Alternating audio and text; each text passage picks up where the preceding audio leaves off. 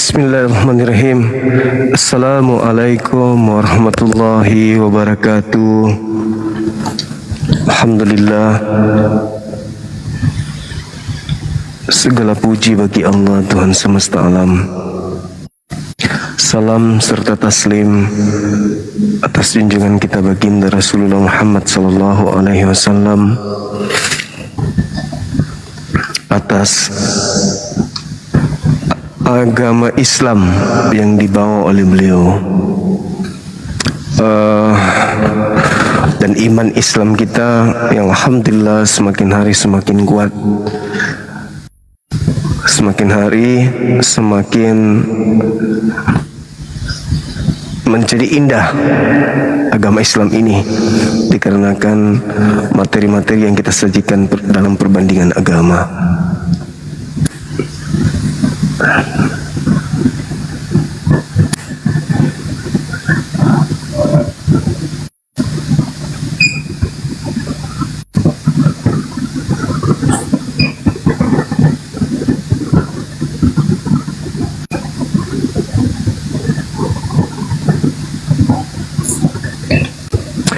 Malam ini teman-teman, berhubung besok adalah hari Paskah bagi saudara-saudara kita Kristiani.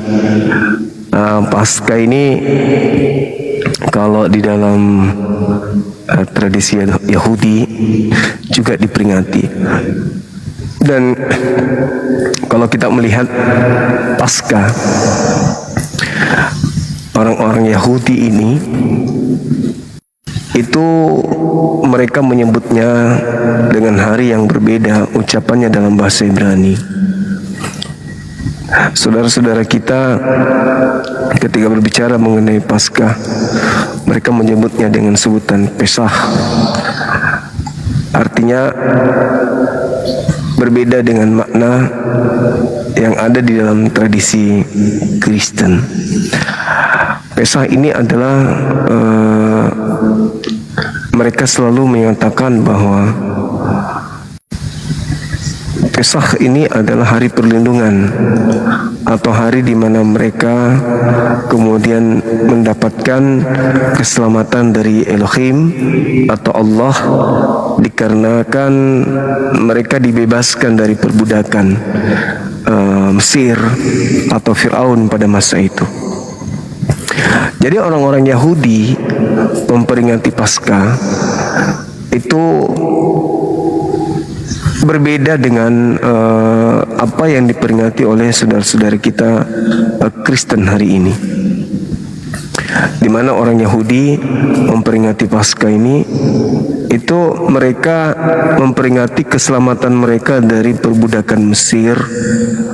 Lalu ketika mereka terhindar dari tulas bulu, yaitu di mana Tuhan membunuh anak-anak tunggal orang-orang yang ada pada masa itu, khususnya kepada orang-orang Mesir yang ada. Nah, ternyata di Islam itu, kalau kita melihat memperingati kemudian apa yang dialami oleh Nabi Musa ketika Nabi Musa keluar dari tanah perbudakan atau Mesir, ternyata Allah Subhanahu wa taala itu memberikan gambaran melalui baginda Rasulullah Muhammad sallallahu alaihi wasallam dengan memperingati Asyura. Jadi itu diperingati tanggal 10 Muharram. Bagaimana Nabi Muhammad sallallahu alaihi wasallam, Asyura ini adalah hari di mana memperingati atau mengingat perjuangan Nabi Musa alaihissalam ketika keluar dari Mesir. Jadi baik Islam maupun Yahudi itu sama dalam hal ini. Bagaimana ketika Allah mengeluarkan Nabi Musa dari tekanan atau penjajahan atau perbudakan orang-orang Mesir, dalam hal ini adalah Fir'aun. Nah, sedangkan kalau di Kristen, mereka mengenal kemudian Paskah ini, justru saya melihat terbalik.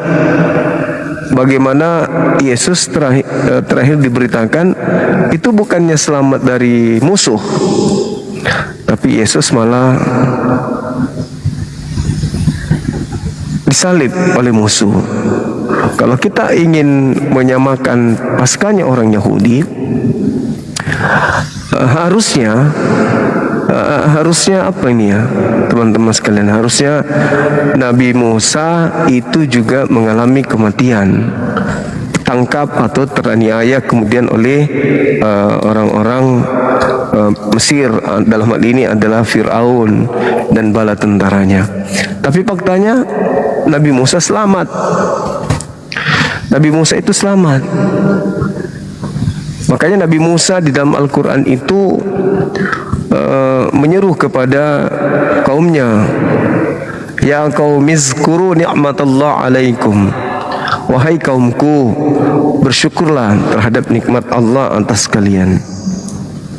Jadi bukan malah seperti yang dirayakan teman-teman kita, malah Yesus itu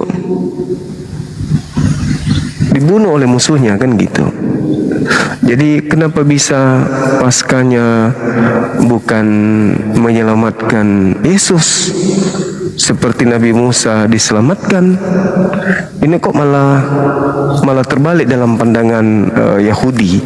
Harusnya Yesus itu selamat sebagaimana Musa selamat.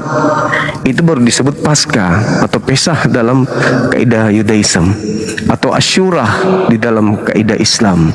Bagaimana Nabi Muhammad ya berpuasa dan juga memberikan ajaran bahwa itu disunahkan kepada umatnya, memperingati bagaimana Nabi Musa keluar dari Mesir. Nah, ketika Nabi Musa alaihissalam menyeru umatnya, ya qaumizkuru ni'matallahi alaikum iz ja'ala fikum anbiya wa ja'alakum muluka. Jadi Nabi Musa menceritakan kepada mereka, ingatlah nikmat Allah, bersyukurlah kalian terhadap apa yang Allah berikan kepada kita. Bagaimana kemudian Allah ini mengangkat nabi-nabi di antara kita atau di antara kalian, lalu menjadikanmu seperti raja, seperti para raja, kata Nabi Musa, dan menganugerahkan kepadamu apa yang belum pernah dianugerahkan kepada seorang pun di antara umat lain. Jadi umatnya Nabi Musa itu memang diistimewakan. Ahadan minal alamin, tak ada satupun yang keistimewaan yang diberikan kepada umat lain pada masa itu. Itu di Al-Quran surah Al-Ma'idah ayat 20. Nah, oleh karena itulah kita ingin mengkaji ini. Kalau Paskah atau Pesahnya orang Yahudi adalah ucapan syukur mereka, memperingati keselamatan mereka dari tulah dan juga ketika mereka keluar dari perbudakan Mesir. Tapi Paskahnya orang Kristen kok agak lain. Malah Yesus mati bukannya itu dijadikan sebagai dasar pijakan bahwa harusnya Musa ini selamat atau harusnya Yesus ini selamat, tapi malah diberitakan ya, Yesusnya mati gitu, disalib. Lalu Paskahnya yang mana? Arti Paskahnya itu di mana gitu loh. Nah, sementara Paskah dari orang-orang Yahudi itu tidak begitu maknanya. Paskahnya orang Yahudi itu atau Pesahnya orang Yahudi adalah memperingati kemenangan mereka dari perbudakan Mesir. Ini kok malah Paskahnya mereka memperingati apa? Memperingati penangkapan Yesus, memperingati kematian Yesus, pembunuhan terhadap Yesus. Harusnya kan Paskah kalau itu betul adanya, ya memperingati kematian Musa.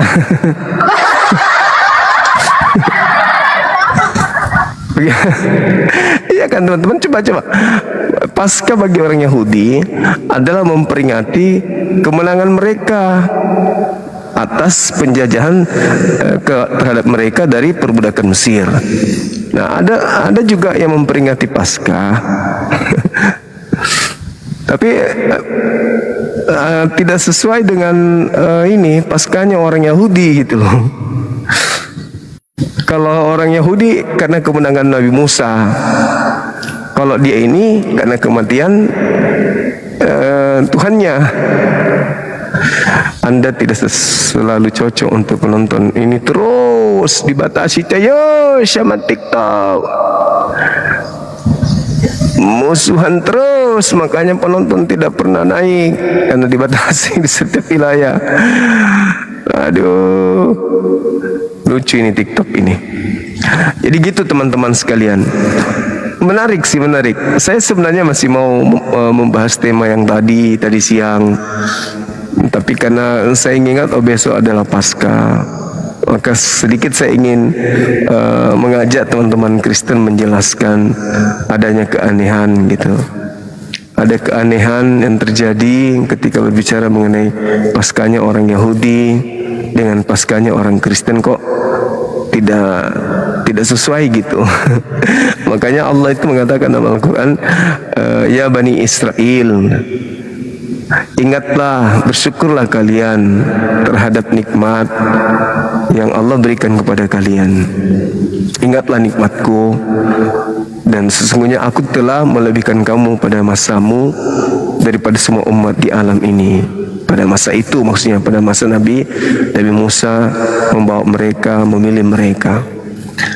Jadi ketika Allah mengatakan wa isnajainakum min ali fir'aun yasumunakum su'a azab. Jadi ingatlah nikmatku, kata Allah, ketika aku menyelamatkan kalian dari Fir'aun dan dari pengikut-pengikutnya Fir'aun. Nah, inilah yang diperingati sebagai Paskah oleh orang Yahudi. Nah, sekarang hadir Kristen Paskah juga mereka.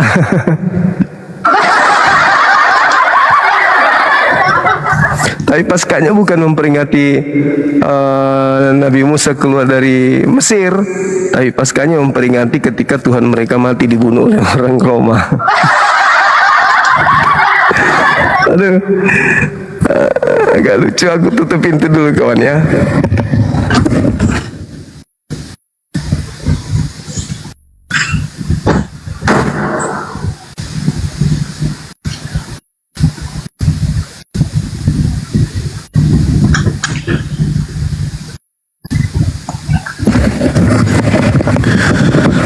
Bisa ya, harusnya Nabi Musa juga mati.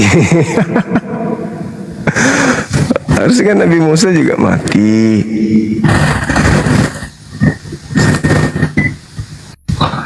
Baru cocok. Tapi kan Nabi Musa nggak mati, malah musuh-musuhnya yang mati. Makanya diperingati sebagai hari keselamatan bagi mereka. Ini ada teman kita ikut-ikutan, tapi konsepnya berbeda gitu. Paskahnya dia, matinya Tuhannya. Kalau orang Yahudi, Paskahnya dia bersyukur atas keselamatan bangsa mereka keluar dari perbudakan dan keselamatan yang diterima oleh karena terbebas dari tulah di mana mereka harusnya mati anak sulung-sulung mereka kan. Tapi Allah kemudian memberikan solusi. Ini kuncinya supaya anak sulung kalian tidak mati, karena aku akan lewat dan membunuh semua anak sulung orang-orang Mesir yang terjadi. Nah, sehingga mereka lolos dari hal tersebut. Makanya mereka memperingati sebagai hari Paskah. Sekali lagi, tapi ada tetangga kita juga memperingati Paskah, tapi justru kematian yang diperingati, Tuhannya yang mati diperingati sebagai hari Paskah. Aduh, saya ingin tertawa tapi lupa nadanya.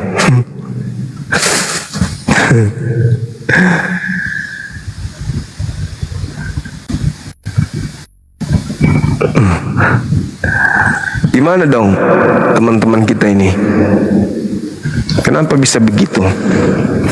Kita naikkan dulu teman-teman kita. Mereka Paskahnya ikut siapa gitu?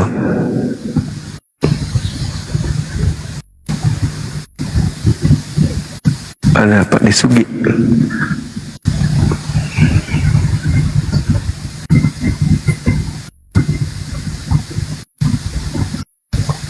Kok nggak mau naik ya?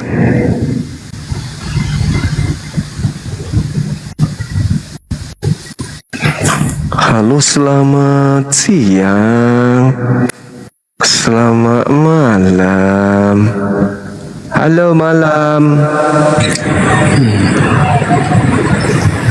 Halo saudara. An-Arimba. Halo. Halo, selamat malam. Selamat malam Juma. Iya. Saya ladekan Juma, saya ladekan. Maaf Juma ya. Kita selamat Juma.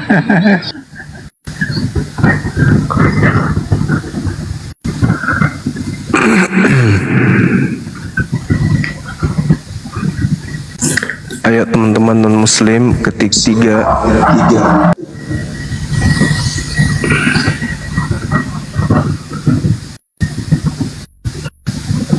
Ketik 3 biar naik kita di sini. Teman-teman saya yang muslim supaya tidak membuka permintaan ya. Halo, selamat malam. Halo, selamat malam. Semangat malam. Selamat malam. Selamat malam. Oke. Teman-teman mohon untuk tidak mengajukan permintaan. Yang muslim diperiksa dong ini ya, diperiksa mana tahu ada salah tekan gitu ya, biar tidak habis waktu kita untuk nyapa-nyapa aja terus. Please, kerjasamanya teman, kita butuh kerjasama di sini, oke? Yang jelas-jelas muslim nggak usah dulu naik, masa mau bahas pasca. Islamnya kok mau naik ke sini bahas pasca. Halo, selamat malam. Hai, malam. Selamat malam. Halo, selamat malam.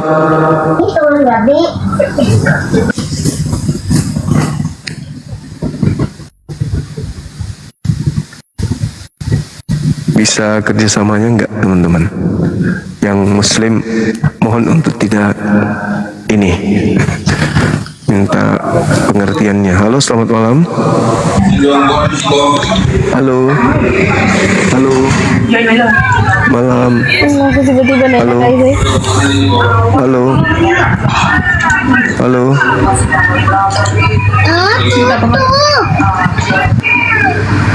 Halo.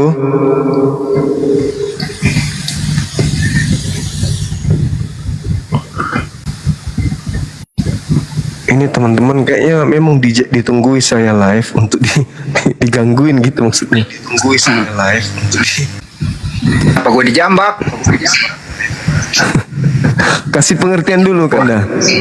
Kasih pengertian dulu teman-teman untuk yang muslim gitu. Pengertian dulu teman-teman untuk yang muslim. Ya. Untuk teman-teman muslim, ya. Tolong untuk teman-teman muslim. Kok double suaranya ya? Tolong kok double suaranya ya? Ini nih, satu double, tunggu dulu. Pemute dulu nih. Ya. Pemute dulu nih. Jadi teman-teman muslim nggak usah minta naik lah. Teman-teman muslim nggak usah minta naik lah. Kok malah gue yang double ya? Jadi itu aja banyak aku dibawa, kok double gua? Malah gue yang double ya? Jadi itu aja dibawa, kok double? Oke Bang Handi. Oke. Halo, selamat malam. Malam. Selamat malam. Halo. Prakasa.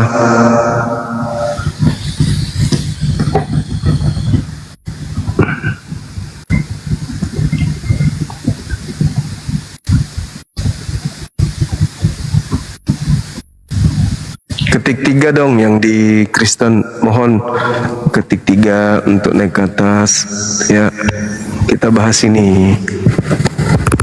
apakah pasca di Kristen itu salah arah gitu. Halo, selamat malam. Halo.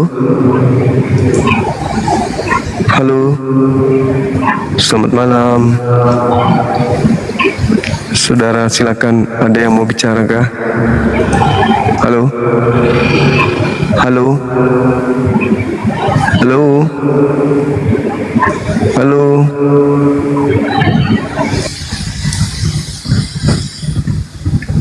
Kalian jahat teman-teman, serius.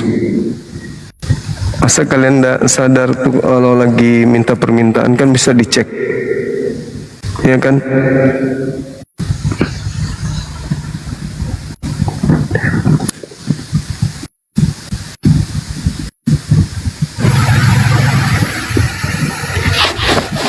Aneh mama.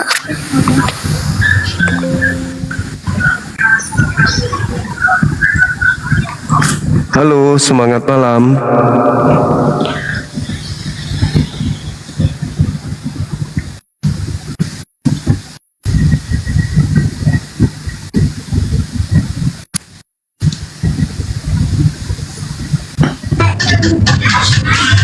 Halo, semangat malam. Halo. Malam. Malam. Halo.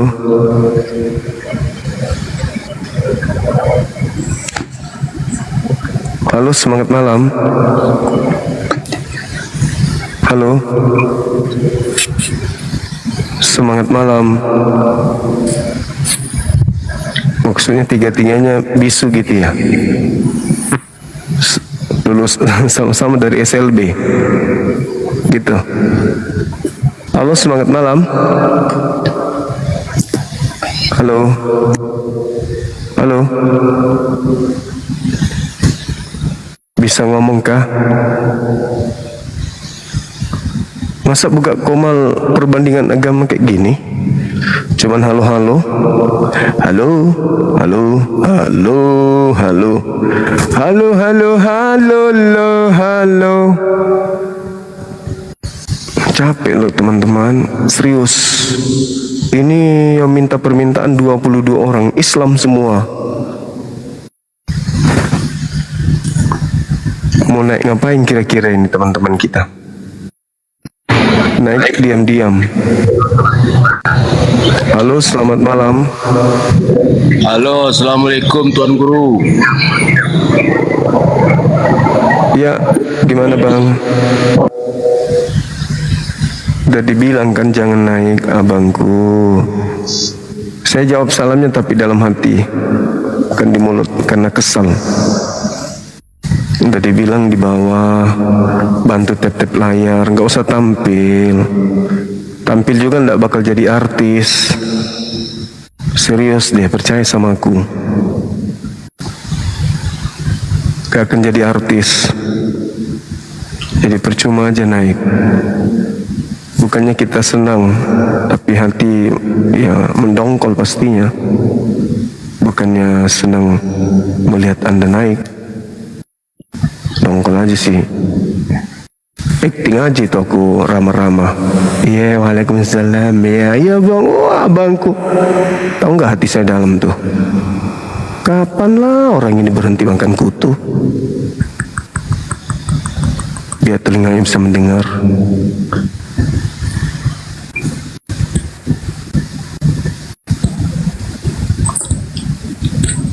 Nggak bisa, mana yang mau ditekan ini? Islam semua ini, teman-teman. Oh mama, yang mengganggu kita justru dari kita sendiri gitu loh. Gimana dong?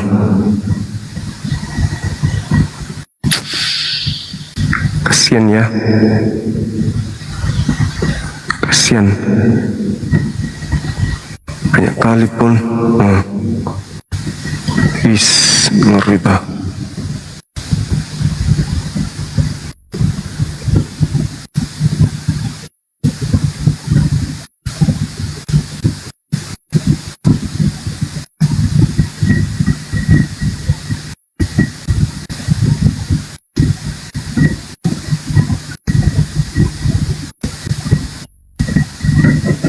Gal,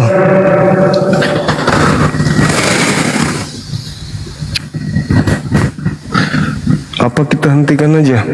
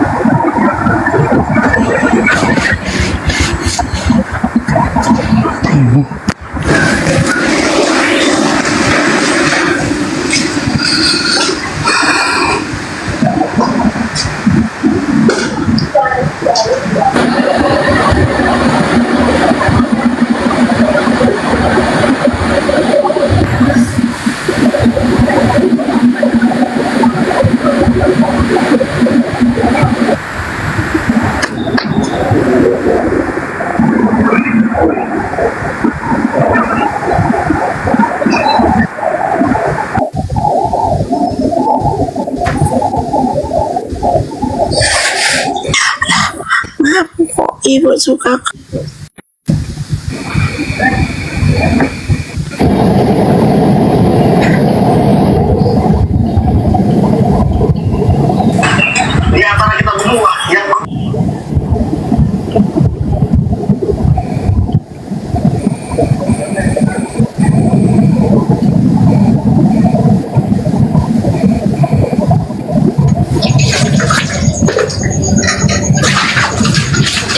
Kenapa sih di situ lagi?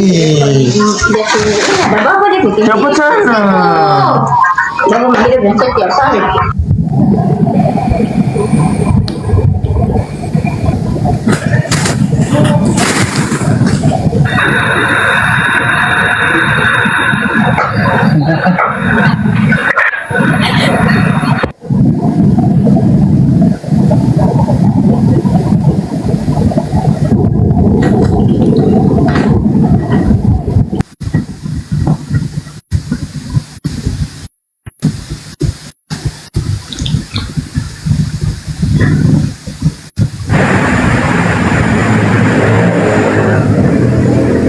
Halo, selamat malam. Halo. Selamat malam. Selamat malam teman-temanku semuanya. Manusia-manusia bebal. Apa kabar kalian malam ini?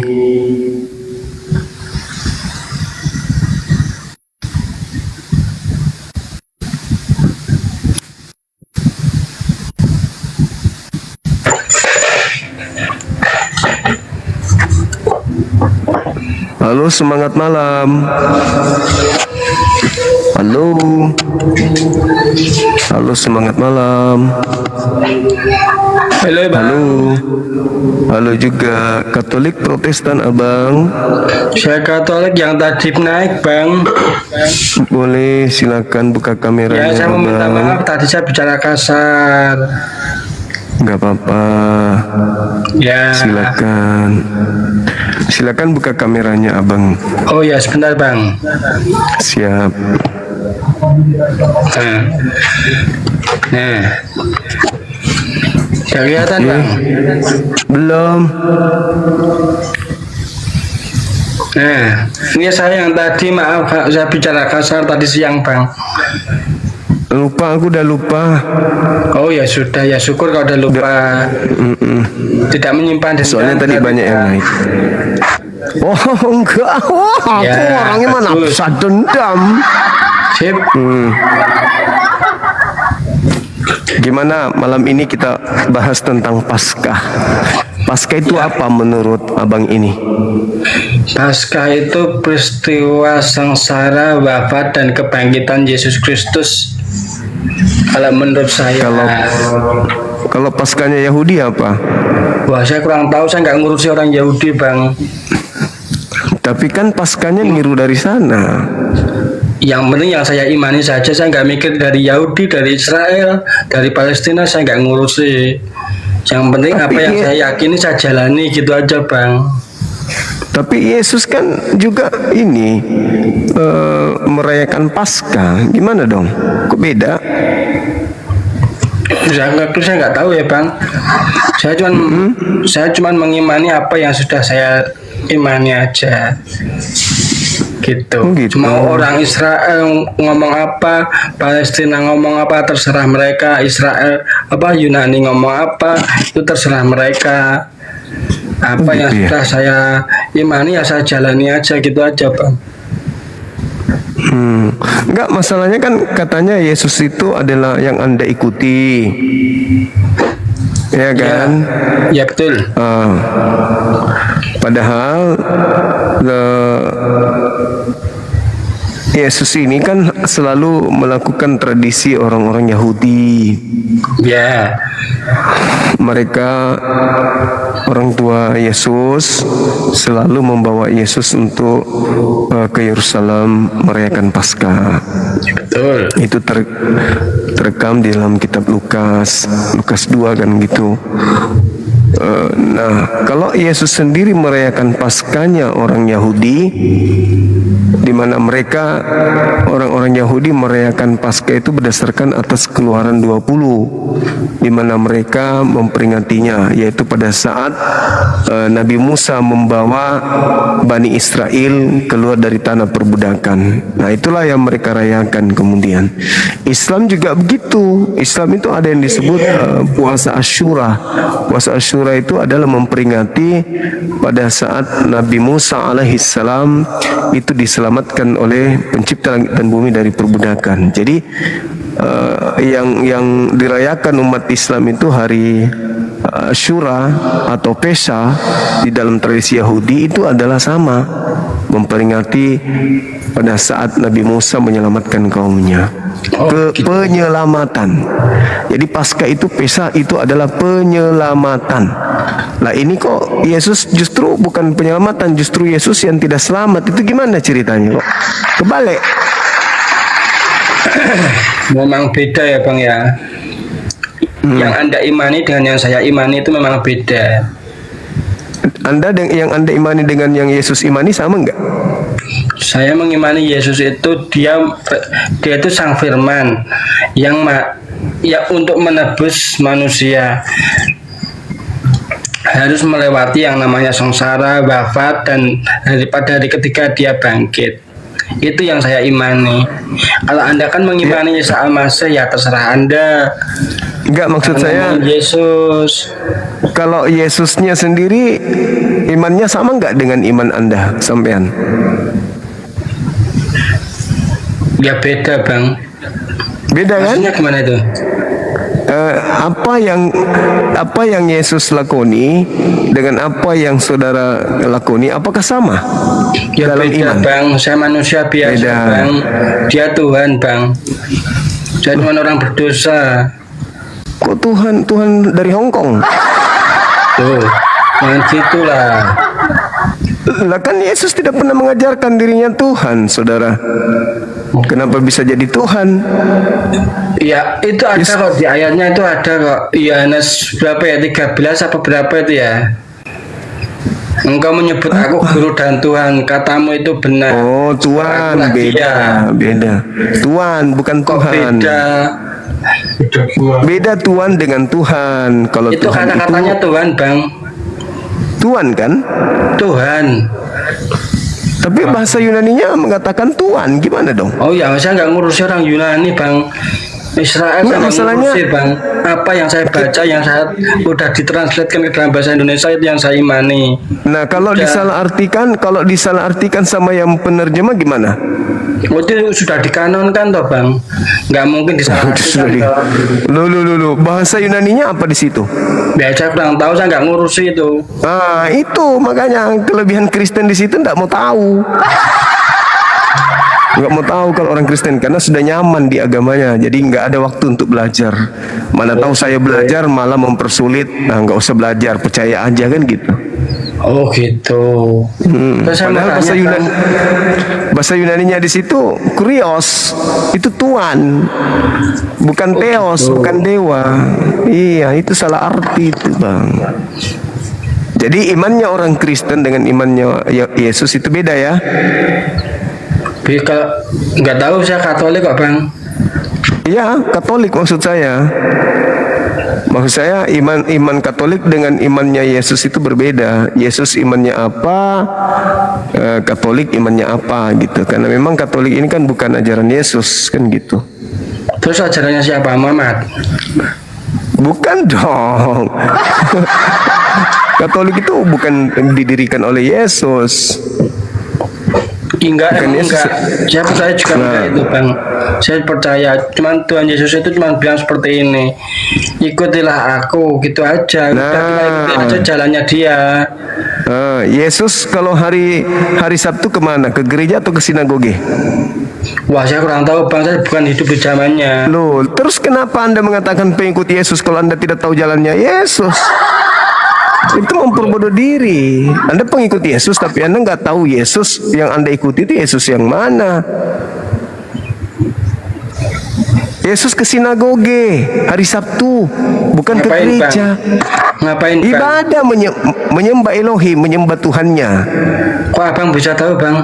Abang Ya kan hidup di saya- zamannya kah? Terus kan ada tertulis di Bibelmu. Gimana sih? Oh, aku nggak pernah baca Iya. Bible, bang. Belajar, jangan jadi bodoh. Belajar Ya, biar Bang. pintar. Ya, saya mau tanya bang, boleh? Kenapa boleh. orang Muslim itu selalu membuka seperti ini, selalu menyerang agama-agama Oh, lain? salah. Kenapa? Kami hanya mereaksi dari Mereaksi dari penghujat Kristen terhadap Islam gitu. Emang ada yang menghujat Kristen, yang menghujat Islam ada? Ulah. Makanya jangan masuk di tempurung terus. Lihat Ya, kemal-kemal makanya Kristen tuh. kasih contoh aja Nih, satu yang viral nih. itu yang mana gitu loh. Oke. Kebetulan saya Yang di barusan Indonesia tadi. loh ya. Tunggu ya, aku lihatkan samamu ya. Kok Nih. sering banget. Sering, dalam iman Kristen itu sering, itu adalah tradisi Kristen di sosmed. Nih, kita nonton ya, kita dengar ya. Tahu Bang Bogi, tapi kalau tadi apa kata Bang Payek tadi paling lucu saat ingin ditangkap, saat ingin ditangkap dia naik ke atas, dia tabrak asbes rumahnya katanya. Au. Ya, malam Anto. Selamat malam Anto. Terima kasih sudah diundang. Iya, selamat malam. Halo. Ini kabarnya Anto Islam Kristen. Saya bang, saya Islam, Muslim. Kalau bapak saya Protestan. Dalam keluarga saya itu terbiasa dengan toleransi bang. Sekarang abang naik mau diskusi kah? Ya alhamdulillah karena diundang. Boleh tidak saya berbagi pendapat tentang toleransi? Bang, di sini komal diskusi, bang. Lanjut. Ya izin Bang Anto, mohon maaf Bang. Toleransi tetap Bang. Cuman di sini ruangnya room berlintas agama dan beredukasi. Jadi abang kayaknya salah masuk room. Di sini ruang lintas agama Bangku. Iya, mohon maaf Pak Bangku. Saya turunkan ya, maaf Abang ya. Apa-apa, terima kasih. Tapi salam toleransi ya untuk semua. Salam. Teman. Ya, Islam ngerti nggak toleransi itu ya. Dia ngomong toleransi tapi nggak ngerti. Kitabnya aja tidak berbicara toleransi kok. Saya akan tunjukkan toleransi itu artinya apa. Dia nggak ngerti arti toleransi. Sekarang Ini, dia Bang Baye. mengobrak-abrik ajaran Alkitab kita. Ya, kita menjawab. Iya, begini Bang Peyek, di saat umat Islam waktu saat di Madinah ya sebelum pindah Muhammad itu pengikutnya kan masih dikit. Nah mereka pegang moto lakum dinikum kontol Muhammad di kulum-kulum. Setelah mereka mayoritas penggal lehermu anjing Islam ya. Setelah mereka mayoritas mereka langsung punya moto penggal lehermu jika engkau bertemu dengan orang kafir anjing Islam. Saat kalian masih minoritas kalian pegang moto lakum dinikum kontol Muhammad di kulum-kulum anjang Islam anjang Islam pantewang Allah Sudah dengar? Ya, ngeri ya Bang. Sudah dengar kelakuan Kristen di sosmed? Ya, baru satu sih Bang. Kalau dikumpulkan itu ada ribuan yang kayak gitu di agama kalian. Tiap hari 24 jam. Ada di antara kami buka komal begitu menghina Yesus. Ya, Ada kami membuka komal seperti ini menghina Yesus.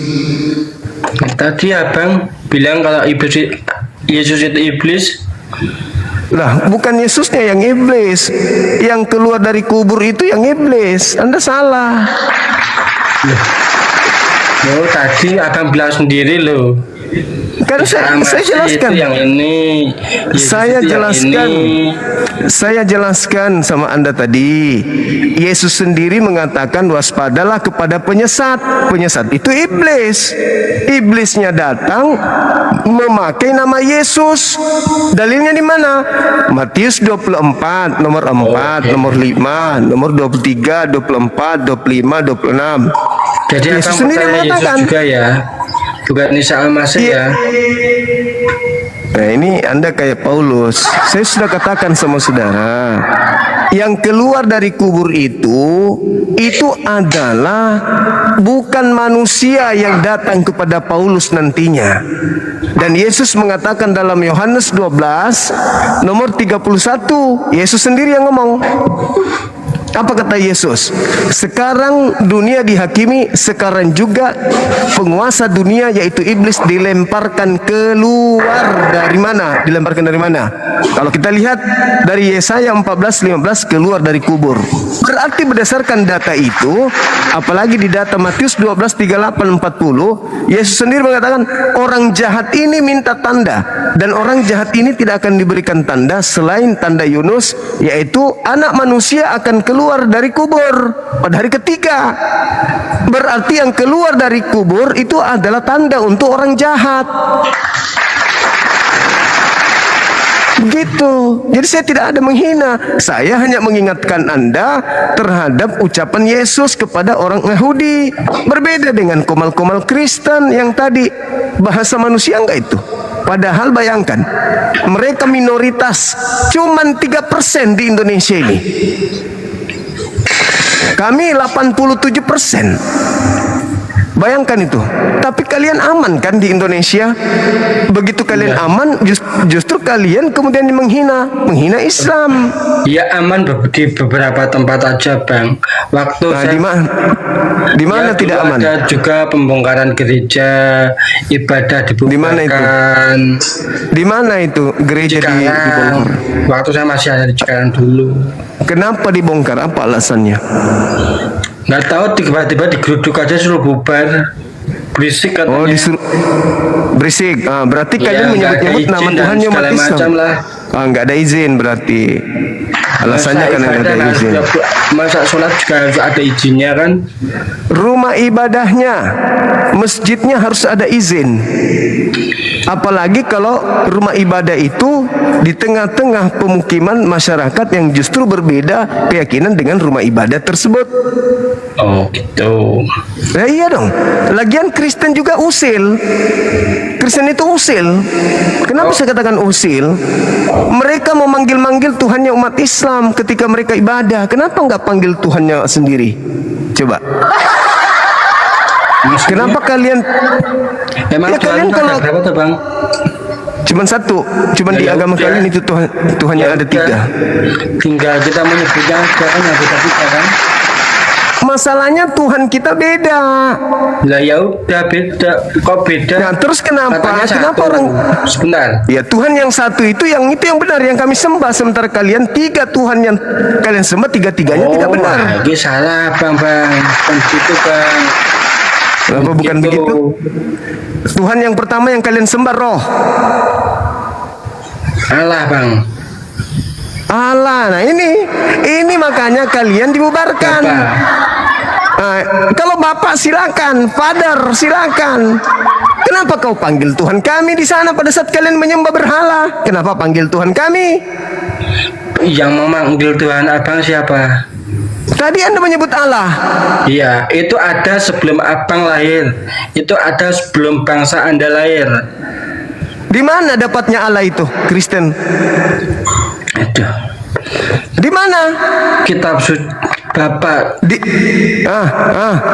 Mulai kaku mulut kau. Agama Enggak, gini loh, Pak. pencuri. Agamamu itu sama seperti penjajah, memang suka merampas milik orang. Dari mana Gini loh. Kristen Indonesia mengambil kata Allah? Wah, saya nggak tahu itu. Ya itu makanya rampok. Maka jangan salahkan kalau kalian kebaktian-kebaktian nyebut-nyebut nama Allah, kalian diseruduk. Karena kalian sedang menyembah berhala, tapi panggil-panggil Tuhan kami. Iya, mau nggak Tuhan Yesusmu itu kami panggil-panggil juga pada saat kami nyembah setan? Enggak kan? Makanya kalian ini sudah minoritas tapi belagu, sudah belagu nggak tahu diri. Wah, jangan ngomel-ngomel dong. Kok ngomel-ngomel? Supaya kamu itu sadar. Sama-sama seperti besok. Kupakai istilah Jumat Agung. Di mana ada kata Jumat di Bible? Di mana tertulis? Tidak ada kata Jumat di Bible kau itu, nggak ada. Kalian cuma merampok kata Jumat itu dari Islam, dari Quran. Itulah agamamu, agama plagiat. Nah, perjanjian lama ambil Tuhannya Yahudi, perjanjian baru ambil Tuhannya Islam. Ya Tuhan kalian sendiri yang dari Athena itu kenapa nggak dipakai? Tuhan kalian dari Yunani itu kenapa nggak dipakai? Agnostos Theos, dewa yang tidak dikenal. Kenapa nggak pakai itu? Kenapa harus pakai Tuhannya Yahudi dan Tuhannya Islam?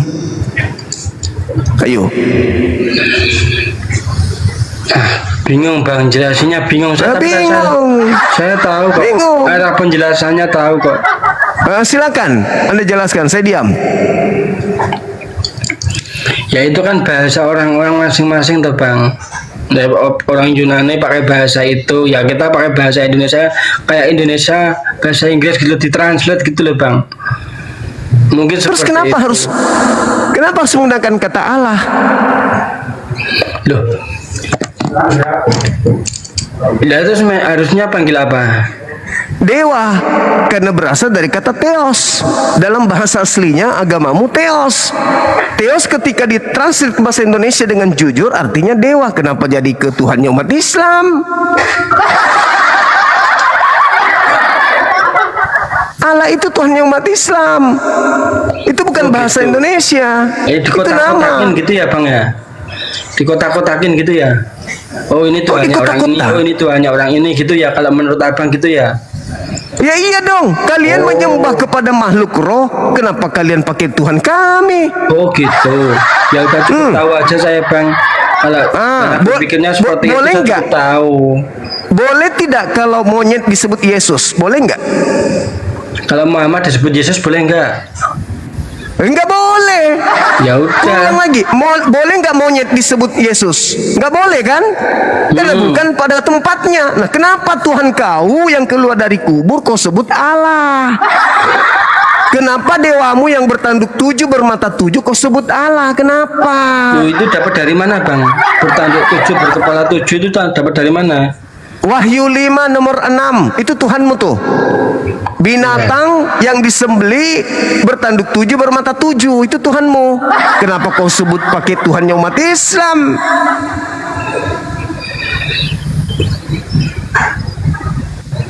Kenapa?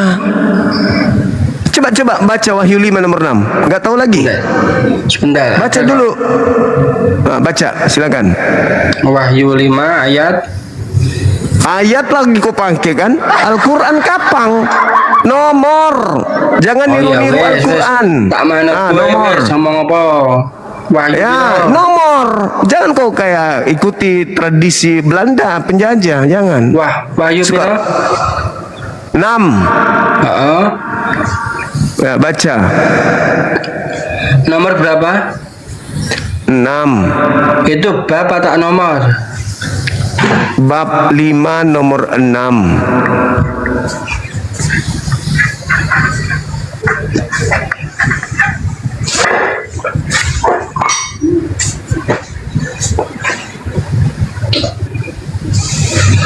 Menggambarkan Yesus Kristus sebagai anak domba yang disembelih, namun berdiri hidup, berdiri di tengah tahta 4 makhluk dan tua-tua. Itu bukan? Iya itu. Mana yang berkepala 7 bertanduk 7? Ya baca sampai selesai, Cak Ayu.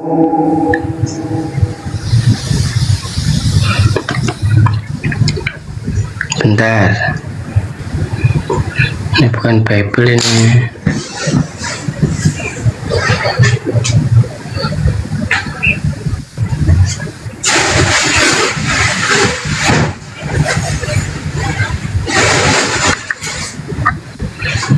Ya udah bang, oke. Ada aplikasinya ini bang. Nah, itulah ketujuh roteos yang diutus turun ke bumi. Gimana bentuknya? Bertanduk 7 bermata 7. Itu Tuhan kamu tuh. Tuhan sampean. Kenapa disebut Allah? Enak aja pakai Tuhannya umat Islam. Masa Tuhannya umat Islam? Nggak boleh. Tahu aja kak gitu. Nah, Abang itu mengkotak-kotakan gitu aja. sekarang apakah kau menyembah Tuhannya Hindu? Yang enggak, cuman kita tahu Ya, mereka punya makanya. Allah. Gitu aja. Makanya jangan kau pakai Tuhannya orang, karena Tuhanmu dengan Tuhannya Islam beda. Kau udah baca kan, Tuhanmu itu bertanduk 7 bermata 7, beda dengan Tuhannya umat Islam. Jangan lagi kau pakai namanya umat Islam, Tuhannya nggak boleh. Itu penghinaan. Oke bang. Ya oke. Saya turun Kembali ya. ke tema kita. Oh mau turun, ya sudah. Makasih. Belajar lagi, Saudara Agung. Ya.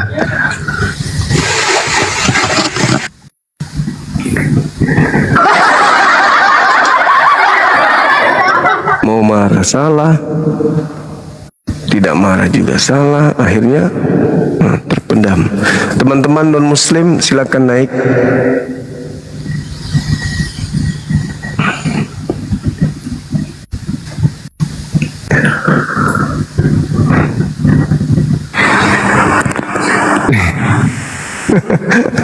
Halo, selamat malam. Halo.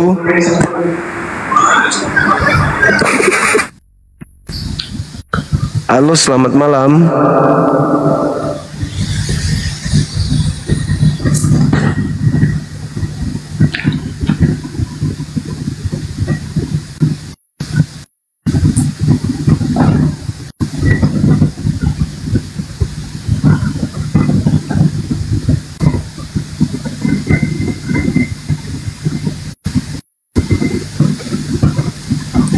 Jadi paskanya orang Yahudi dengan paskanya orang Kristen itu berbeda, teman-teman sekalian. Halo Ini Bang. tradisi. Halo juga. Ye. Bang, jangan galak-galak Bang. Orang tadi kalem, kasihan saya lihatnya nangis dia. Iya. Maaf.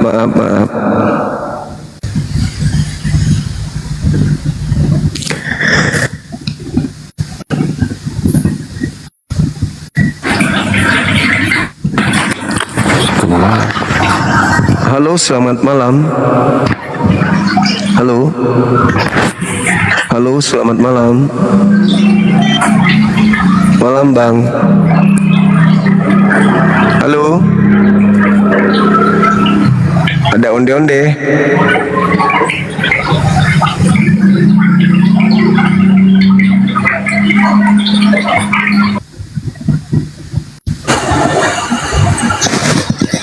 Halo, semangat malam. Halo.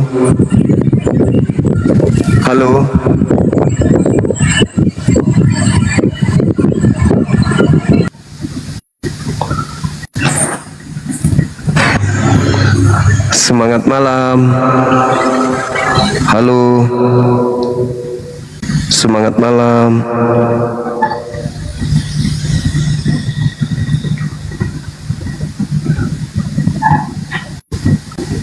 Selamat malam. Halo.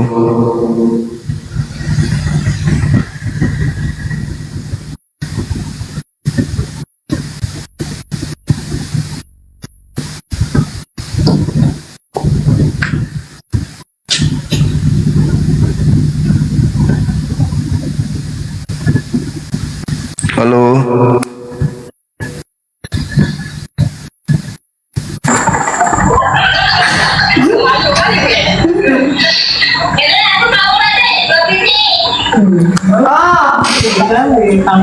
Sedikit kali tanggung, entah pijam. Halo, jangan dinaikkan Bang Cuma. Mana ini? Turunkan aja. Moderator. Bentar, dia lagi live dia tuh. Gak bisa turun sendiri ya? Minta naik, dinaikkan malah kaget. Ini permintaan naiknya banyak kali nih. Kembali lagi Kambo tuh. Nah.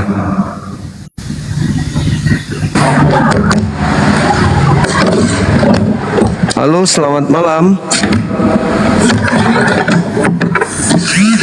Halo, semangat malam. Halo. Halo, semangat malam.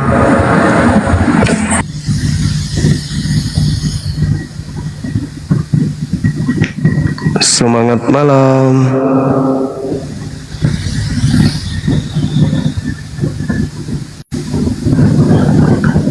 Halo, semangat malam.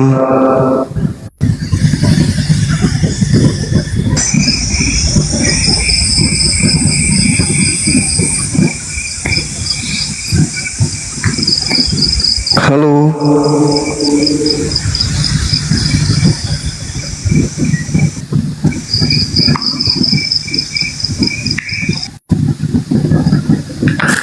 Semangat malam. Oke.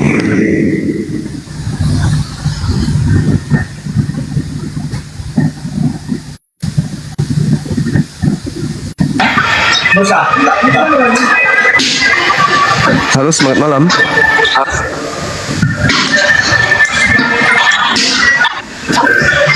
Semangat malam. Halo.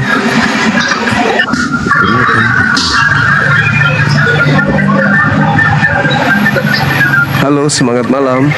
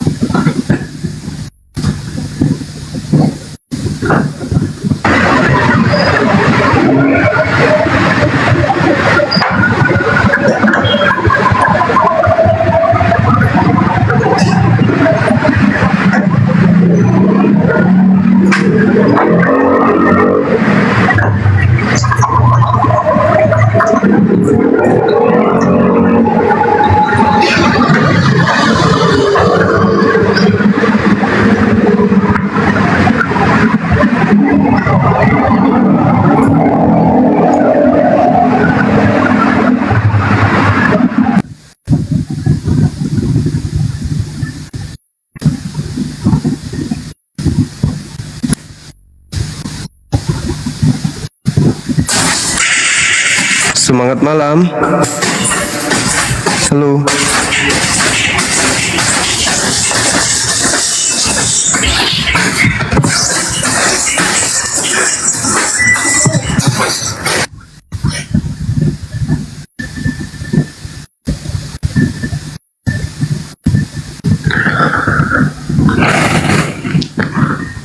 Gimana ordenmu datang? Komalnya nggak menarik. Diisi sama orang Islam sendiri naik mengganggu. Banyak loh Kak barang itu ada juga lagi dalam kompor ini lagi banyak loh pokoknya banyak lagi ya Allah.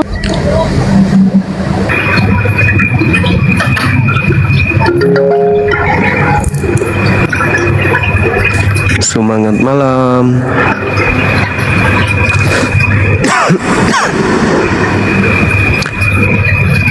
Semangat malam.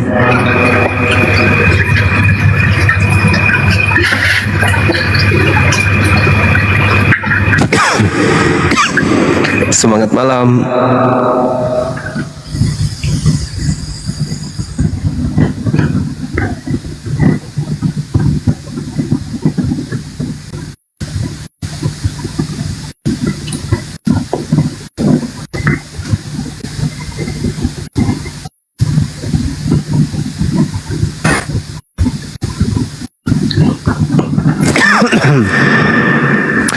Halo saudara Santoso. Selamat malam. Halo.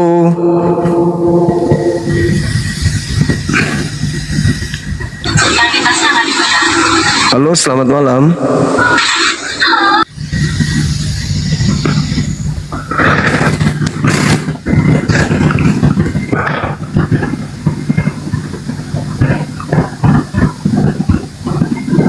Halo, semangat malam.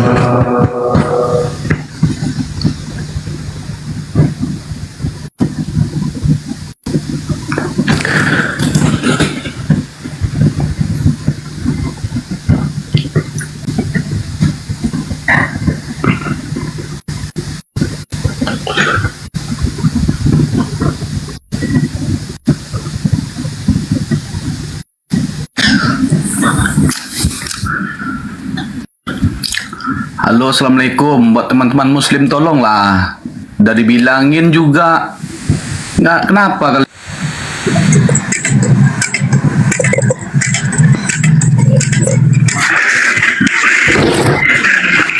Noker tak goneng warung lali. Harga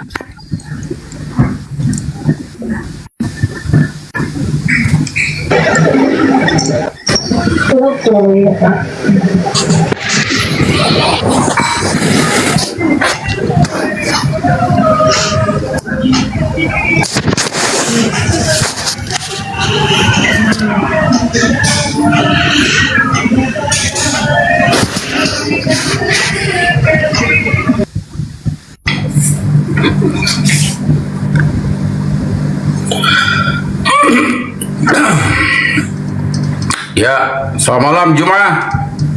Malam juga. Apa kabar? Udah siap Sehat? disiksa lagi? Sehat. Oke, baik.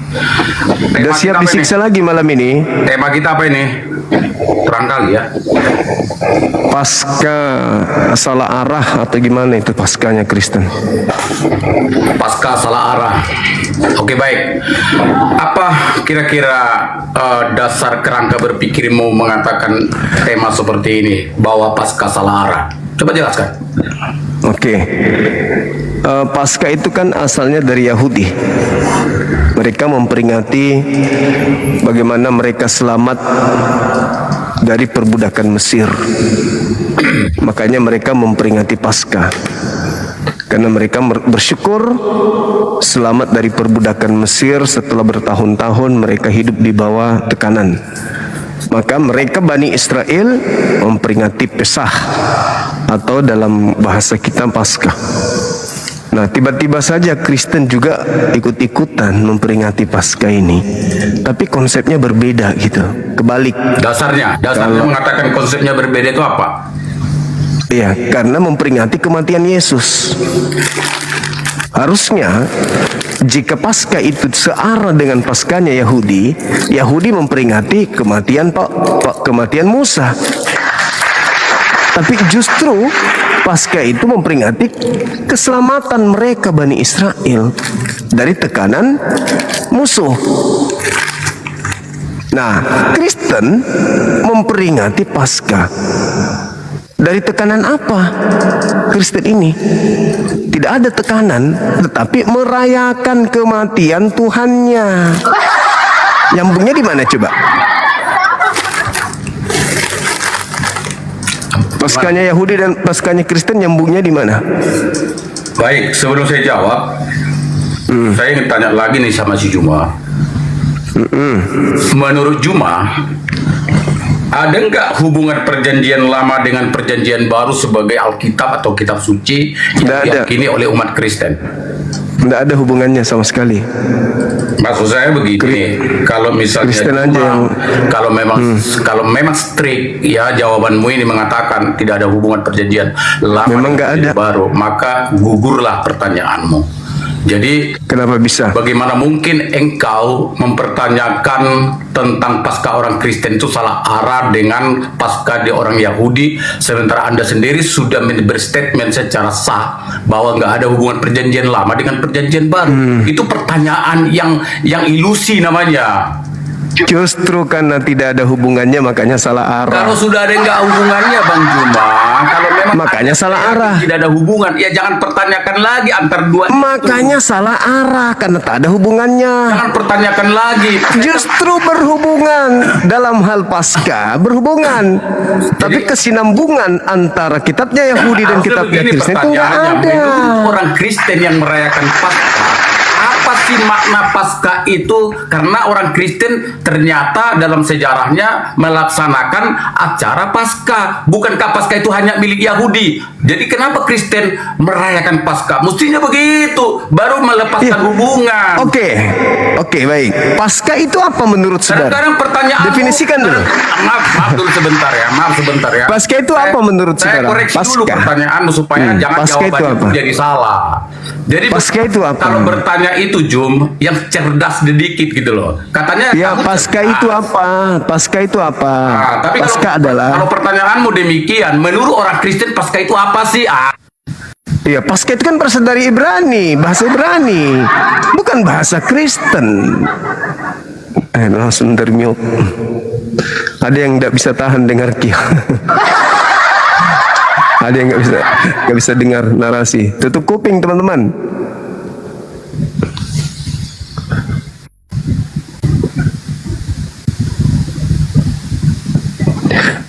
Dibuka mic-nya Bang. Jadi maksud saya begitu, bertanya itu pun kita harus selaras. Jangan justru pertanyaannya jadi paradoks. Oke, kita lanjut ya. Mau lanjut kemana lagi? Jadi Paskah itu saya langsung koreksi, jangan disebut salah arah ketika tidak ada hubungan. Kalau namanya sudah ada nggak hubungan, apa yang salah arah? Logikanya mainkan dong. Oke, sekarang jadi orang Kristen itu kenapa mereka ngomong sendiri dia, ngomong sendiri, nggak kasih kesempatan orang ngomong. Jadi kelihatan kali ketakutanmu. Bukan karena Kau itu pertanyaanmu ketakutan sudah sekali. Pertanyaanmu itu sudah nggak dengarkan berkualifikasi. dulu. Dengarkan saya dulu, Oke, dengarkan baik. supaya kau itu Tapi yang jangan gila cerdas ya, pertanyaanmu permanen. cerdas sedikit. Dengarkan supaya tidak gila permanen kau itu. Ya, jadi orang Yahudi merayakan Paskah. Mereka merayakan Paskah itu karena keselamatan mereka dari perbudakan Mesir. Maka mereka merayakan hari Pesah atau Paskah. Jadi mereka selamat dari tekanan musuh. Titik. Tiba-tiba Kristen muncul, bikin Paskah juga. Paskahnya matinya Yesus. Oke, jadi antara Paskah orang Yahudi dengan Paskahnya Kristen tak nyambung. Kitabnya orang Yahudi dan kitabnya Kristen juga tak nyambung. Jadi dua-duanya tidak ada yang nyambung. Supaya Juma jangan selalu mengatakan tidak nyambung atau salah Nah, arah. memang tidak nyambung. Oke, salah arah itu salah arah sekarang namanya. Juma mau nggak saya tunjukin dalil dan ayatnya yang membuat keduanya jadi nyambung? Mau nggak? Silakan, Oke. silakan. Good, itu baru namanya diskusi. Silakan, Ya. silakan. Jadi kalau Paskah secara Yahudi itu apa yang saudara katakan berdasarkan Keluaran 12 itu adalah Keluaran 20. Keluaran 12 juga itu tentang Paskah.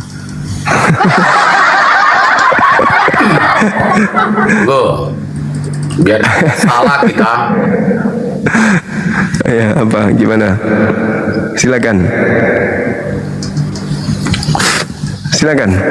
Jadi makna sebenarnya di dalam Keluaran itu, saudara Juma, adalah bahwa adanya satu kelepasan atas murka yang akan datang menimpa bangsa Israel waktu mereka sedang dalam sejarah pengeluaran dari Mesir menuju tanah Kanaan, kan begitu ya. Di dalam perjalanan mereka ada semacam musibah yang akan didatangkan Tuhan untuk membunuh masyarakat pada saat itu. Lalu kemudian adalah perintah dari Nabi Musa mengatakan supaya setiap orang Israel itu mengusapkan darah domba di setiap ambang pintu setiap orang Israel agar bala itu lewat dari mereka dan tidak membunuh orang Israel. Udah, itu yang merupakan menjadi satu makna penting di dalam Paskah di dalam orang Yahudi, yaitu ada satu pengusapan darah domba setiap pintu ambang pintu bangsa Israel. Nah, supaya kemudian kita meyakini soal hubungan tadi, kita langsung kemudian konversi kepada Perjanjian Baru tentang keberadaan Yesus dan Paskah yang dirayakan oleh orang Kristen atau Katolik lah kita katakan. Kita tahu bahwa kekristenan pun yang menjadi makna hakikinya adalah Yesus itu sendiri yang sudah diyakini sebagai anak domba Allah. Bukan sekedar diyakini, tapi firman Tuhan di dalam Injil mengatakan itu, inilah anak domba Allah yang akan menebus manusia dari dosa-dosanya. Bukankah itu firman Tuhan yang kami yakini? Kecuali Anda tidak meyakininya, itu terserah. Jadi oleh karena itu hubungan paralel antara dua peristiwa atau dua era, dua zaman itu telah terpenuhi. Jadi persamaannya ada di sana darah yang telah menjadi simbol keselamatan. Kalau di Yahudi itu darah diusapkan ke ambang pintu sehingga malapetaka yang bakal datang menjemput mereka terhindarkan. Di kekristenan, setiap orang yang percaya kepada korban darah Yesus yang tercurah di kayu salib, itulah sebagai bukti orang akan diselamatkan, dan itulah yang diimani orang-orang pengikut Kristus. Bukankah demikian iman kita, iman orang Kristen? Kecuali saya mengatakan hal yang berbeda. Kalau soal masalahnya Anda tidak percaya, ya itulah masalah yang sesungguhnya gitu loh. Oke, itu jelas ya. Jadi hubungan udah jelas hubungannya. Kecuali Anda tidak percaya, ya silakan. Oke. Jadi Yesus di sana seidentik dengan darah domba. Yesus darah dombanya. Ya? Itu menurut firman Tuhan. Oke, jadi Yesus di situ domba. Kemudian Musa sebagai apa di Kristen? Musa di dalam kekristenan mulai di dalam perjanjian baru mulai mati Enggak, mulai mati bukan. sampai kepada Dengar Wahyu. dulu. Di sana ada tiga pelaku. Mesir, Firaun, Musa diselamatkan menggunakan darah domba. Betul. Ya kan? Nah, jadi Musa dengan umatnya dengan domba sebagai penebus agar musuh tidak kemudian menjamah pengikutnya. Nah, kita ambil 3 poin dari Kristen. Yesus sebagai domba. Terus Kristen umatnya siapa di sini? Umatnya siapa Kristen ini? Umatnya siapa? Ayo ngomong. Umatnya siapa? Umatnya siapa? Salah arah kalian. Bukan. Ya. Kalau tadi di dalam Yahudi, sejarah Yahudi Paskah itu seperti Anda uraikan barusan ya, betul. Bahwa orang Yahudi adalah umatnya Musa, walaupun dalam artian umatnya Musa sebenarnya umat Allah. Bangsa Ibrani itu, kaum Ibrani itu adalah umat Allah. Tetapi Musa adalah nabi yang ditugaskan Tuhan untuk menuntun bangsa Israel. Bukankah itu isi dalam Alkitab? Jadi sabar, saya ulang lagi. Jadi begini, kalau pertanyaan Anda kemudian langsung Anda paralelkan ke perjanjian baru, kalau di dalam perjanjian lama umat Ibrani atau isi Yahudi adalah umatnya Musa, seakan-akan begitu ya. Lalu kalau di perjanjian baru atau di kekristenan hari ini, lalu orang Kristen itu umatnya siapa? Ya saya katakan dengan tegas, ya tetap umat Allah, walaupun mereka mempertuhankan Yesus karena itu Tunggu, dengarkan dulu. Kalau tidak salah arah pasti tepat. Jadi Firaun, Musa, domba.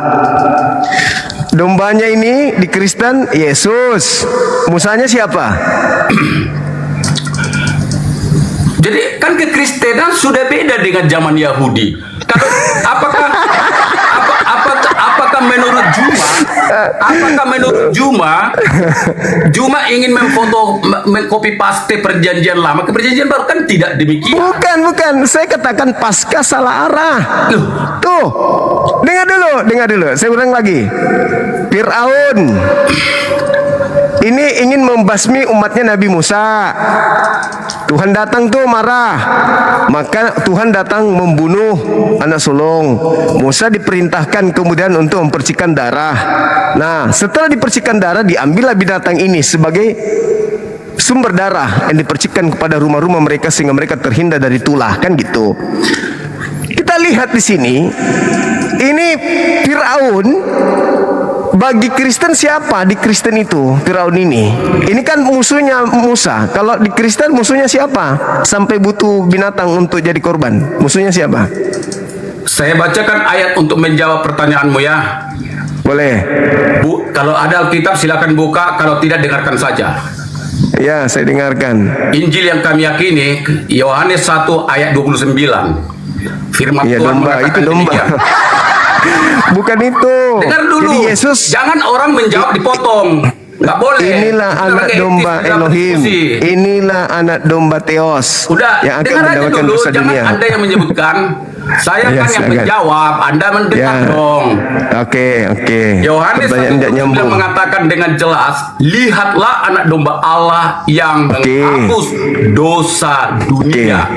Ya, itu sudah masuk tadi. Berarti domba yang dipakai untuk dipercikkan rumah-rumah orang Yahudi, ini Yesus kan? Betul? Ya, simbol. Sekarang orang Yahudi pengikut Nabi Musa diselamatkan oleh darah domba ini kan? Ya. Apakah mereka umatnya ini menyembah domba ini? Tidak. Yang menyelamatkan? Tidak. Terus kenapa Kristen menyembah korban? Beda, karena sudah beda. Itu kan aku bilang pasca yang salah arah. Bukan. Anda saja yang tidak paham. Kok nggak paham? Sekarang yang menjadi penembus mereka dari tulah siapa? Domba kan? Betul, memang domba. Nah, kalian menyembah korban, yaitu Yesus. Orang Yahudi tidak menyembah korban. Salah arah lagi. Bukan salah arah. Kedua, tunggu sabar dulu. Yang kedua, Nabi Musa Ini domba, ini Nabi Musa. Yesus, ini siapa? Di Kristen ini siapa? Musa ini siapa? Tunggu dulu, Jom. Itu kamera saya ini agak samar. Apakah Anda melihat saya samar? Enggak, biasa aja. Oh, enggak jelas gitu ya? Bentar. Jadi dombanya adalah ini baru jelas, kan? Yesus. Ya, dombanya adalah Yesus. Musanya siapa di Kristen? Jadi gini, Jum, tadi udah saya jawab kan. Jadi gini, Paulus loh, ya? jangan cuma Paulus. mengkonversi seperti itu. Paulus ya? Bukan Paulus misalnya ya? gini loh. Sebentar ya. Misalnya kalau di zaman perjanjian lama itu es air itu berbentuk batuan, es batu yang mengendap ribuan atau jutaan tahun. Lalu setelah di perjanjian baru, es batu itu harus tetap seperti batu wujudnya. Oh tidak, jadi bisa seperti air. Jadi bekuan yang tadi, yang juga air ya, air itu kalau di dalam kimianya, tetapi setelah kemudian jadi perjanjian baru, analoginya batuan es tadi menjadi cair, menjadi laut, menjadi sungai, air dalam galon. Jadi kira-kira gitu analoginya. Nggak nyambung. Dengarkan. Itu analogi. Musa dengan pengikut yang diselamatkan dari Firaun, Musa dan pengikutnya ini sekata nggak? Musa dengan pengikutnya. Yang diselamatkan Musa adalah pengikutnya kan? Ya, umat Israel. Kalau kita, ya harusnya Musa kan yang menjadi korban untuk umatnya. Tidak ada narasi atau diksi yang mengarah seperti itu, tidak ada. Kan umatnya Nabi Musa yang mau diselamatkan. Umatnya Nabi Musa, tapi yang pasti di dalam Keluaran itu sebagai Alkitab mengatakan bahwa yang dikorbankan itu adalah domba. Terus kenapa yang kalian korbankan adalah Musa seibarat? Kenapa bukan domba juga? Yang dikorbankan di dalam perjanjian baru oleh Tuhan sebagai anaknya, sebagai ganti domba itu adalah Yesus. Yesus berarti Musa kan? Kalau dihentikan paskanya mereka? Bukan. Karena Musa pada saat itu di zaman perjanjian lama, dia berperan bukan juru selamat. Dia bukan juru selamat. Boleh baca semua tentang kisah Musa di dalam Alkitab perjanjian lama, yaitu semua kitab perjanjian lama yang berisikan riwayat Musa, boleh Anda baca dengan seksama bahwa di sana tidak ada diksi yang mengarahkan bahwa Musa adalah jadi yang menyelamatkan tidak ada. Jadi yang menyelamatkan kemudian tidak ada menyelamatkan siapa? Dalam artian dia siapa yang menyelamatkan? menuntun umatnya. Siapa yang menyelamatkan? Siapa yang menyelamatkan mereka dari perbudakan Mesir? Siapa? Dia hanya menuntun keluar, diperintahkan Tuhan. Dia diutus oleh Tuhan ya, dengan tongkat dan dengan adiknya Harun. Dia diutus ke negeri Mesir untuk menjemput dan membebaskan bangsa Israel dari perbudakan Raja Mesir kala itu. Jadi dia diperintahkan Tuhan ibaratnya sebagai seorang seperti menuntun, membebaskan mereka dari perbudakan. Bukan juru selamat, beda. Kalau Yesus itu juru selamat. Oh ya? Perannya itu adalah sebagai tebusan. Ibaratnya begini, Bang Jom. Bang Juma punya utang nih, mungkin bisnis sama si B. Udah. Nah, lalu dengan perhutangan ini dalam sekian tahun dikasih tempo, Bang Juma tidak bisa bayar. Lalu kemudian si yang mengutangkan ini pada abang mengatakan, udahlah Jom, kamu gak akan bisa bayar lah. Saya udah tahu. Sampai kamu jual rumah, bini, apa semua, kamu gak akan bisa bayar. Udahlah, gini aja lah katanya kan. Saya akan ampuni utang kamu. Saya akan lunaskan. Saya lunaskan. Tapi yang pasti kamu harus melakukan ini dan itu dan itu. Kira-kira gitulah. Jadi karena manusia itu tidak mungkin bisa ya menyelesaikan dosanya sendiri dengan kebaikan amal atau apalah namanya. Memang harus ditebus. Ditebus dengan darah itulah Paskah. Oke, boleh bacakan saya Yesaya 19:20 Bang. Sebentar. Iya.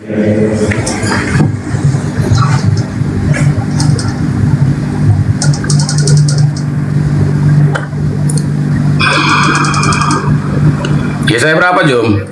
19 ayat 20. Iya, ada lagi.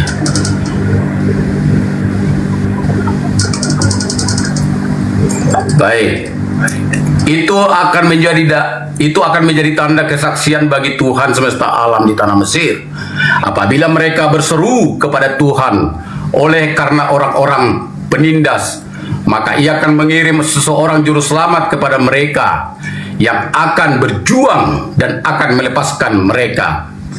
Pertanyaan Siapa juru selamat? Siapa juru selamat yang dikirim untuk membebaskan mereka dari Mesir?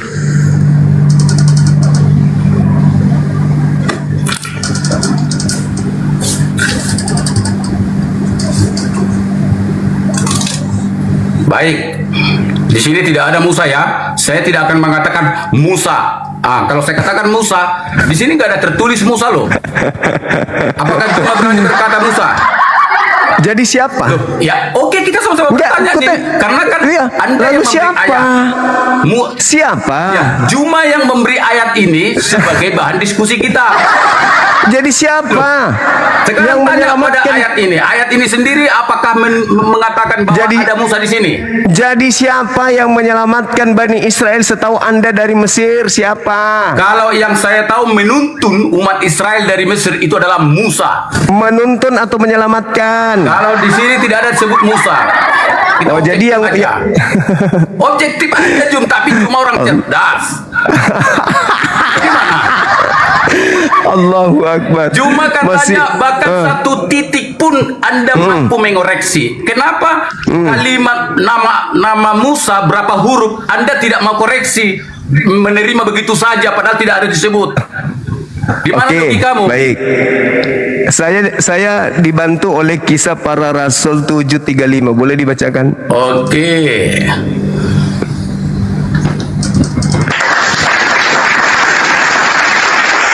Kalau kita menggunakan logika, ya logika aja gitu loh. Nanti saya seret kamu ke alegoris penafsiran, kamu bilang itu kan gereja. Baca aja bang, gak usah terlalu cerewet. Bukan, kadang kamu diikuti ke utara, lari ke timur. Ya sih, Anda kan bertanya, Anda kan mau mencari siapa penyelamat itu. Baca. Apa tadi, 1 Tesalonika-nya apanya? Kisah Para Rasul 7:35. Ilmunya masih minim kali. Baca. 7 ya. Iya, Kisah Para Rasul 7 nomor 35.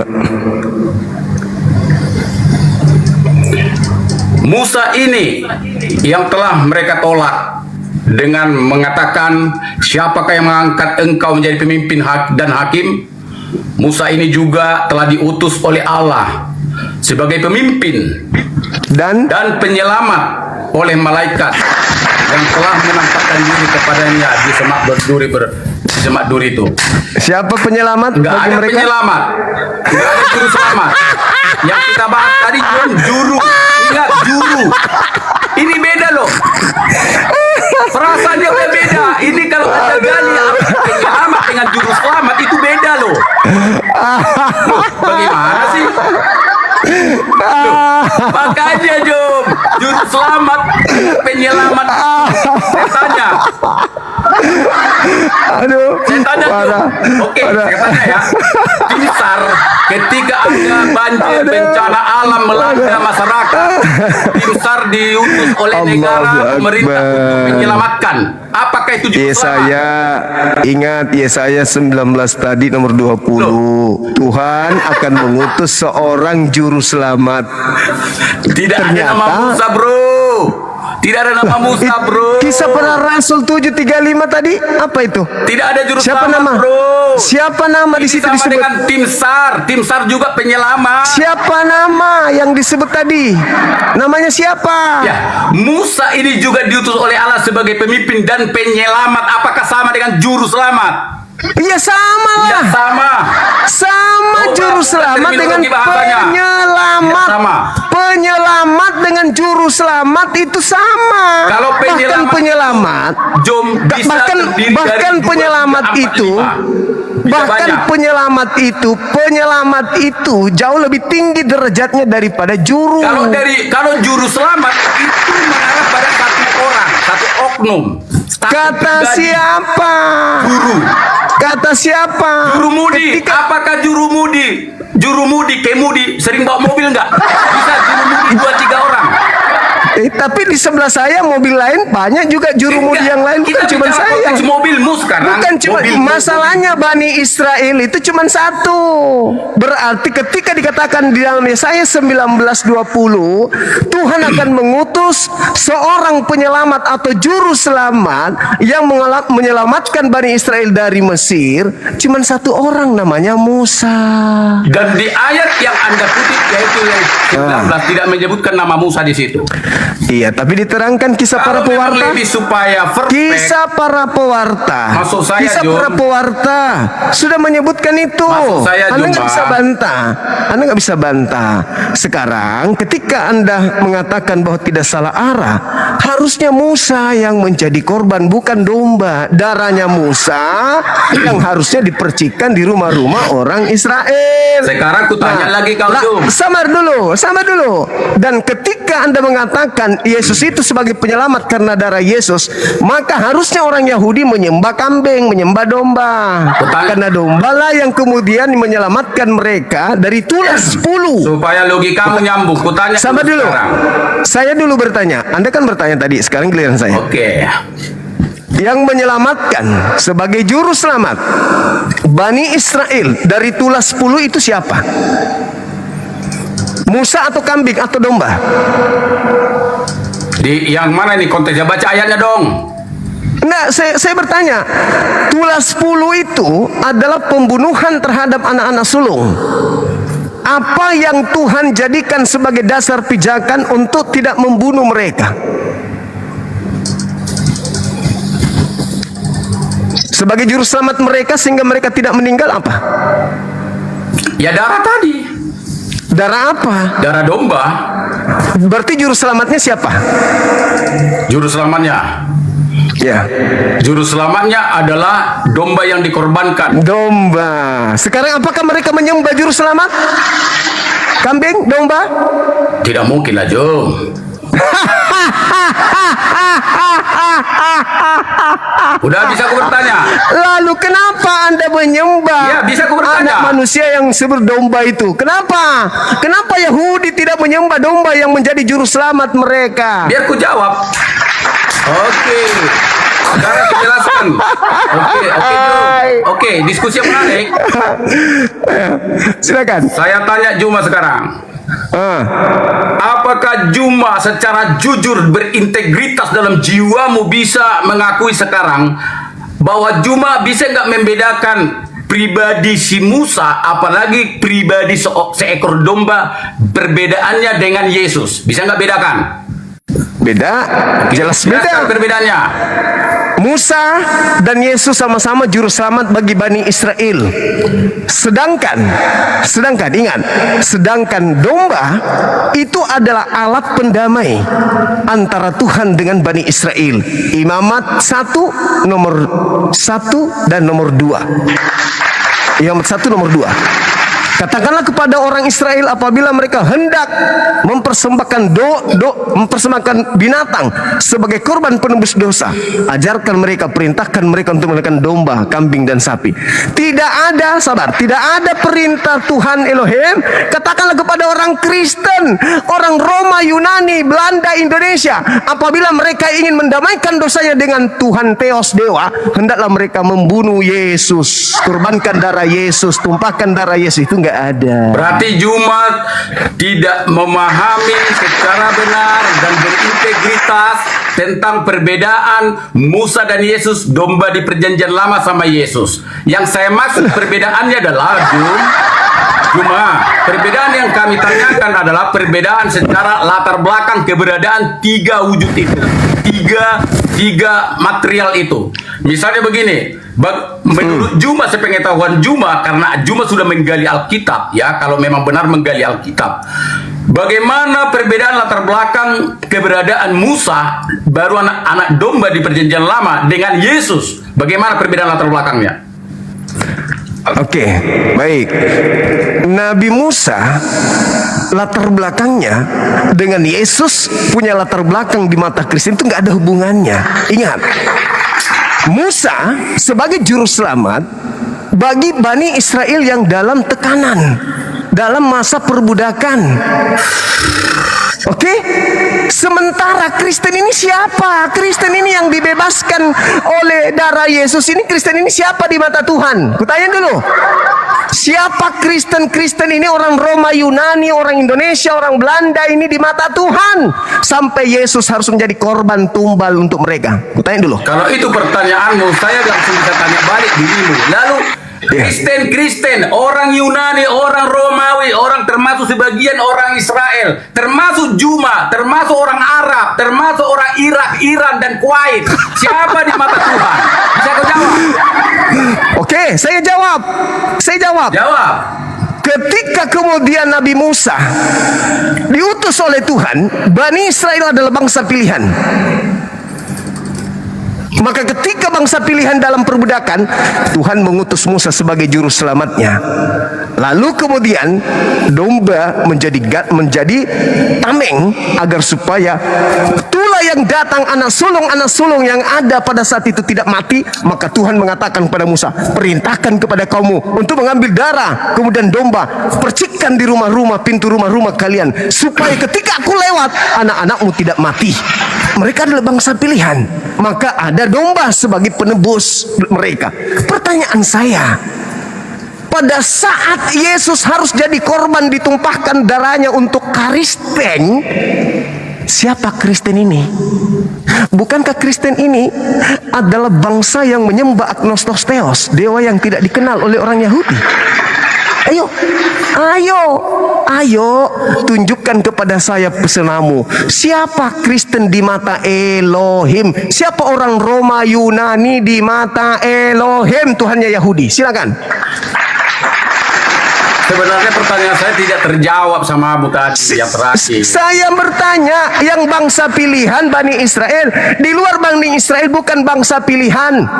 Bahkan sampai titik di mana Yesus harus tumpah darah oleh karena kalian mengatakan dia penebus dosa kalian. Pertanyaan saya, pada saat penumpahan darah terjadi, Katolik, Protestan itu atau cikal bakalnya adalah Roma, Yunani, itu siapa di mata Elohim? Bangsa pilihan rupanya. Bukankah goyim?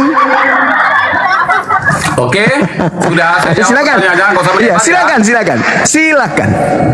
Karena pertanyaanmu, siapakah orang Kristen, Protestan, Katolik, Yunani, Romawi ini di mata Tuhan? Siapa? Jawabannya adalah termasuk Juma. Kita sama-sama manusia yang dibutuh selamatkan karena kita penuh dengan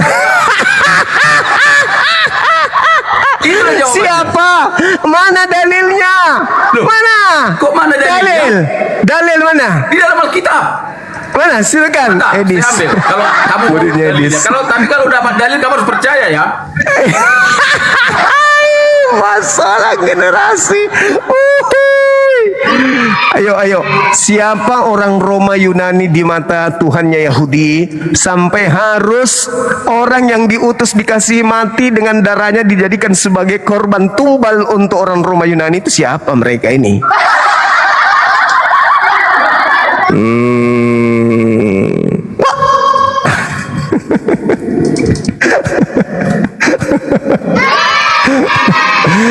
Jadi Paskah salah arah. Besok saya harap saudara nggak usah pergi rayakan Paskah karena nggak ada tujuannya.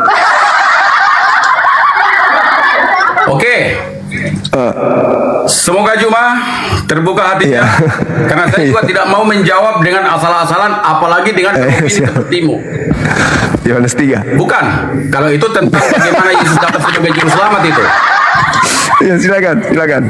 Saya akan baca dari Roma 3:23. Dijawab ketawa gimana sih? Kenapa? Bagi Tuhan, bukan bagi Paulus. Siapa orang Roma, Yunani bagi Tuhan, bukan bagi Paulus. Ayo. Dengar dulu ya. Saya akan jawab, tapi beginilah. Kamu berdiskusi tidak fair kayak gini. Saya minta bagi Tuhan. Tuhannya Yahudi. Kami percaya bahwa Alkitab bukan bagi Paulus. 37 buku itu, 27 buku baru kami percaya. Itu dari tamu, kawan. Itu dari tamu. Loh, itu menurut Anda terserah lah. Saya Iya, silakan. Iya, silakan. Jadi Anda harus fair dong. Iya, silakan. Silakan. Masa kamu menggiring saya harus jawab pakai yang lain, kan lucu. Iya, silakan. Oke, jadi fair. Silakan. Tapi katanya cerdas. Iya, silakan. Silakan. Oke. Iya. Sebagaimana dikatakan dalam Roma 3:23 bahwa upah dosa adalah maut. Terus Karena kenapa? Ini diambil dari sumbernya Kejadian juga ya, pasal 3. Sejak kejatuhan manusia dalam dosa, Kejadian 3. Iya. Hubungan manusia Iya. dengan Tuhan telah rusak. iya. Udah, Gak ada dalilnya padahal. Termasuk Juma dan nenek moyang Juma, kakek buyut Juma di dalamnya. Iya. Termasuk. Garang cerita ini, Bukan garang dalam cerita. cerita, ini ayat firman Tuhan yang kami yakini.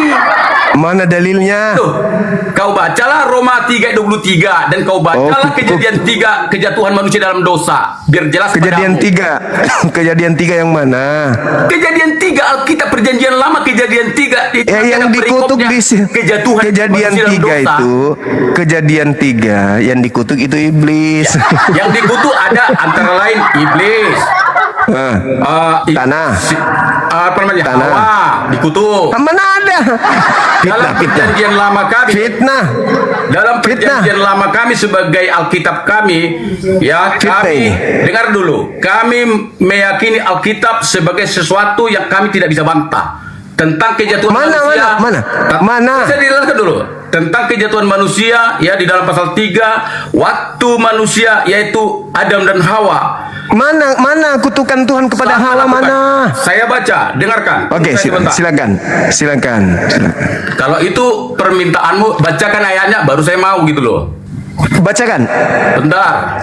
Tapi ulangi dari data 14-nya ya. Apa? Dari 14.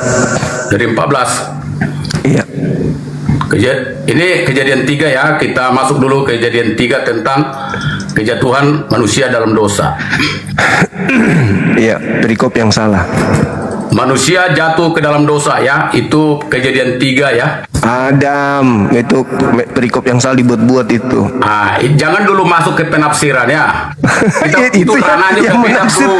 Perikopmu itu yang menafsir. Iya, terserah lah, bro. Adam itu. Udah beda, bro. Ya, baca dari 14-nya kalau gitu. Kita bicara Biar kita konteks. dengar. Iya. 14 kita mulai biar kita Enggak, tahu Anda semuanya. kan berkata mana kutukannya untuk manusia.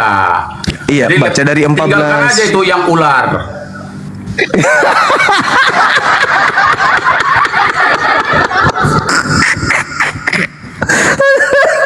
kan yang kamu problemkan kan masalah manusia, katanya mana dalilnya. Bukan, supaya kita bisa membedakan mana kutukan, ya, mana kutukan, mana hukuman. Ayo. Oke, saya mulai dari ayat silakan. 16 ya, bro. 14-nya nggak mau dibaca. Kalau memang kamu ingin sekali mendengar, tidak ada masalah.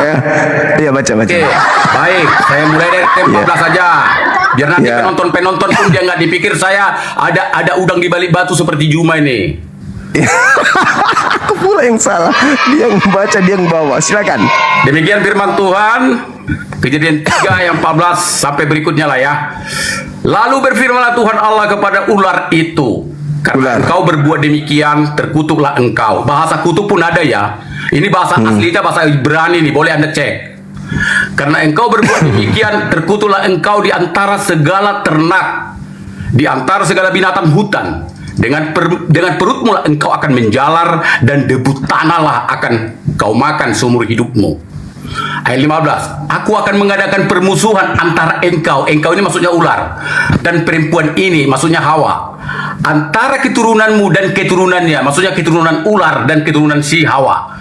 Keturunannya akan meremukkan kepalamu, kepala ular maksudnya, dan engkau Hawa akan meremukkan tumitnya. Firmannya ayat 16 kepada perempuan itu, susah payahmu waktu mengandung akan kubuat sangat banyak. Dengan kesakitan engkau akan melahirkan anakmu. Dan ternyata sampai detik ini perempuan, termasuk ibu Juma, kesakitan melahirkan anaknya, termasuk melahirkan Juma ini. Namun engkau akan berahi kepada suamimu, dan ia akan berkuasa atasmu.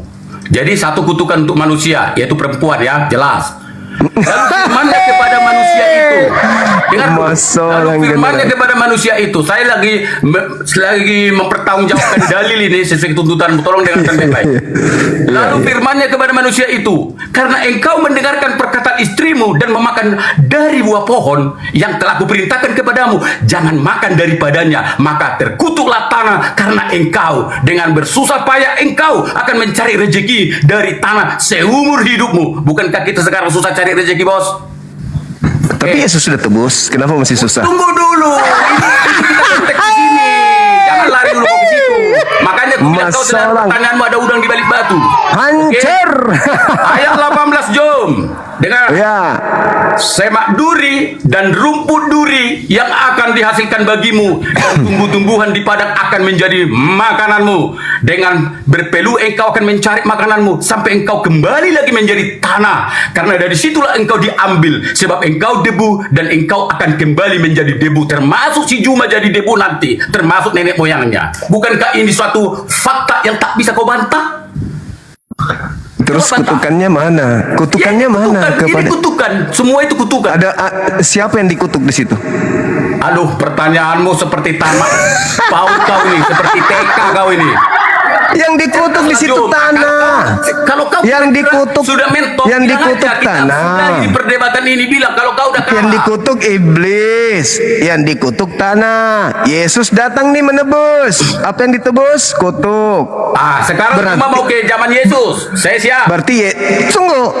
Berarti Yesus menebus kutuk. Kutuk apa? Kutuk yang iblis.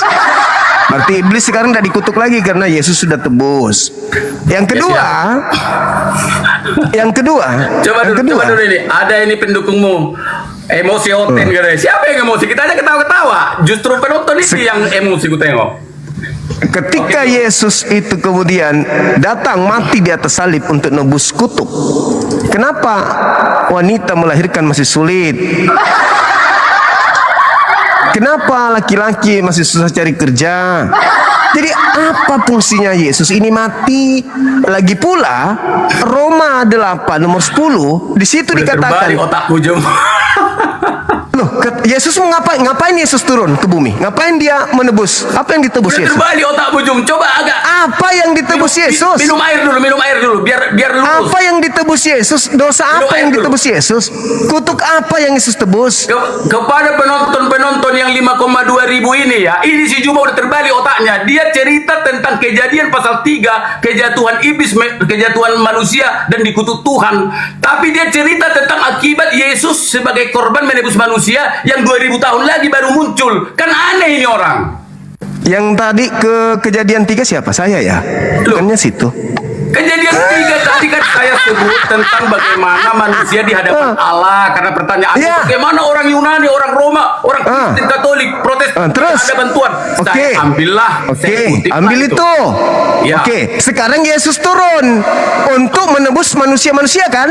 Ya, dari yang tadi kan? Tahun Masehi 2000 tahun kurang lebih dari Yesus kejatuhan turun. Itu, ya. Yesus dari datang. itu 2000 tahun berikutnya. Yesus datang. Lahirlah Yesus.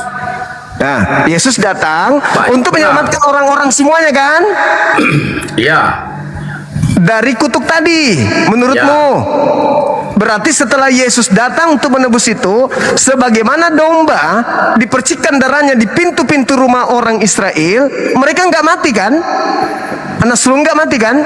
Karena sudah dipercikkan darah. Nah, harusnya ketika Yesus sudah menumpahkan darah, berarti kita tidak lagi susah mencari rezeki. Wanita tidak lagi susah melahirkan. Betul? Betul? Iya dong. Iya dong. Iya dong. Iya dong. Iya dong. Iya, iya dong. Iya. Ada apa namanya? Ada nilai. Ada nilai. Tapi bukan begitu sebenarnya, tapi ada nilai. Jadi apa? Kenapa kembali ke situ kalau tidak ada nilai? Saya bisa jawab. Silakan. Ya, berkelit lagi kayak ular. Saya nggak akan mau berkelit seperti Anda. Saya akan mau percayalah sama saya. Karena saya ingin bermain logika dengan tentang setiap Anda masuk di koma saya pasti tersiksa jangan buat jungkir balik otaknya. Oke Jum, saya jawab ya. Lanjut. Ya, silakan. Jadi sebenarnya Jum, yang bagi kami sebagai pengikut Kristus Iya, pengikut Kristus meyakini bahwa kutukan yang terjadi pada sejarah kejatuhan manusia di Kejadian 3 itu dengan kemudian munculnya Yesus karunia dari Allah Bapa sebagai juru selamat dengan menebus sebagai domba dosa kita umat manusia, bukan berarti kutukan seperti melahirkan susah cari makan itu. Dengar dulu. Langsung seketika berubah seperti yang Anda maksud, tapi itu berkaitan dengan berikan saya waktu berkaitan dengan adalah penebusan terhadap dosa-dosa manusia yang selama ini menjadi pemisah bagi manusia dengan Tuhannya. Tapi setelah ditebus dengan darah anak domba yang disimbolkan oleh Yesus Kristus itu memulihkan kembali hubungan yang telah terputus di Kejadian 3 itu tentang kejatuhan dosa itu. Jadi memulihkan kembali hubungan. Jadi ingat, yang saya tegaskan bukan saya ya. Nanti kamu bilang saya beropini. Yang ditegaskan firman Tuhan itu, yang ditegaskan oleh firman Tuhan adalah memulihkan hubungan manusia yang berdosa dengan Tuhan, ya, sehingga terciptalah hubungan, yaitu di mana ada Allah di dalam diri kita. Itulah arti Immanuel, Allah beserta kita, Allah ada di dalam diri kita. Kalau dulu sebelumnya Yesus ada, bahwa manusia itu karena udah posisinya jatuh dalam dosa, mereka itu harus selalu seperti tidak percaya diri karena mereka udah terkutuk di dalam dosa, dan mereka setiap hari-hari Sabat, hari-hari tertentu harus datang ke bait Allah, ke kemah Tuhan, membawa tekukur, membawa seekor kambing, membawa seekor lembu untuk menjadi bukti bahwa mereka pengakuan dosa karena hidup terus dalam dosa. Tapi setelah di dalam penebusan ya anak domba Allah, yaitu melalui darah Kristus, peristiwa Paskah yang kita imani hari ini, maka pada saat itulah kita sudah dipulihkan dari keadaan itu, bahwa kita sudah berdamai dengan Allah Bapa. Kita sudah berdamai walaupun keadaan secara fisik, misalnya ya, kalau tadi dia sumbing ya tetap sumbing, atau tadi dia tetap susah cari makan, harus kita berpeluh dan keringat cari makan, ya tetap harus demikian. Tetapi hubungan kita secara roh kita secara roh itu sudah berhubungan langsung dengan Tuhan. Itulah yang disebut Yesus dalam Yohanes, penyembah-penyembah akan menyembah aku dalam roh dan kebenaran. Itulah intinya. Menyembah aku lagi kan di kitabnya sendiri. Ucapan Yesus akan menyembah dalam roh dan kebenaran. Jadi gini saudara, dengar dulu. Ketika Tuhan itu anda tuduh ya, bahwa hubungan antara keturunan antar manusia dengan Tuhan itu terputus dengan bias daripada kemarahan Tuhan, bagaimana kemudian wanita akan tetap nafsu kepada suaminya, sakit dalam melahirkan, tanah akan memberikan makanan semak duri dan seterusnya, kemudian kita susah mencari nafkah. Itu adalah bias dari penilaian seorang Kristiani terhadap keadaan itu, bahwa Tuhan dan manusia hubungannya retak, pecah, atau jaraknya ada. Nah, ketika Yesus datang mendamaikan, anehnya Anda dengan mengatakan darah Yesus sudah menjadi pendamai, tapi kemarahan Tuhan tidak hilang. Wanita tetap saja sakit melahirkan, tetap saja kemudian laki-laki susah payah mencari nafkah. Mana bukti? Berarti itu hanya salah arah saja, hanya asumsi doang. Jadi inilah fakta bahwa saudara kami Kristen ini selalu salah arah dalam beragama. Yang tadi ini contoh ya, ketika Tuhan mengatakan dalam Kejadian 5 nomor 2, laki-laki perempuan dari Adam itu semuanya diberkati. Kejadian 3 dikatakan permusuhan antara iblis dengan keturunan Adam. Bukan permusuhan antara Adam dan keturunannya dengan Tuhan. Jangan dibuat-buat yang aneh-aneh gitu loh. Tuhan itu maha pengasih, maha penyayang, tidak pernah memusuhi itu hambanya, nggak pernah. Yesus turun ke bumi tak ada hubungannya dengan apa yang diimani oleh Kristen hari ini tentang Paskah. Paskahnya Yesus dengan Paskahnya orang Kristen itu berbeda. Paskahnya orang Yahudi dengan Paskahnya orang Kristen, Paskah yang dibuat-buat. Nah, sekarang ketika kita mengambil contoh seperti Keluaran 20, atau Anda memaksakan masuk ke dalam Keluaran 12, di sana orang Yahudi diselamatkan. maka mereka kemudian bersyukur. Ajaibnya di Islam ini, saya bawa Islam nih supaya tidak satu arah saja. Di Islam, ketika Nabi Muhammad ke Madinah, Nabi Muhammad berpuasa di 10 Muharram. Lalu dia menemukan juga orang-orang Yahudi berpuasa. Maka Nabi Muhammad bertanya, kalian ini sebenarnya puasa apa sih? Kok bertepatan dengan hari di mana saya berpuasa, kok kamu juga berpuasa?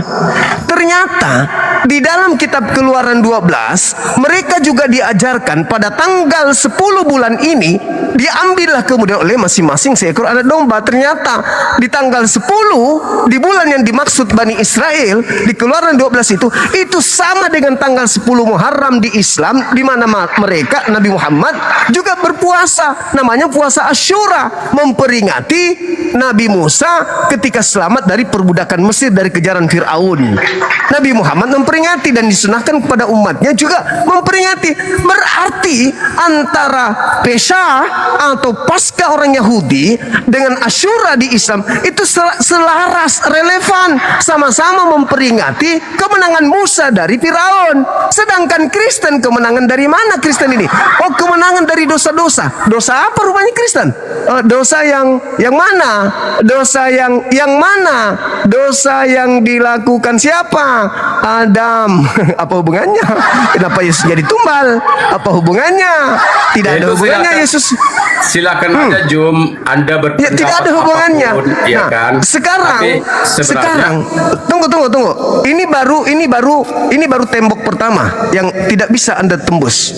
Tembok kedua, kematian Yesus itu tidak ada. Yesus yang adalah nabi, yang adalah rasul kepada kaumnya Bani Israel, itu tidak mati di salib. Dengan konsep yang Anda bangun hari ini, itu batal. Dengan demikian, kematian Yesus pun batal. Yang mati adalah orang yang menggantikan dia. Paskah yang Anda buat-buat sendiri, itu nggak nyambung dengan Paskahnya orang Yahudi. Kematian Yesus itu untuk apa coba? Kalau sudah begini Jum, bukan diskusi lagi namanya, kamu enggak. Bukan. Kematian Yesus itu, coba, kematian Yesus itu siapa yang ngajarin? Anehnya sebagaimana iman orang lain gitu loh. Jadi bukan. Sebagaimana perintah Tuhan di dalam Keluaran 20 terhadap Musa, perintah Tuhan terhadap Musa untuk menyembelih domba. Tolong tunjukkan di mana perintah Tuhan untuk menyembelih Yesus.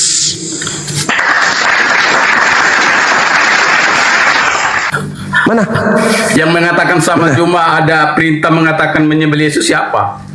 Sebagaimana Paskahnya orang Yahudi, Nabi Musa disuruh menyembelih domba. Sebagaimana Kristen cocokologi, Yesus adalah domba. Jangan tunjukkan perintah. Justru Anda yang mencocokologi kalau begini tipemu. Tunjukkan di mana perintah Masa kami Elohim. disuruh mencocokologi? Tunjukkan di mana kemudian kami hanya mengatakan Elohim, apa yang ada di firman Tuhan. di mana Elohim meminta untuk membunuh Yesus demi dosa dunia itu di mana? Karena begitu besar kasih Allah akan dunia ini, sehingga ia mengaruniakan anaknya yang tunggal, supaya barang siapa yang percaya padanya akan percaya. Itulah percaya kan? Bukan ditumbalkan, tapi dipercaya. 3 ayat 16. Dipercaya atau ditumbal? Kami kan mengatakan firman Tuhan. Iya, dipercaya atau ditumbalkan. Proses penyaliban atau ditumbalkan atau apalah istilah bagimu, yang pasti dia wafat di kayu salib dan tumpah darahnya saat dilakukan siksaan oleh pihak-pihak raja-raja Kaisar Romawi, prajurit Romawi kala itu, dan menyebabkan darahnya tumpah dan kemudian dia mati, lalu kemudian diturunkan dari salib, lalu dia dikuburkan ke dalam kubur, dan sampai 3 hari 3 malam lalu dia bangkit. Nah sekarang mana informasi dari Elohim untuk perintah membunuh Yesus? Tunjukkan. Kami sebagai umat Kristen tidak pernah mengatakan ada perintah Allah menyuruh untuk menyembelih Yesus. Tidak pernah. Berarti nggak ada. Tadi yang saya bacakan sama berarti tidak ada. Yang ada di dalam Lukas dikatakan inilah anak domba, inilah dalam akan menebus umat manusia, umat dosa dari. Jadi nggak ada dari Elohim, nggak ada. Nggak ada dari Elohim.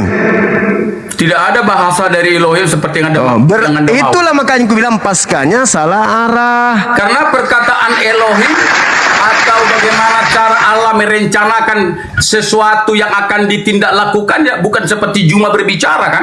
Masa Juma sebagai manusia menginginkan dulu. Masa Juma sebagai manusia biasa yang terbuat dari tanah mengharapkan Allah harus mengikuti konsep berpikirmu dalam Allah melaksanakan rencananya kepada manusia. Kan nggak sehingga serendah itu Tuhan di matamu. Nggak mungkin. Bukankah Anda yang membuatnya? Saya tidak, Anda yang membuatnya sehingga Yesus harus menjadi tumbal dosa-dosa kalian. Anda tadi Juma tadi bilang. Anda yang membuatnya, bukan saya. Karena Juma tadi Keluaran di mana Allah memerintahkan kan begitu untuk disembelih Yesus kan begitu ya. Padahal kami tidak pernah Alkitab tidak pernah ada menulis seperti demikian. Berarti dasar pijakan Anda itu apa? Dasar pijakannya adalah janji firman Tuhan yang ada di dalam Alkitab yang mengatakan bahwa Yesuslah ya domba Allah yang akan menebus dosa manusia. Baru 1 Korintus 3 itu siapa? Tadi. Siapa yang mengatakan itu? Ya firman Tuhan yang kami yakini. Siapa? Tuhan yang mana? Jadi kalau sudah pertanyaan Juma begini, itu namanya sudah nggak nyambung. Ya enggak, Tuhan yang mana kan cuma satu Tuhan yang benar itu. Tuhannya Yahudi. Jadi gini, kalau kamu katakan Tuhannya Yahudi enggak? Bagi kami Tuhan itu kalau di dalam perjanjian kurios ya. Iya, siapa Tuhan yang mengatakan yang maha itu? Kuasa, Tuhan yang maha kuasa. Siapa? Berarti Tuhannya Yahudi kan? Tuhan Allah Bapa di surga yang mengambil rupa menjadi itu mana dalilnya? Coba tunjukkan. Rupa menjadi manusia. Tunjukkan di mana Tuhannya Yahudi mengatakan itu, silakan. Tuhannya Yahudi. Iya. Iya dong. Maksudnya kan Tuhan dia yang punya. Ini kira-kira tujuanmu apakah harus Yahweh sesuai yang iya dong. Lalu siapa? Gitu. Lalu siapa? Jadi, saya tanya dulu Juma ini kan bagi saya gini, Juma tahu nggak bahwa kalimat kurios penyebutan kepada Tuhan dalam perjanjian baru ya bahasa Yunani koine itu tahu nggak itu penerjemahan dari mana? Terjemahan dari bahasa apa itu kurios? Tahu nggak? Yunani. Dari apa? Oke, baiklah. Beginilah kalau diskusi baru enak. Ketika tidak tahu nanya. Jangan tahu. Ya silakan. Yunani kurios itu bahasa jadi, apa? bahasa kurios yang kalau dalam bahasa Yunani koine itu diterjemahkan dari bahasa asli di dalam perjanjian lama Septuaginta yang berkata theos. Theos sama dengan YHWH atau disebut istilah seringnya adalah Yahweh. Ya. Coba. Yahweh penyebutan Yahweh atau Theos itu dari Septuaginta diterjemahkan ke dalam perjanjian baru dalam bahasa Yunani koide itu merujuk kepada penguasa, makanya sering juga disebut Tuhan atau bahasa di mana itu? Di mana tertulis? Disebut Lord. Di mana tertulis bahwa orang-orang Yahudi menyebut Tuhan mereka dengan sebutan Theos itu di mana tertulis? Itu kan orang-orang Yunani Romawi yang mencocok-cocokkan itu.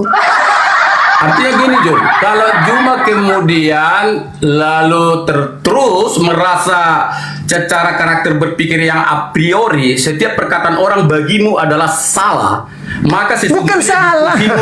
Lucu Anda ini. Diskusimu adalah diskusi yang lucu kosong Anda ini. Dan hanya ingin mendapatkan follower atau gip atau apa, hanya itulah tujuanmu berarti.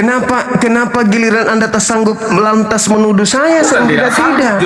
Kalau misalnya di mana orang Yahudi?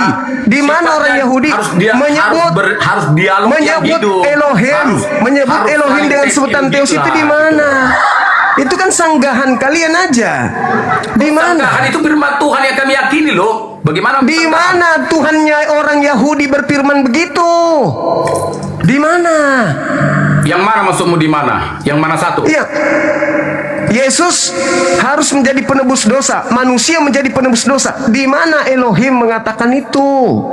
Yesus harus penebus dosa. Jadi arti dari Yohanes 1:1, Yohanes 1:14 bagimu apa artinya? Maknanya Itu adalah Tuhan berfirman kepada Roh Kudus agar Roh Kudus sampaikan firman-Nya ke seorang perawan wanita perawan bernama Maria agar dia hamil tanpa laki. Maka Yohanes 1 ayat 1, Yohanes 1 ayat 14. Jangan lari kemana-mana, Job. Iya, sabar dulu. Makanya wawasan itu harus Yang saya kuat. tanyakan menurutmu Yohanes, kan kita berawal Yohanes dari 1 nomor perbedaan. 1 itu kan firman Tuhan yang adalah Tuhan itu sendiri menyampaikan kepada Roh Kudus agar Roh Kudusnya memberitakan kepada Maria agar dia hamil, sehingga firman yang datang dari Roh Kudus ini menjadi benar-benar fakta hamil dan melahirkan seorang anak yang adalah daging manusia. Sesederhana Sebentar itu lagi kamu nggak paham. menyampaikan sesuatu. Ya Allah ya Karim. Jadi saya bacakan sama kamu Yohanes ya, tolong dengar sedikit. Silakan. Biar tidak menjadi penyesatan. Ya, kusiksa lagi kau di sini. Ya, kamu boleh tidak percaya, itu hakmu, tapi jangan menyesatkan. Saya percaya dan akan tersiksa lagi Anda saat ini. Bukan soal Tengok aja tersiksa. nanti. Jadi jangan Tersiksa. menyesatkan. Kamu justru merangkai. Bukan menyesatkan. Dengar, kasih saya waktu dong. Ya. Kamu justru merangkai jawaban yang justru semuanya tidak benar alias menyesatkan. Maka saya akan luruskan melalui yang benar. Begini, dengarkan. Firman yang telah menjadi manusia itu perikop. Di dalam Yohanes 1 ayat 1 demikian. Pada mulanya adalah firman. Firman itu bersama-sama dengan Allah. Dan firman itu adalah Allah. Udah strict ya, tidak perlu ditafsirkan. Itu bahasa Indonesia yang sempurna. Lalu kemudian saya baca yang 14 untuk Anda dan mungkin juga Nomor 3 dulu, nomor 3 dulu. Nomor 3 dulu dong. Oke, nomor 3 tidak masalah. Segala sesuatu, berarti segala sesuatu apapun Termasuk dijadikan Yesus. oleh dia. Dia di sini Termasuk D-nya Yesus. huruf besar kapital. Termasuk Dan Yesus. tanpa dia dengan D-nya kapital, tidak ada suatu pun yang telah terjadi dari segala yang telah dijadikan. Berarti dia yang maha kuasa. Nah, menjadikan segala sesuatu. Jadi saya izinkan lompat ke ayat 14 karena Ingat, capek tunggu saya dulu. bacanya. Menjadikan segala sesuatu kan? Apakah perlu saya ulangi lagi? Enggak, tinggal jawab. Enggak, saya enggak mau digiring dengan suatu penyesatan. Enggak, tunggu dulu. Di data nomor 3 itu dia menjadikan segala sesuatu. Segala Sesuatu dijadikan oleh dia. Termasuk Yesus. Tanpa dia tidak ada satupun yang telah jadi dari segala yang telah dijadikan. Segala sesuatu itu termasuk Yesus. Bukan. Bukan. Berarti tidak segala sesuatu, Cak Ayu. Segala sesuatu dijadikan. Segala sesuatu. Jadi gini maksudnya Jo. Saya jelasin ya. Boleh kita bertukar pikiran. Maksud saya ini kan bahasa Indonesia Jom, kecuali bahasa Arab atau bahasa Yunani boleh kita tidak paham. Ini kan bahasa Indonesia sangat sempurna. Jadi bolehlah kita berdiskusi tentang ayat yang satu ini. Karena bahasa Indonesia kalau kau masih tetap salah atau saya tetap salah, saya yang keliru kan gitu. Oke, berarti ya saya ulangi ya, kita pelan-pelan aja. Segala, dimulai kalimatnya segala sesuatu. Berarti sesuatu itu adalah yang dijadikan, kan gitu ya. Segala sesuatu dijadikan, makin jelas ya bahwa sesuatu itu yang dijadikan. Segala sesuatu dijadikan oleh dia. Dia ini itulah yang di ayat 1. Firman Tuhan dan firman itu Yesusnya itu. Allah itu adalah firman dan firman itu menjadi Allah, itulah dia. Yesus enggak itu. Dan tunggu sebentar. Dia di situ saya jelaskan Yesus. dulu nih, saya selesaikan dulu.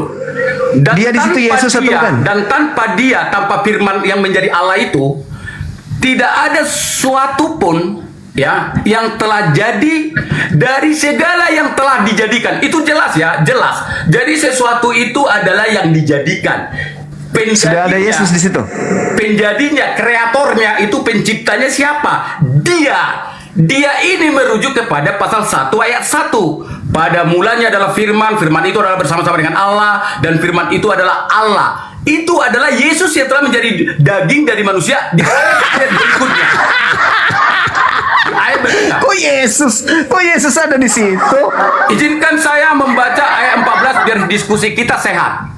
Silakan. Ayat 14 demikian firman Tuhan. Firman ini yang di ayat 1 ya. Firman itu telah menjadi manusia dan diam di antara kita, karena memang turun ke dunia dia di antara manusia.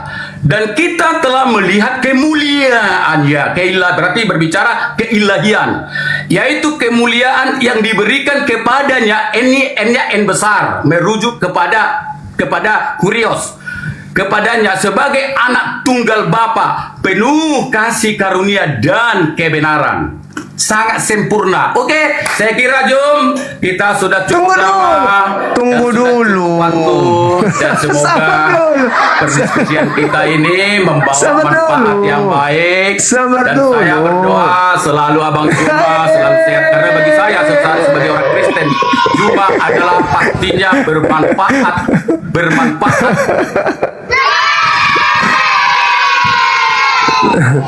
Satu kali dulu saya menjelaskan. Kasih sesi sekali dulu saya menjelaskan. Biar Anda tahu, Anda salah paham gitu loh. Harapan saya Jum, Juma tetap eksis, tetap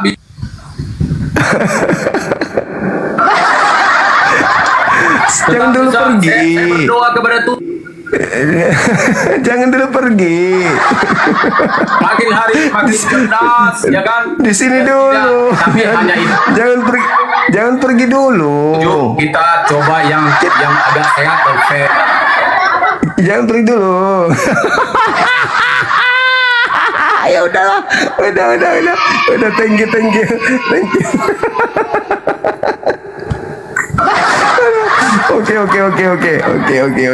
Oke. Aduh, saudara kita ini, Allahu Akbar.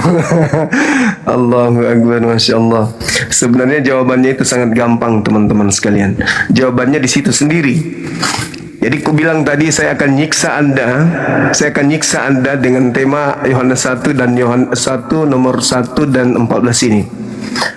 Di data 3 itu kuncinya. Dan segala sesuatu dijadikan oleh Dia. Dia siapa ini? Apakah Yesus? Enggak. Yesus tidak termasuk di situ. Yesus di situ adalah segala sesuatunya. Segala sesuatu masuk dalamnya adalah Yesus. Maka Yesuslah yang diciptakan oleh firman tersebut. Apa buktinya? Sabar dulu Bang, 1 menit. Apa buktinya? Nih kita uji. Ketika Allah bersama dengan firman, kalam, sifat. Pada mulanya firman bersama dengan sifatnya. Pada mulanya Allah bersama dengan sifatnya. Tidak pernah berubah sifat itu. Sifat kalam itu sifat berkata-kata yang dimiliki oleh Allah. Dengan sifat berkata-kata itulah Allah menjadikan segala sesuatu. Innama amruhu ita arada syai'an ayyakula lahu kun fayakun. Sama seperti Mazmur 33 nomor 9, Yesaya 55 nomor 11. Hanya berkata jadi, berkata ada, berkata itu yang terjadi. Nah, apakah kemudian pada saat Allah bersama dengan sifat kalamnya memiliki satu kehendak atau dua kehendak? Jawabannya satu kehendak. Orang Kristen pasti mau mengaku itu, bahwa Tuhan itu hanya ada satu kehendak. Tidak mungkin dalam diri Tuhan ada dua kehendak. Ketika Tuhan ada dua kehendak, yang Tuhan mengatakan satu, aku ingin menjadikan bumi bagian timur hujan hari ini. Yang satu bilang jangan dong, jangan. Kenapa? Di situ banyak orang lagi melahirkan. Jangan ya. Tidak mungkin itu terjadi kalau dua kehendak kan akan bertentangan. Tuhan itu hanya satu kehendak. Nah, coba Anda lihat dalam Yohanes 8 nomor 42. Itu kuncinya. Apa kata Yesus? Aku keluar dari Bapa, aku datang dari Bapa, aku keluar dari Bapa, dan aku datang bukan atas kehendakku sendiri. Jedar. Jadi kesalahan fatal yang dilakukan oleh saudara kita Kristen, khususnya yang tadi, ketika dia mengatakan Bapa menjadi manusia. No. Kalau Bapa menjadi manusia, tanya Yesus, sini, kamu jadi manusia itu kehendakmu sendiri atau bukan? Bukan. Aku tercipta tiba-tiba saja jadi laki-laki, lahir dari seorang wanita bernama ini di tahun sekian. Itu bukan atas kehendakku. Tiba-tiba aja aku disuruh turun ke bumi, diciptakan di bumi untuk menjadi seorang nabi dan rasul. Bukan kehendakku. Aku menjadi manusia bukan atas kehendakku. Andai saja Yesus itu adalah Elohim atau adalah Allah itu sendiri, maka dia mengatakan, aku datang menjadi manusia atas kehendakku sendiri. Itu baru dia Tuhan itu sendiri. Tapi ternyata mohon maaf, aku datang bukan atas kehendakku sendiri. Dengan demikian Anda salah memahami tentang Yohanes 1 yang memang hanyalah filsafat himne Platonius. Oke, saudaraku yang tadi datang lagi besok, insya Allah saya akan menyiksa Anda lagi. Halo, selamat malam. Halo, halo saudara. Halo, halo. Loncat lagi. Tinda Diok masih ada di bawah. Kodong. Beliau.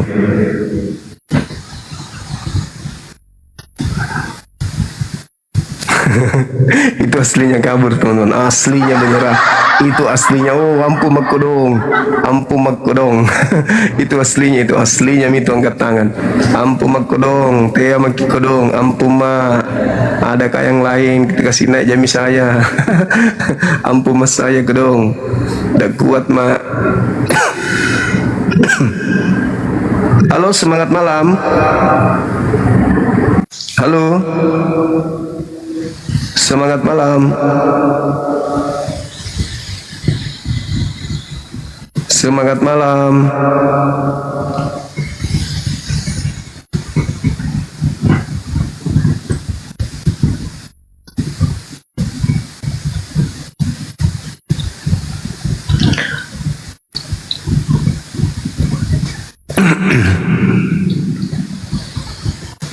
Semangat malam.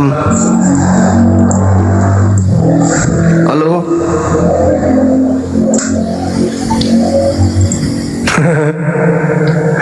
Semangatnya datang. Semangat sekali abang tadi.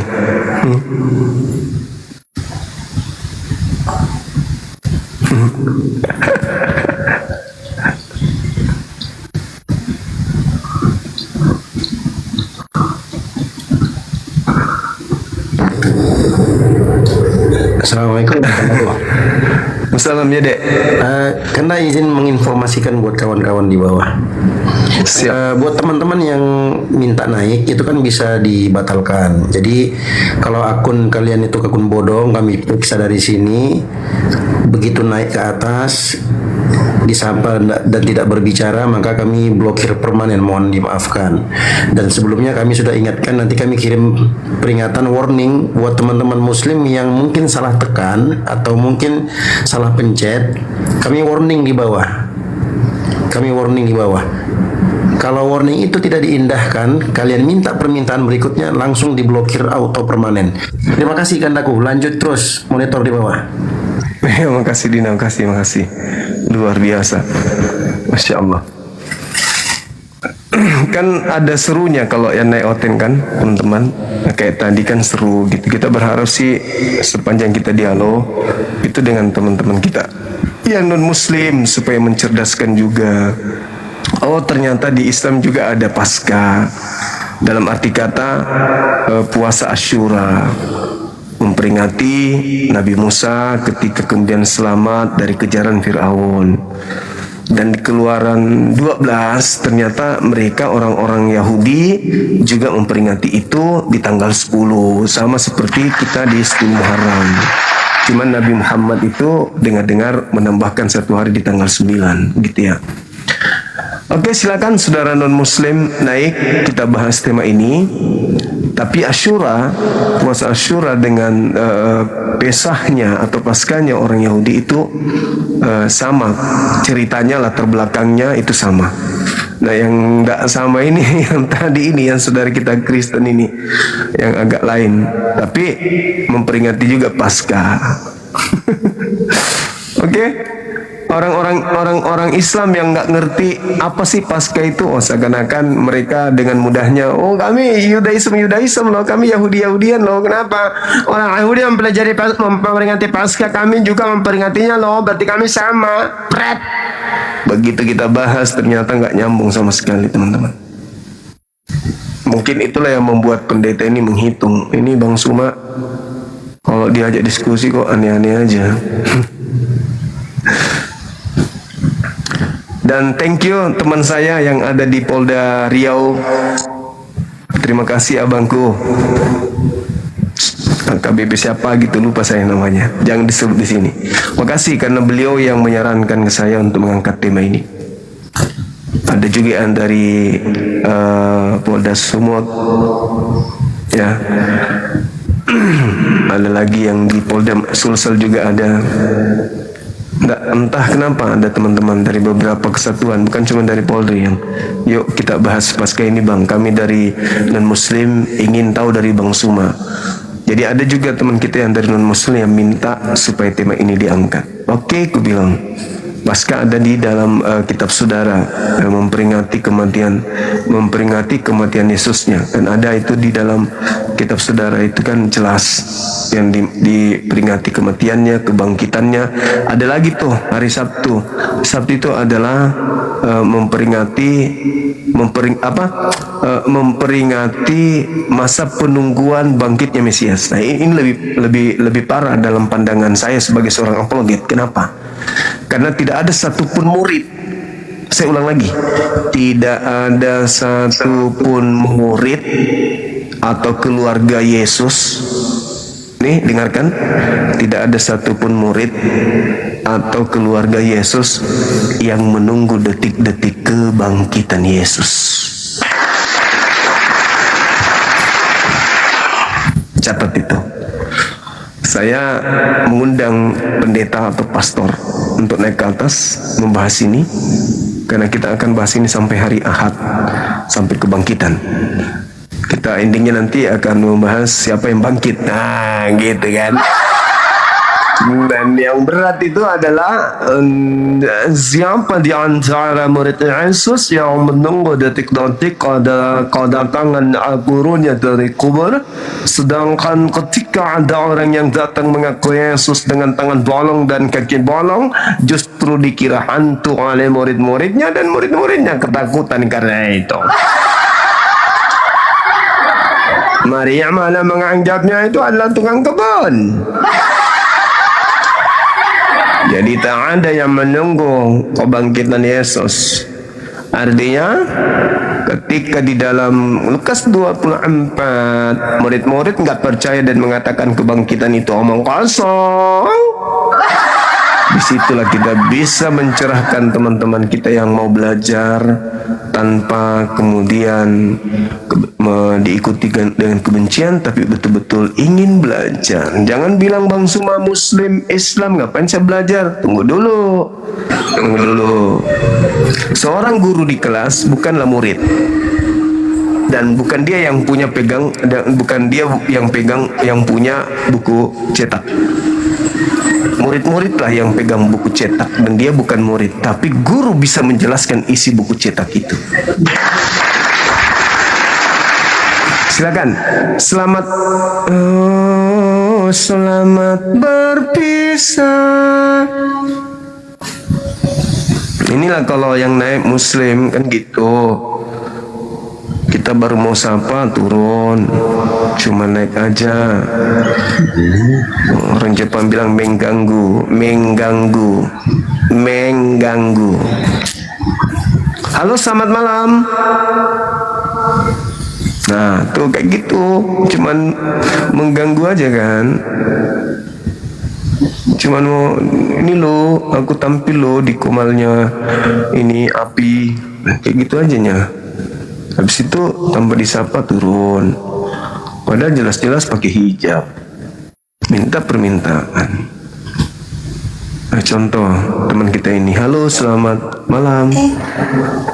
Nah kan, hai, janda kah?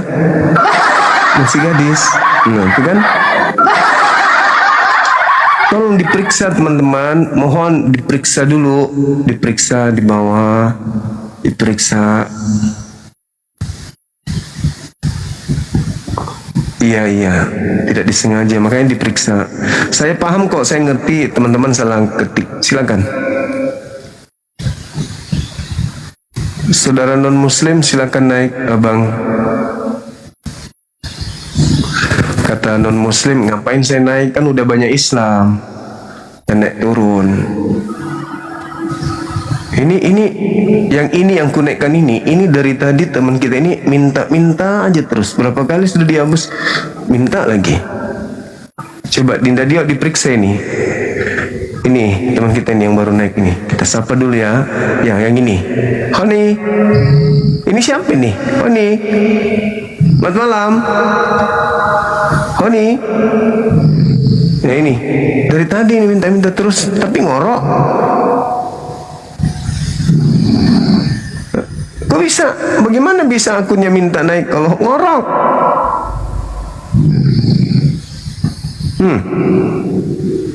Kok bisa ya? Apa bisa akunnya minta naik orang yang tidur?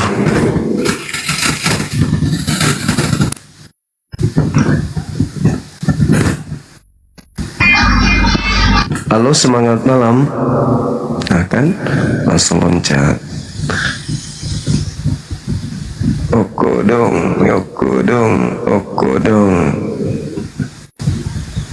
Sama seperti ini abang kita. Ini rajin juga minta ini abang naik. Dari tadi siang dan sore naik lagi. Lintang Fitria. Halo, selamat malam. Assalamualaikum Bang Juma. Salam. Abang paling rajin minta naik. Kenapa bang? Ada sesuatu mungkin yang penting disampaikan, silakan. Silakan. Sebenarnya ya ada sih. Iya, silakan bang, silakan. Naik lagi nanti dia. Dan diturunkan sebelum dia sampaikan apa maksudnya, minta lagi nanti. Pasti ada lagi muncul nanti, tunggu aja, muncul lagi nanti dia. Rajin abang kita itu kayak absen minum obat 3 kali sehari. Halo, selamat malam. Halo.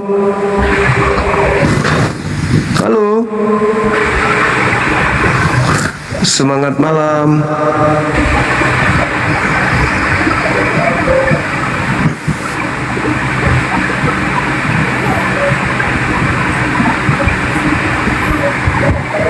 Semangat malam. Halo. Semangat malam. Hei, Balesu itu melasa.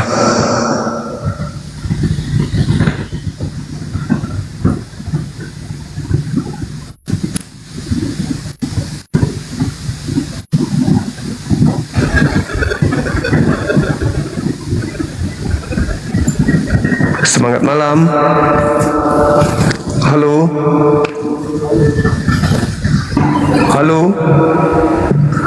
Semangat malam teman-teman. Malam. Halo teman-teman. Iya, malam juga abang. Dari mana? Katolik, Protestan? Wah, maaf Bang Suma, saya Islam Bang Suma. Alhamdulillahirobbil. Saya dibawa aja Bang Suma. Iya. Sorry bang, saya naik. Saya dibawa aja Bang Suma, maaf Bang. Iya.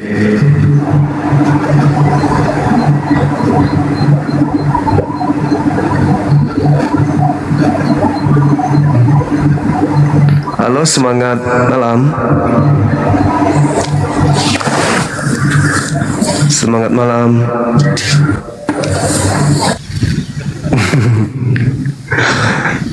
Selamat malam. Halo, salam ABC.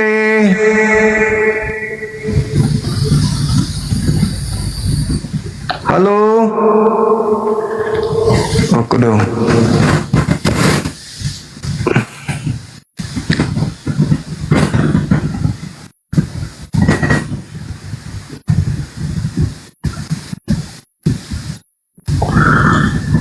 saudara Bang Jens.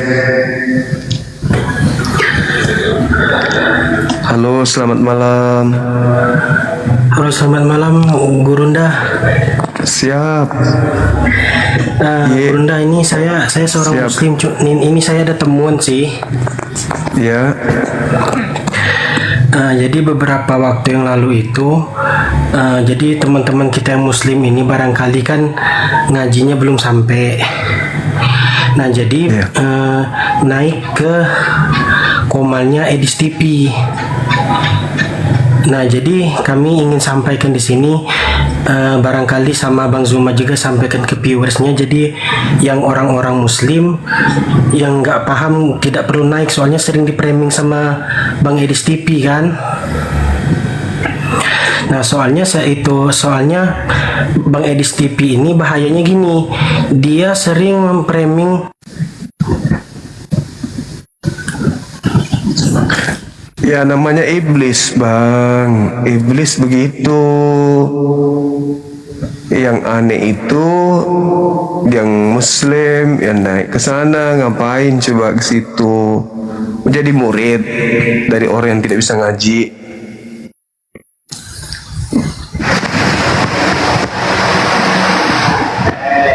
Halo. Halo, semangat malam. Semangat malam. Sudah pernah saya katakan ya, bahwa tidak ada yang bisa mengalahkan Edis. Mau ulama, mau kiai, mau ustadz, mau lulusan Mesir, mau lulusan Kairo, Madinah, atau lulusan apapun, tidak akan ada yang sanggup mengalahkan Edis. Kenapa? Karena Edis itu orang gila. Pernah enggak ada orang bisa menang melawan orang gila dia debat? Tanya dulu kalian, ada nggak orang bisa melawan orang gila debat? Nah, habis itu teriak menang. Nah, sekarang siapa yang gila? Merasa menang melawan orang gila diskusi. Yuk, siapa yang merasa merdeka menang? Oh, aku menang. Siapa itu? Yang merasa menang berdialog, berdebat dengan orang gila adalah orang gila. Jadi ngapain dilayani sampai ke komalnya, kecuali dia datang di sini. Bisa jadi kita bisa sembuhkan dia, kita terapi dia. Begitu. Kalau sudah dia katakan bahwa kita ini menang, bukan. Islam yang menang. Islam yang memenangkan pertarungan. Jadi kalau Anda naik ke sana, berarti Anda mau berdebat sama orang gila. Bagus kalau Anda bisa sembuhkan dia. Yang bahaya itu kalau Anda yang jadi gila. Anda dibuatnya jadi gila juga. Itu yang bahaya. Pada itu yang saya dengar. Yasin, wahai dewa bulan, katanya. Yang gila. Wah, Yasin katanya artinya wahai dewa bulan. Halo, semangat malam. Halo. Halo malam. Halo Bang. Hampir lu dapat teriakan maut. Untung lu turun. Ayo teman-teman, mari kita saling menghargai. Ya, saudaraku yang saya cintai, yang saya sayangi. Saya tahu Anda salah tekan, saya tahu, saya paham. Tolong diperiksa lagi yang salah tekannya itu. Coba saya kirim linknya ke pendeta-pendeta ya, ke pastor, ke pendebat Kristen maksud saya. Mana tahu mereka ada di sini, biasa naik ke sini kan gitu. Halo, selamat siang. Halo. Halo. Halo. Ngomong aja sedikit, ngomong. Halo. Ketik 3 dong di bawah dong. Orang-orang oten ketik 3 dong.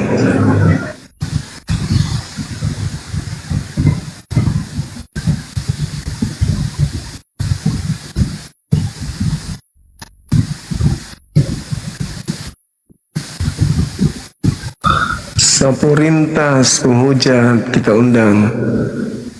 Berani nggak dia naik ya? Sapu rintas itu nama akunnya. Dan nantang-nantang saya DM, tapi ujung-ujungnya ndak muncul-muncul di sini. Malah merasa hebat, harus buka masker katanya hadapi saya. Saya harus buka masker hadapi dia katanya. Aneh aja, aneh. Barang itu tuh sekretaris buat telepon, bos kita telepon bilang bikin laporan ini buat laporan masuk kumpul sandung saya bawa.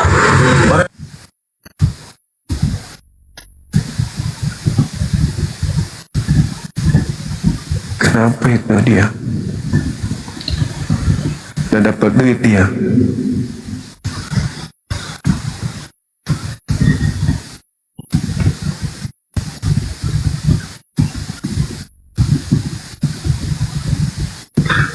Masih adakah? Ayo teman-teman, minta permintaan, silakan. Halo, semangat malam saudara Rian. Halo.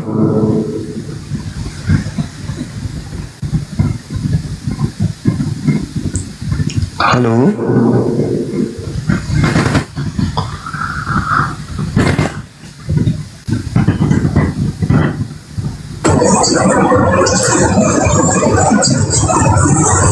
Halo, selamat malam. Halo, selamat malam. Halo, Bang Aries, Rojo Weton. Selamat malam. Halo Bang. Apa kabar?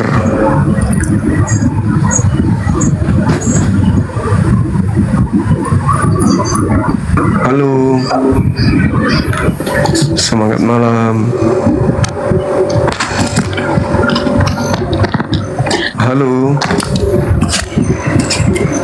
Halo. Semangat malam. Halo. Halo. Semangat malam.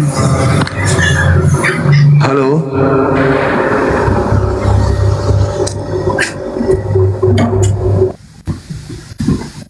Semangat malam.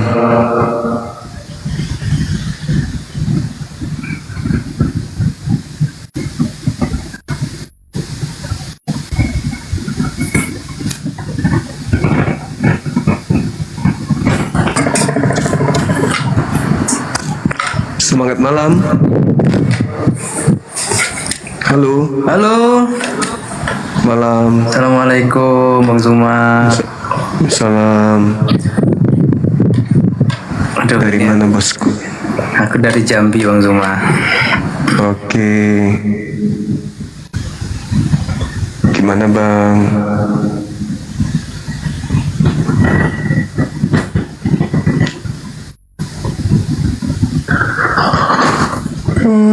Ngantuk.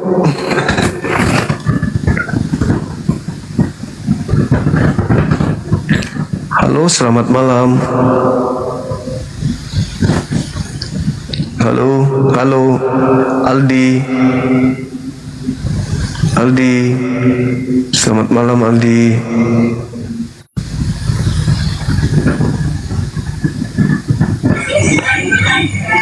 Semangat malam. Halo Anwar. Selamat malam. Malam Bang. Sebentar. Katolik Protestan. Halo, Abang Katolik. Halo. Halo. Katolik Protestan. Katolik Protestan Bang. Halo. Halo, halo. Ya, boleh. Assalamualaikum Bang Zuma. Untuk kawan-kawan muslim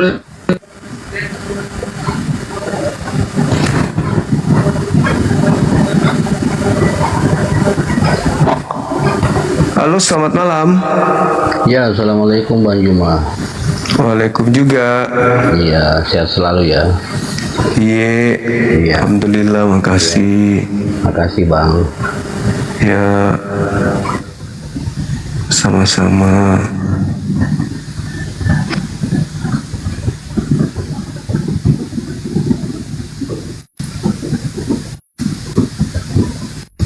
Halo, semangat malam. Halo.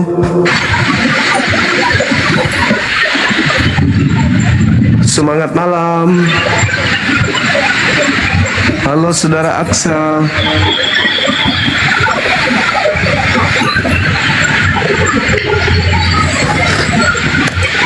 Semangat malam.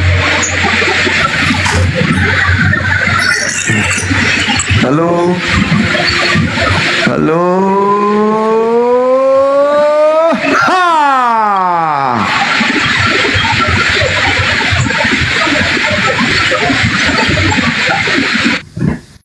Semangat malam, Cak Ayu. Adakah onde-onde malam ini?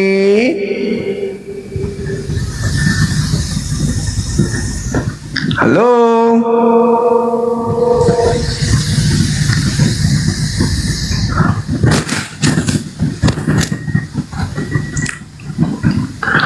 Semangat malam. Halo. Salah tekan ini teman-teman, salah tekan. Salah tekan pasti. Iya kan? Iya dong.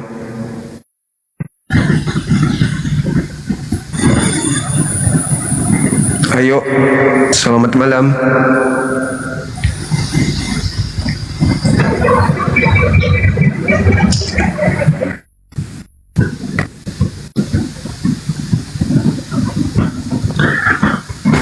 Semangat malam. Ya Allah ya Karim.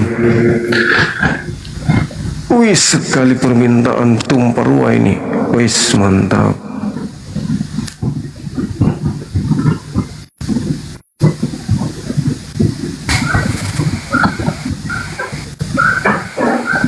Halo, selamat malam. Malam juga. Katolik Protestan. Muslim Bang. Halo. Oh ya. Ada yang pengen sampaikan? Ya, mohon sama yang Ya. Mohon apa? Rusak terus. Halo semua.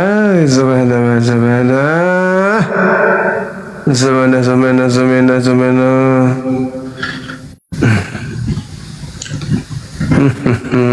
Kodong kamase kurilino Oh mama, kenapa banyak orang yang salah tekan? Ayo periksa teman-teman, diperiksa. Halo, semangat malam. Assalamualaikum Bang Juma. Waalaikumsalam abang. Apa mengatakannya di mana? Halo.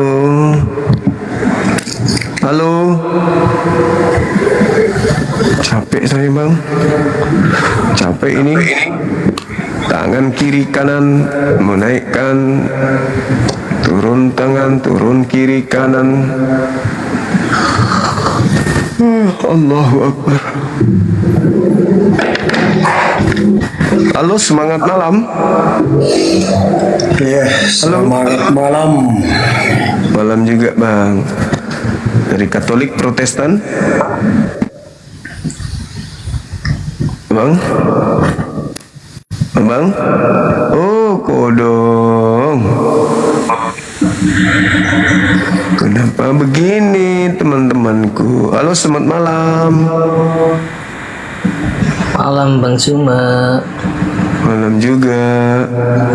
Katolik Protestan. Saya penggemar Anda Bang Suma. Iya. Masya anggota. Terima kasih bosku.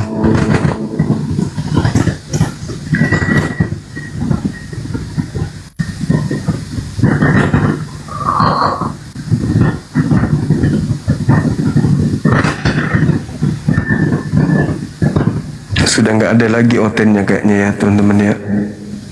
Dia melihat, waduh tersiksa nih teman-teman kita non muslim yang naik. Wah ini kalau kita naik ini kita jadi babak belur juga ini. Mungkin begitu pikirannya ya, sehingga mereka nggak naik ya kan teman-teman. Kalau menurutku sih iya. Aku sih berharap siapa pendeta Leo yang semalam itu bisa hadir di sini. Tapi ternyata nggak ada dia. Pendeta Leo-nya mungkin tidur jam segini ya. Apalagi ku tengok dia sudah mulai berumur.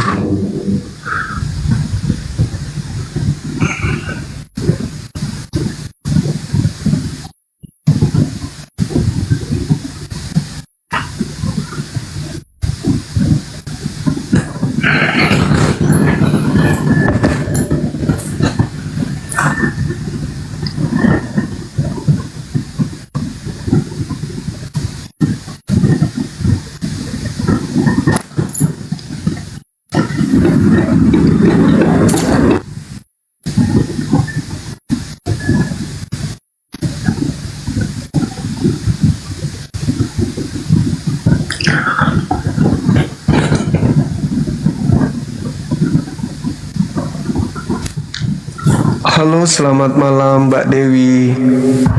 Selamat malam. Halo, selamat malam Mbak Dewi. Dari mana Mbak? Selamat malam. Halo, selamat malam Mbak Dewi. Dari mana Mbak? Dari Medan. Halo, selamat malam Mbak Dewi. Dari mana Mbak? Dari Medan. Doubling Mbak. Ada 2 HP di sana mungkin ya. Dimatikan aja dulu satu. Doubling Mbak. Ada 2 HP di sana mungkin ya. Dimatikan aja dulu satu. Doubling Mbak. Ada. Oke, Katolik Protestan Ibu. Halo.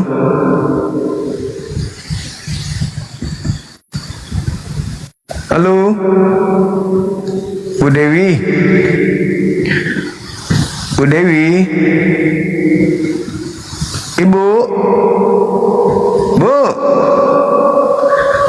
Kebiasaan cari kutu malam-malam jangan di sini, Bu. Bu. Bu Dewi. Oi. Halo. Masih suka makan kutu ibu ini rupanya. Bu. Waduh, nggak benar ini ibu ini. Nggak benar.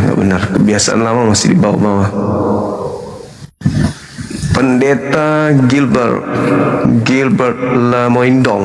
Wah, nggak mungkin dia berani. Bismillah.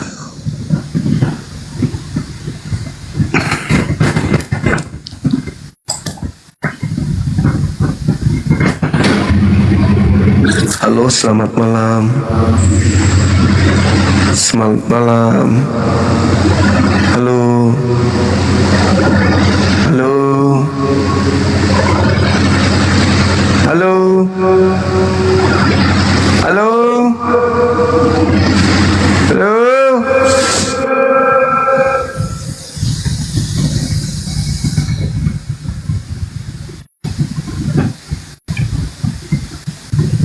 Semangat malam.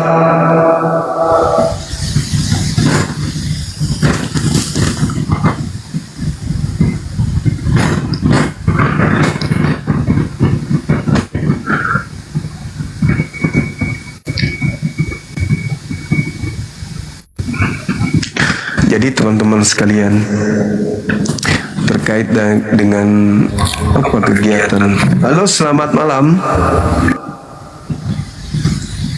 Ya Allah.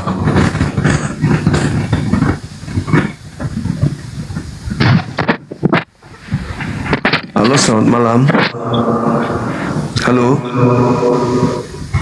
Halo, Bang. Bang. Bang. Sepeda kumbangnya tetangga yang kemarin abang pakai belum dipulanin ya? Belum dipulangin. Masih disimpan di rumah. Bang. Abang. Bang. Wih. Bang. Abang.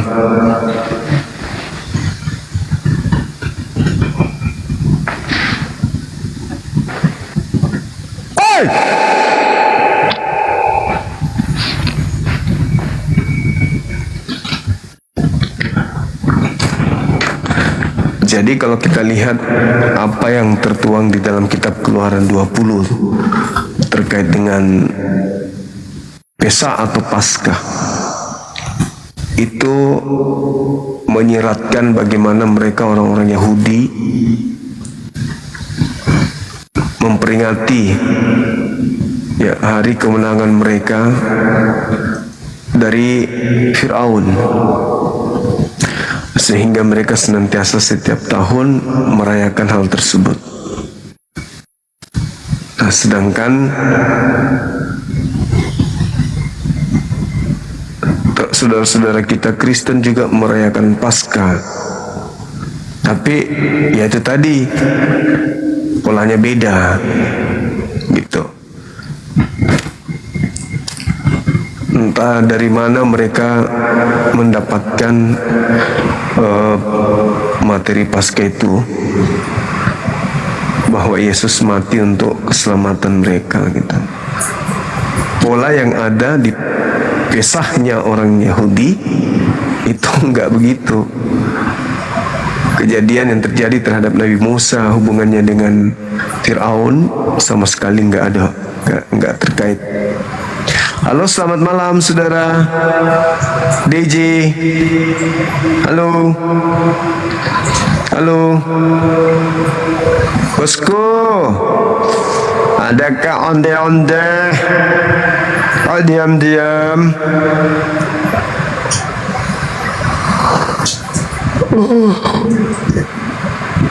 Ngantuk jadinya, Bang. Anda diam-diam aja. Dibilang kita musuhan kagak. Itu kan ada padahal monitor dia.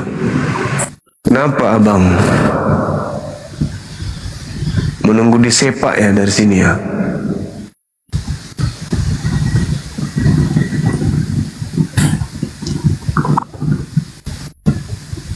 Halo, selamat malam. Halo. Halo. Halo saudara Satria Medan. Satria. Oi.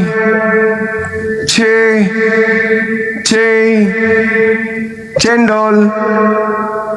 Aduh, malam-malam aku jadi kayak orang gimana gitu karena kalian naik-naik sini diam-diam. Jadi gitu teman-teman sekalian.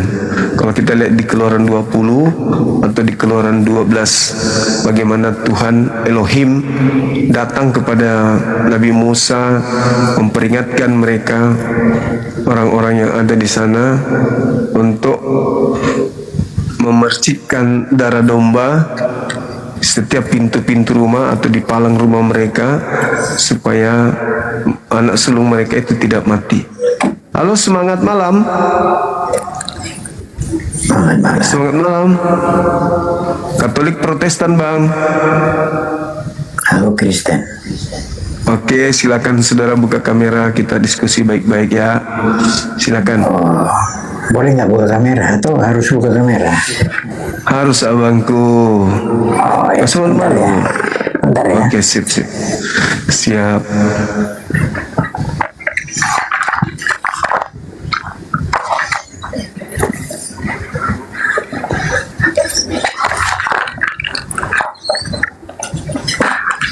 Bisa dengar bang? Bisa.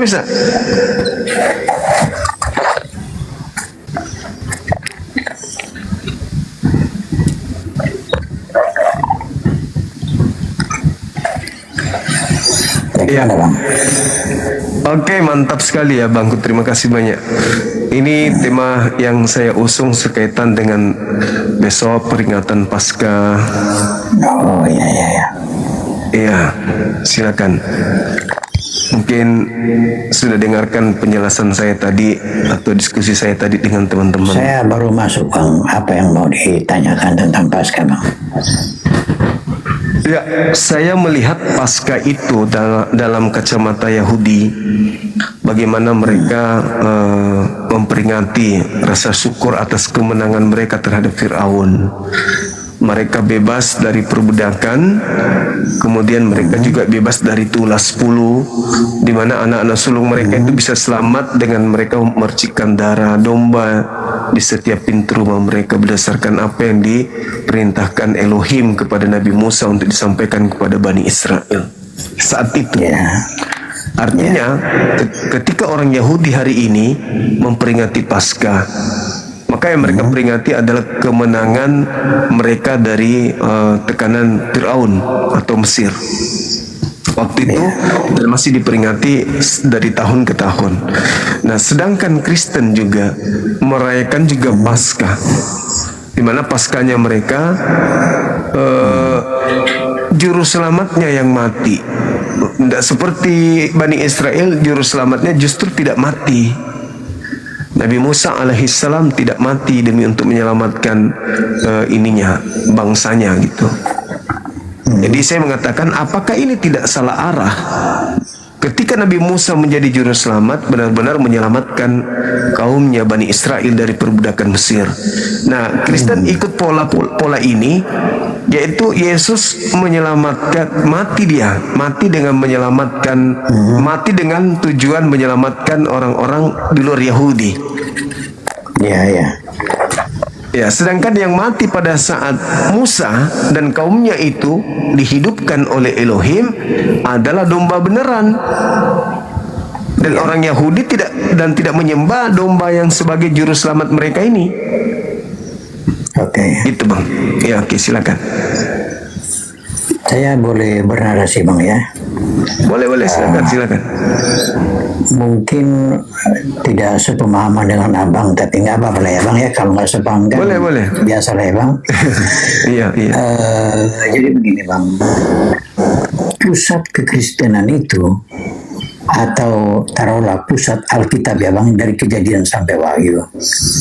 Saya nggak pakai istilah ini kitab orang Yahudi atau apa, saya pakai istilah orang Kristen, bahwa pusat Alkitab itu adalah Yesus Kristus. Karena kenapa? Karena ini bercerita tentang bagaimana karya keselamatan Allah mengembalikan hidup kekal yang sudah hilang di zaman awal. Nah, jadi kalau bicara menyangkut Paskah, sebenarnya semua yang terjadi di Perjanjian Lama itu adalah bayangan saja, Bang. Yang nyata adalah di Perjanjian Baru itu, yaitu New Covenant, yaitu Yesus sendiri. Jadi awalnya kan dari sejak manusia berdosa, manusia itu dia dalam cerita Alkitab pakai daun ara, daun-daunan untuk lantas dipakaikan, disematkan sebagai baju. Tapi ketika Allah datang mencari mereka, apa yang Allah lakukan? Mengorbankan domba dan kulitnya menjadi pakaian. Sampai kepada Abraham, Bang.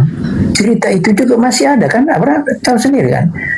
Mengorbankan Ishak tetapi tidak jadi. Ada domba jantan di situ.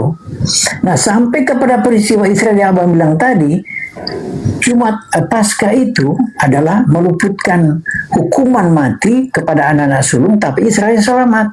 Dengan yang Abang bilang tadi, ada korban darah anak domba jantan, baru darahnya disematkan di palang pintu, ya, di palang pintunya kediaman orang Israel.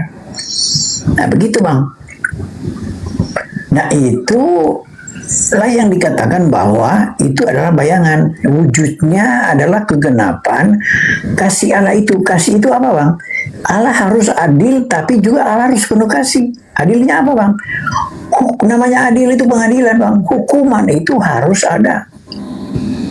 Harus ada, dosa itu harus ada upahnya. Upah dosa adalah maut. Hukumannya harus mati. Tetapi kasih Allah itu menyelamatkan. Maka salib Kristus atau Kristus yang disalib, yang merupakan peristiwa Jumat Agung dan kebangkitannya, itu merupakan penggenapan dari kasih dan keadilan Allah. Begitu, Bang, ya. Jadi kalau orang bilang ini salah arah, kami menganggapnya, enggak, Bang. Justru kami bangga dengan kegenapan karya Allah itu melalui kematian dan kebangkitan Yesus. Itulah maka kita lagi menunggu-nunggu ini, Bang. Yaitu janji Yesus di Yohanes 17 ayat 2 bahwa hidup kekal yang akan diberikan oleh Yesus, karena dalam semua nabi tidak ada yang berani menjamin kehidupan kekal selain daripada Yesus, Bang. Nah, itulah yang kita tunggu dari kemenangan Paskah ini, Bang, ya. Kematian dan kebangkitan Yesus itu merupakan kemenangan bagi semua orang dari dosa, ya, luput dari maut. Yang penting apa, Bang? Percaya kepada Yesus, bertobat, dibaptis, dan melakukan mengasihi Tuhan dengan sepenuh hati dan mengasihi sama manusia seperti diri sendiri. Itu ya, Bang. Jadi kaitannya Paskah itu, Bang, ya. Makanya kami lagi menunggu ini, menunggu ya, semua itu udah perang, Yesus sudah mau datang, Bang. Abang semua yang yang banyak pengetahuannya tentang Alkitab Bible ini, ya, semoga seperti Paulus, Bang, mengejar orang Kristen akhirnya ditangkap oleh Yesus sendiri, Bang. Gitu, Bang. Terima kasih. Oke, baik. Setelah mendengarkan paparan saudara ini, simple, sederhana, mudah dipahami, kan, gitu ya. Menghantarkan keinginan tahuan saya terkait dengan kondisi Paskah, yang maksud saya terkait dengan kondisi yang ada pada saat itu, yang hari ini dirayakan dengan Paskah Kristen. Di antara keluarga Yesus atau murid-murid Yesus yang kehilangan Yesus pada saat itu, Abang, ada nggak di antara mereka yang menunggu kebangkitannya?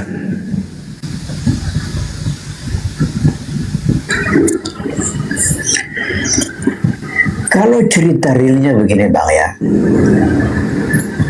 Selagi belum ada peristiwa kebangkitan, sebenarnya sampai murid-murid Yesus, ya, Petrus dan kawan-kawan, ya, itu mereka semuanya belum mengerti, bahkan tidak percaya. Bahkan mereka semua kan nggak tahu kemana ini, kan, karena merasa kehilangan.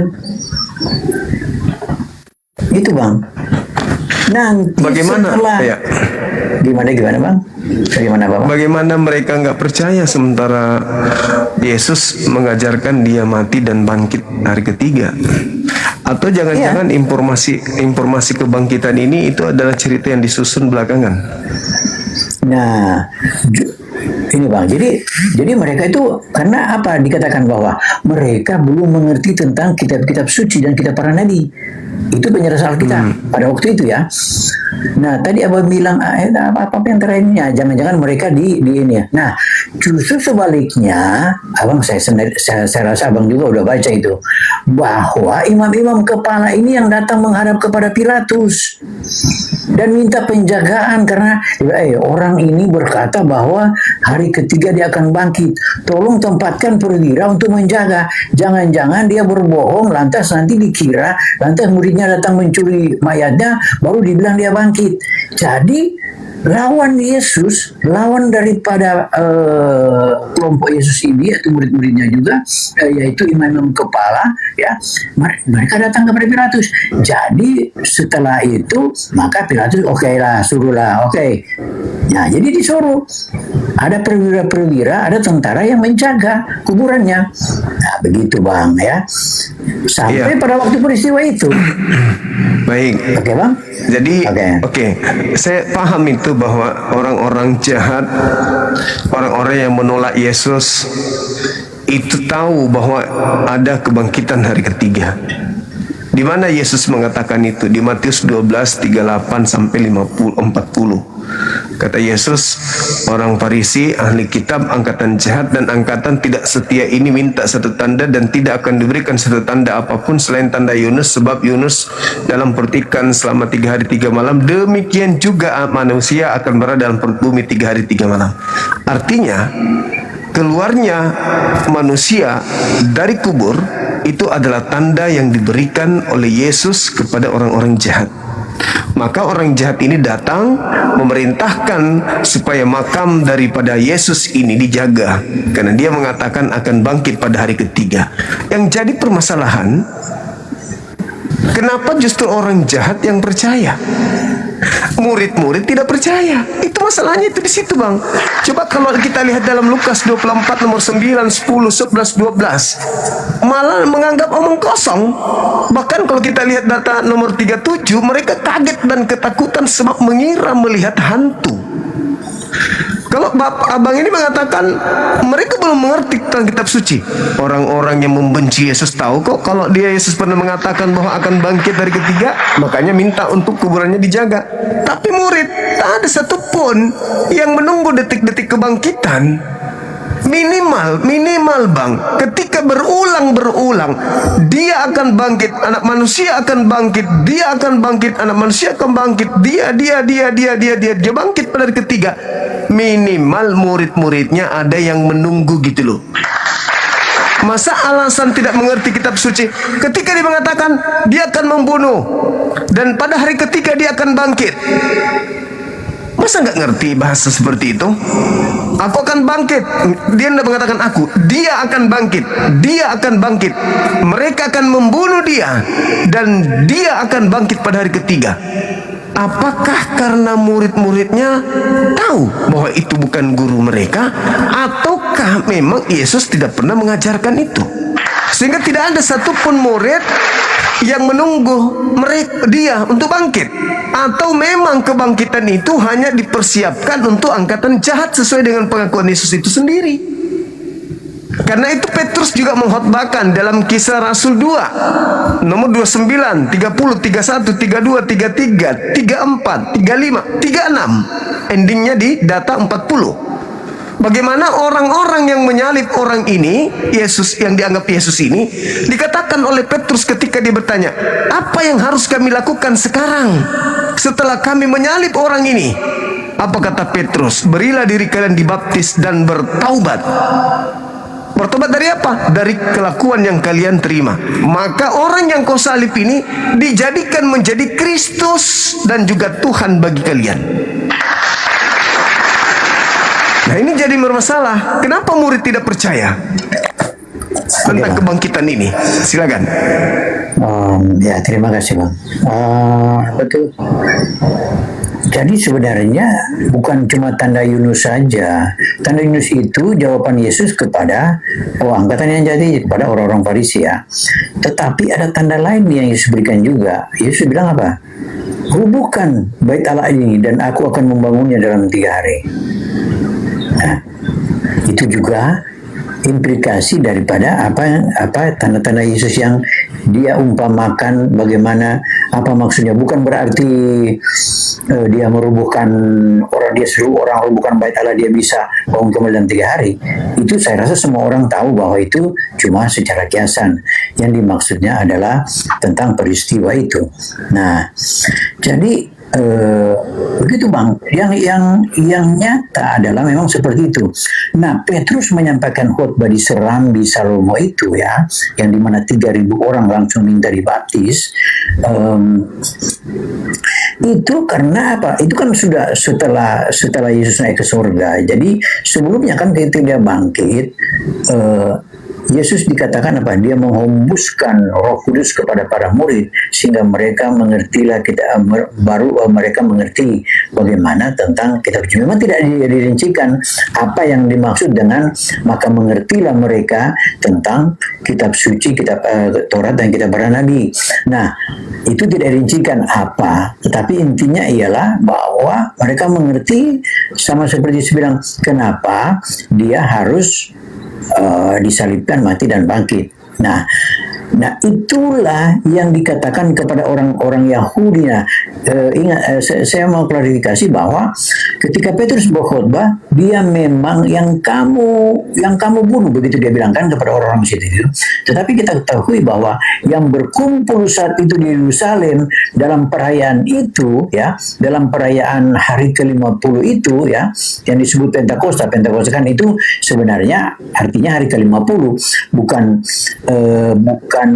arti langsung dari ketuhanan Roh Kudus. Nah, tetapi pada saat itu adalah hari ketuhanan Roh Kudus pada saat itu. Tetapi arti sebenarnya kan adalah perayaan hari ke-50. Itu di zaman orang Israel dulu. Nah, di zaman itulah berkumpul, kan abang tahu sendiri saya rasa, bahwa berkumpul orang-orang Israel yang berasal, yang hidup, yang pulang kampung lah istilahnya, ya, yang dari berbagai negeri yang sudah dikatakan di kesebaran Rasul itu. Nah, Petrus menerangkan tentang siapa Yesus itu. Nah, jadilah mereka paham, dan saya rasa mereka paham. Kenapa? Kalau orang-orang ini tidak paham, dan ingat bang bahwa mereka adalah orang-orang Yahudi juga, orang-orang Israel juga. Ya, jadi kalau dibilang, oh mana orang Yahudi, mah itu bang, pertama kali khotbah aja langsung 3.000 orang bertobat dan minta dibaptis. Jadi mereka paham betul. Nah, murid-murid sendiri kita ingatkan bahwa padahal yang pertama kali menjenguk kubur Yesus karena adalah para perempuan kan, yang kuburnya kosong, membuktikan. Baru datang dikasih tahu makam, berlari Petrus dan Yohanes kan. Baru mereka yang pada waktu itu baru Petrus dan Yohanes yang tahu itu. Nanti berita itu menyebar. Baru datang semua untuk melihat peristiwa itu. Nah, jadi saya rasa wajar saya kalau bilang pada waktu awal mereka mungkin kayak hilang harapan kan begitu. Guru kita udah mati dan tahu. Tapi setelah peristiwa itu baru mereka tahu. Dan tentang yang menjadi pengawal itu, ya tahu sendiri ceritanya bagaimana sebenarnya dibilang bahwa pengawal-pengawal itu sampai lari dan apa tuh muka mereka sampai pucat, dikatakan seperti itu bang ya. Jadi saya rasa ya begitulah, tidak ada sesuatu yang perlu diragukan dalam hal ini bang. Ya begitu bang. Terima kasih. Oke, baik. Jadi kalau paskanya orang Yahudi memperingati keselamatan mereka dari perbudakan Mesir dan juga tulas 10. Betul. Nah, kalau paskanya Kristen memperingati kematian Yesus. Kan gitu, Bang? Betul bang, betul. Iya kan? Jumat Agung itu bang. Kalau Paskah sendiri memperingati kebangkitan. Kalau Jumat Agung kayak besok ya bang, Jumat Agung. Iya. Nah itu memperingati kematian. Kalau Paskah memperingati kebangkitan, gitu bang. Oke. Nah, sedangkan ketika kita lihat apa yang terjadi pada orang-orang Yahudi pada masa itu adalah kemenangan mereka. Kemenangan dari perbudakan. Nah sekarang ketika paskanya orang Kristen, kemenangan dari dosa. Itu gimana maksudnya? Kok bisa Paskah yang ada di Yahudi berbeda dengan Paskah yang ada di Kristen gitu loh? Yang mati pada saat mereka orang Yahudi ini diselamatkan dari tulah itu adalah domba. Domba yang mati. Dan orang-orang Yahudi tidak menjadikan domba ini sebagai pahlawan, tidak menjadikan domba yang mati menyelamatkan mereka dari kematian itu sebagai Tuhan. Tidak. Tetapi orang Kristen, dombanya yaitu adalah Yesus, itu malah dituhankan. Orang Yahudi nggak menuhankan dombanya. Ketika domba ini menjadi juru selamat mereka dari ancaman tulas 10, mereka tidak kemudian menyembah domba. Padahal domba ini adalah juru selamat mereka juga, penembus mereka juga. Dengan darah domba mereka kemudian tidak mati. Nah, kenapa di Kristen justru korban yaitu Yesus yang adalah domba yang disembah? Itu kenapa bisa seperti itu, Abang? Silakan. Jadi istilah domba sebagai korban itu sangat populer di kalangan Yahudi, terutama dari cerita-cerita awal seperti yang saya bilang tadi dari Kejadian Adam dan Hawa, kemudian korban domba jantan yang oleh Abraham pengganti Ishak ya kalau di versi Kristen, kemudian korban domba jantan untuk Israel yang Abang bilang tadi. Nah, pantas dibilang kenapa? Jadi kata domba itu sendiri yang dikorbankan itu kan ada di nubuatan-nubuatan juga bahwa seperti domba yang tidak mengeluh dia dibawa ke pembantaian. Nah itu juga jadi kalau korban domba itu meluputkan Israel daripada malaikat maut ya, karena malaikat maut waktu itu ya, maka korban domba dalam arti anak domba di mana Yesus juga dibilang sebagai anak domba, kata Yohanes kan, lihatlah anak domba yang mengangkut dosa dunia. Nah, korban domba dalam hal ini yaitu Yesus adalah dia meluputkan manusia daripada maut juga ya, karena seperti yang saya bilang tadi, maut, upah dosa adalah maut. Itu tidak bisa dipungkiri, tidak bisa disangkal bahwa upah dosa adalah maut. Maka Yesus sendiri menanggung dosa, menjadi kutuk ya, menjadi kutuk hukum Taurat dibilang, jadi kutuk di hukum Taurat. Jadi dia menanggung dosa, dia menjadi tumbal sehingga manusia itu bisa terluput daripada maut. Gitu Bang, itu punya kesempatan luput dari maut kalau percaya, gitu Bang. Nah, sekarang yang memberikan kemudian legalitas menebus dosa atau dosa ditebus dengan darah manusia itu siapa Bang? Karena kalau di kaidahnya orang Yahudi itu nggak boleh mereka kemudian menjadikan manusia sebagai korban. Nah kalau di Kristen korbannya adalah manusia, berarti melanggar kemudian kesucian kekudusan Elohim. Karena Tuhan tidak mau ada korban manusia, ada korban penebus salah dari darah manusia, itu Tuhan tidak mau. Itu kekejian bagi Tuhan. Nah, agar supaya hal ini bisa dikatakan absah atau dikatakan kemudian ini sesuatu yang bukan berasal dari di luar keinginan Tuhan, apakah ada Tuhan ini memberikan pengesahan terhadap itu, bahwa dosa manusia akan ditebus dengan mengorbankan manusia? Itu bisa dibaca di mana itu Bang? Oke ya, saya kalau saya harus mau search itu ya, kalau Abang bilang legitimasi itu sebenarnya datang dari nubuatan-nubuatan para nabi. Yang contoh begini Bang, kalau Abang bilang di mana bahwa Tuhan melegitimasi korban manusia itu sebagai penebus dosa, secara langsung kalau mau dibilang ya, ini dari kitab Israel yang dibaca. Saya belum tahu kalau ada tulisan-tulisan atau catatan orang Yahudi lainnya ya, tetapi dari kitab ya, dari Alkitab sendiri Perjanjian Lama itu semua itu hanya terungkap daripada nubuatan para nabi. Yang misalnya ada yang saya lupa ya, apa itu di Sakaria atau di mana yang berkata misalnya Tuhan itu katanya dipaku atau ditombak. Lantas bagaimana Tuhan berkata bahwa Tuhan itu bisa dipaku dan ditombak? Nah, contoh. Kemudian ada ya yang populernya ya, yang berkata bahwa padahal dia menderita karena pelanggaran kita ya, karena ya itu Bang ya, seperti yang digambarkan di Yesaya atau di Sakaria juga seperti itu Bang. Saya rasa lebih tahu itu. Ya, kalau kita lihat di dalam kitab Keluaran ya, sebagaimana pengakuan Yesusnya sendiri, bahwasanya saya harus pergi meninggalkan dunia ini berdasarkan apa yang tertulis tentang aku di dalam kitab Musa. Nah, kita lihat dalam Keluaran 23, di situ Tuhan mengatakan, jangan engkau menyebarkan kabar bohong, jangan engkau membantu orang yang bersalah dengan menjadi saksi yang tidak benar. Data nomor 2-nya jelas sekali dikatakan bahwasanya jangan engkau turut-turut kebanyakan orang yang melakukan kejahatan dalam memberikan kesaksian mengenai sesuatu perkara.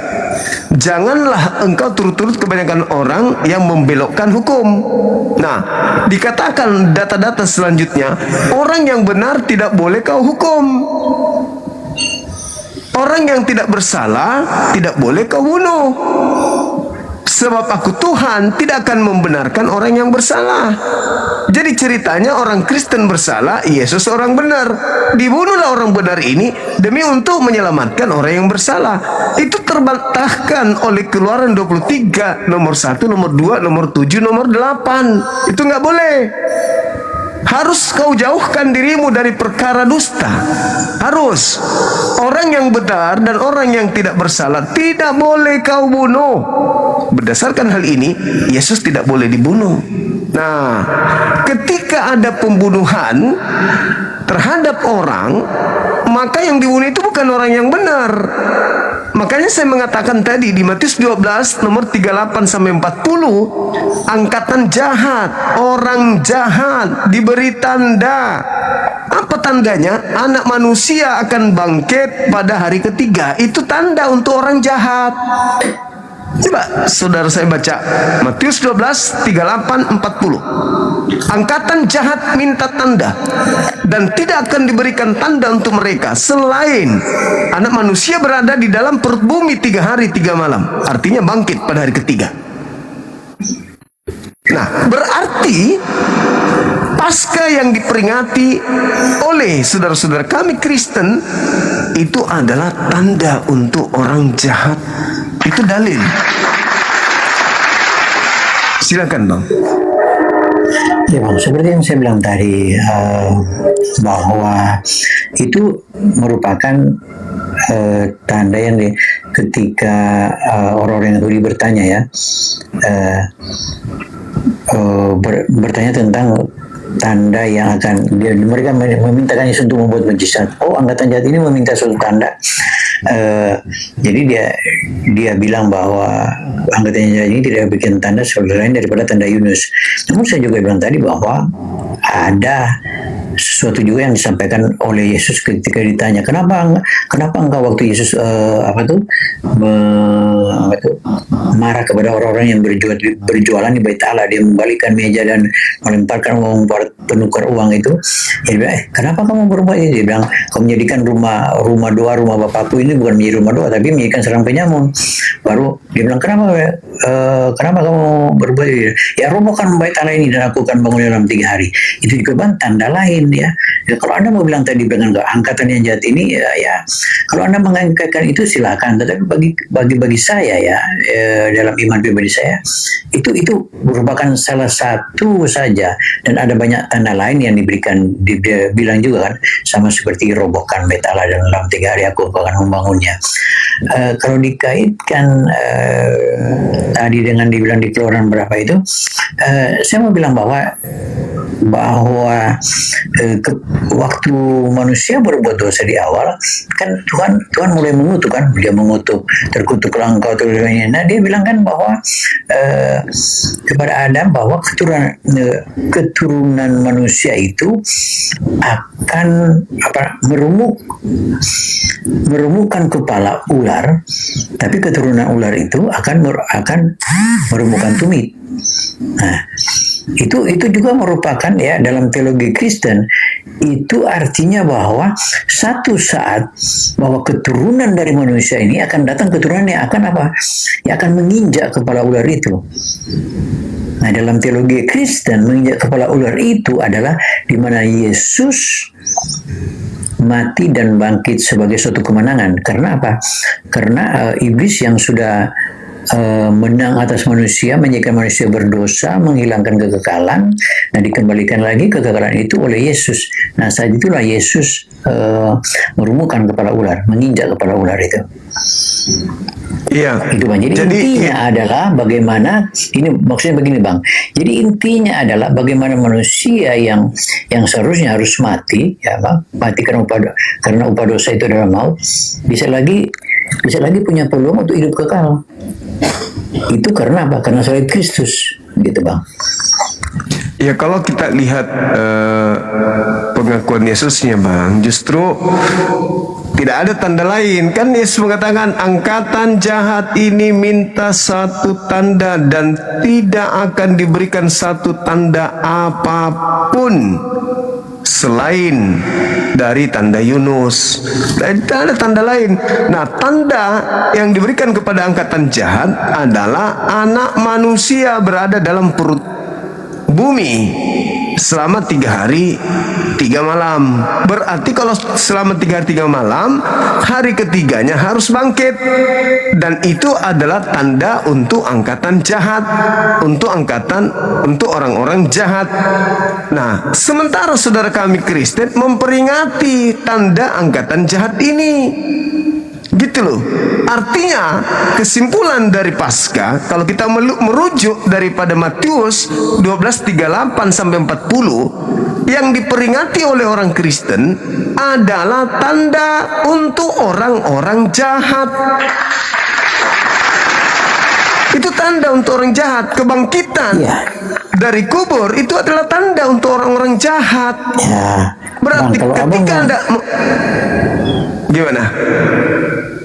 Kalau abang sendiri mengarahkan bahwa itu jahat, kan itu hanya permintaan dari orang-orang Yahudi atau ahli Taurat yang meminta tanda kepada Yesus. Itu cuma bagian kecil aja. Tetapi inti yang dia beritakan kepada yang lain kan bang, bahwa dia memang harus pergi ke Yerusalem, harus diserahkan dan harus disalibkan. Makanya waktu itu saya bilang, saya membantai si Edis yang bilang bahwa itu rencana iblis. Karena justru rencana iblis adalah menggagalkan karya itu. Karena kalau karya itu gagal, iblis menang, manusia bisa mati terus. Gitu. Justru karena memang Yesus yang sendiri bilang bahwa dia dalam pemberitaannya bang ya, bahwa anak manusia akan diserahkan dan akan disalibkan, namun akan bangkit pada hari yang ketiga. Itu sudah Yesus selalu ajarkan sampai pemberitahuan yang keempat kepada para murid. Jadi kalau dibilang cuman karena kenapa Yesus memberikan tanda itu? Karena Yesus menganggap percuma memberitakan yang sesungguhnya tentang bagaimana Yesus akan mati dan bangkit kepada orang Yahudi. Karena mereka seolah-olah sudah dibutakan, nggak mengerti dengan kitabnya sendiri. Itulah maka dia bilang angkatan yang jahat ini. Kenapa mereka dibilang angkatan yang jahat? Karena mereka itu cuma mengerti, cuma tahu baca kitabnya tapi nggak melaksanakan. Itulah sebabnya mereka selalu dibilang oleh Yesus angkatan yang jahat. Nah mereka minta tanda. Nah tanda apa yang mau dikasih kepada kalian ya? Meminta mujizat, meminta penjelasan, ya nggak mudah begitu.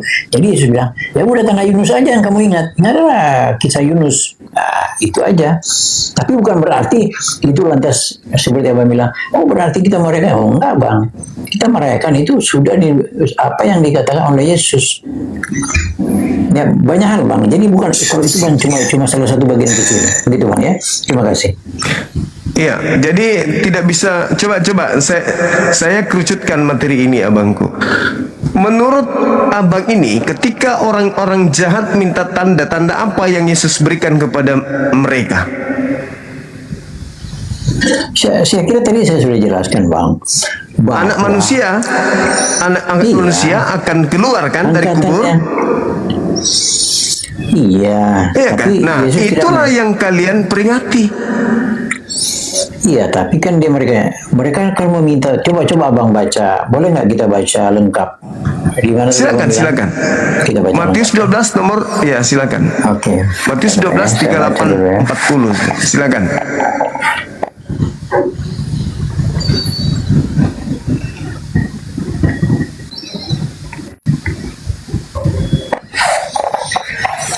Oke, saya baca. Silakan. Guru, kami ingin melihat suatu tanda daripadamu. Nah, mereka mau minta tanda kan? Iya. Ya Pak Ibu. Angkatannya jati ini tidak sedia menuntut suatu tanda, tapi kepada mereka tidak akan memberikan tanda selain tanda Nabi Yunus. Kepada siapa? Ya, kepada tidak akan diberikan tanda selain tanda Nabi Yunus. Sebab seperti Yunus, ayo tinggal di dalam perut ikan 3 hari 3 malam, ikan masih tinggal pada waktu penghakiman. Nah, Nah, ada kelanjutannya bang. Ya, ini ya. Iya. Pada waktu penghakiman orang ini akan bangkit bersama angkatan ini dan menghukumnya juga. Sebab orang Niniwe itu bertobat. Nah, jadi dalam kaitan ini kenapa Yesus bilang mereka itu angkatan yang jahat dan diberikan tanda Yunus? Karena ada kaitannya bang. Ceritanya itu adalah tentang gimana tugas Yunus waktu itu adalah memberi kabar, memberikan firman Tuhan kepada orang Niniwe. Nah, sehingga Yunus kan lari, dia lari dengan kapal Tarsis, kemudian akhirnya dia dipertikan, tapi akhirnya dia dimuntahkan di Niniwe dan Niniwe bertobat. Nah, ada kaitannya bang. Jadi diberikan tanda Yunus 3 hari 3 malam di perut ikan. Yesus juga akan 3 hari 3 malam. Baru dilanjutkan bahwa Niniwe itu bertobat setelah Yunus itu dibuang oleh dimuntahkan oleh oleh ikan itu ke darat dan ditugaskan lagi ke Niniwe untuk memberikan membuat orang Niniwe bertobat. Maka Yesus bilang bahwa orang-orang Niniwe justru akan bangkit bersama dan akan menjadi hakim atas orang-orang angkatan yang jahat ini, orang-orang Yahudi, karena mereka lebih dianggap lebih dengar-dengaran daripada orang-orang Yahudi pada waktu itu. Orang-orang Niniwe dianggap lebih dengar-dengaran gitu bang, maksudnya ya. Jadi makanya tanda itu yang diberikan kepada mereka. Selain daripada 3 hari 3 malam, tanda itu juga diberikan tentang ajaran bagaimana Niniwe lebih dengar-dengaran daripada orang-orang Yahudi, karena mereka tidak mengerti tentang kedatangan Yesus. Begitu bang ya. Jadi kalau cuma bilang angkatan jahat ya, mereka jahat ya, ada kaitannya dengan cerita ayat selanjutnya bang itu ya. Terima kasih bang. Iya, jadi justru kalau Anda melanjutkan data berikutnya di data 40 berapa itu 41 ya. Di situ berbicara tentang hari kebangkitan.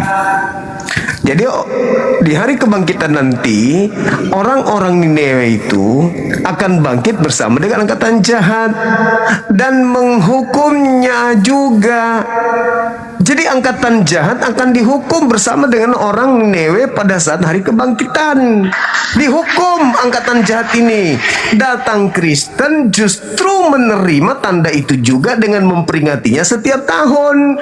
Berarti Kristen juga akan dibangkitkan bersama dengan orang Niniwe sebagaimana yang diceritakan di data itu bang.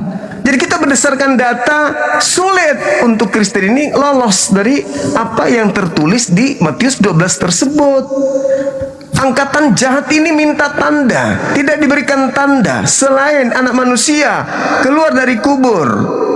Itu tanda untuk orang-orang jahat. Lalu mengatakan angkatan ini bersama dengan orang Niniwe pada hari penghakiman akan dibangkitkan untuk dihukum. Ya, Kristen akan dihukum berdasarkan Yesus mengatakan pada hari terakhir nanti, pada hari kebangkitan nanti, banyak orang berseru kepadaku, Tuhan, bukankah kami bernubuat, mengusir setan, bermujizat, bla bla bla bla bla. Yesus mengatakan apa?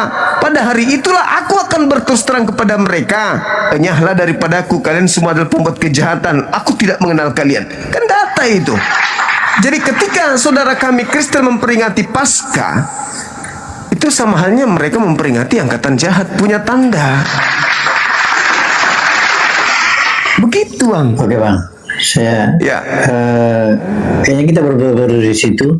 Tapi ada hal baru yang saya dengar dari anak tadi tentang kadang salah Matius itu ya, Matius 22 dan Matius 7 ayat yang seterusnya. Banyak orang yang tidak membaca itu baik-baik bang. Itu saya baca ya, sebaiknya saya baca supaya silakan. Nggak salah. Silakan. Ini. Ya.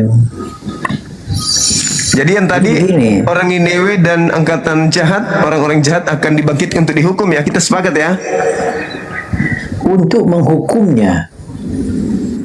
Enggak, di Matius 12 tadi bang. Di hari kebangkitan itu bang. Nah, dihukum kan? Pada hari kebangkitan orang-orang Niniwe dan angkatan orang-orang Niniwe akan dibangkitkan dan bersamakan ini untuk menghukumnya. Gitu bang. Iya, dihukum kan? Dihukum ya, angkatan jahat itu akan dihukum bang. Oke, dihukum. Oke, sepakat kita di sini. Lanjut.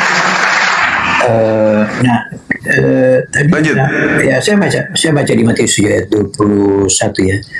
Bukan setiap orang yang berseru Bang. Jadi penekanannya adalah bahwa bukan setiap orang.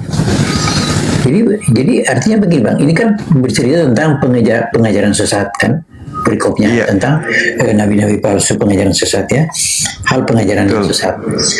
Nah di dalam ayat itu dikatakan bahwa bukan setiap orang. Jadi Bang, dari sekian banyak orang ini ada yang berseru kepada Tuhan, diterima oleh Tuhan, tapi bukan setiap orang yang berseru kepada Tuhan akan diterima oleh Tuhan, didengar.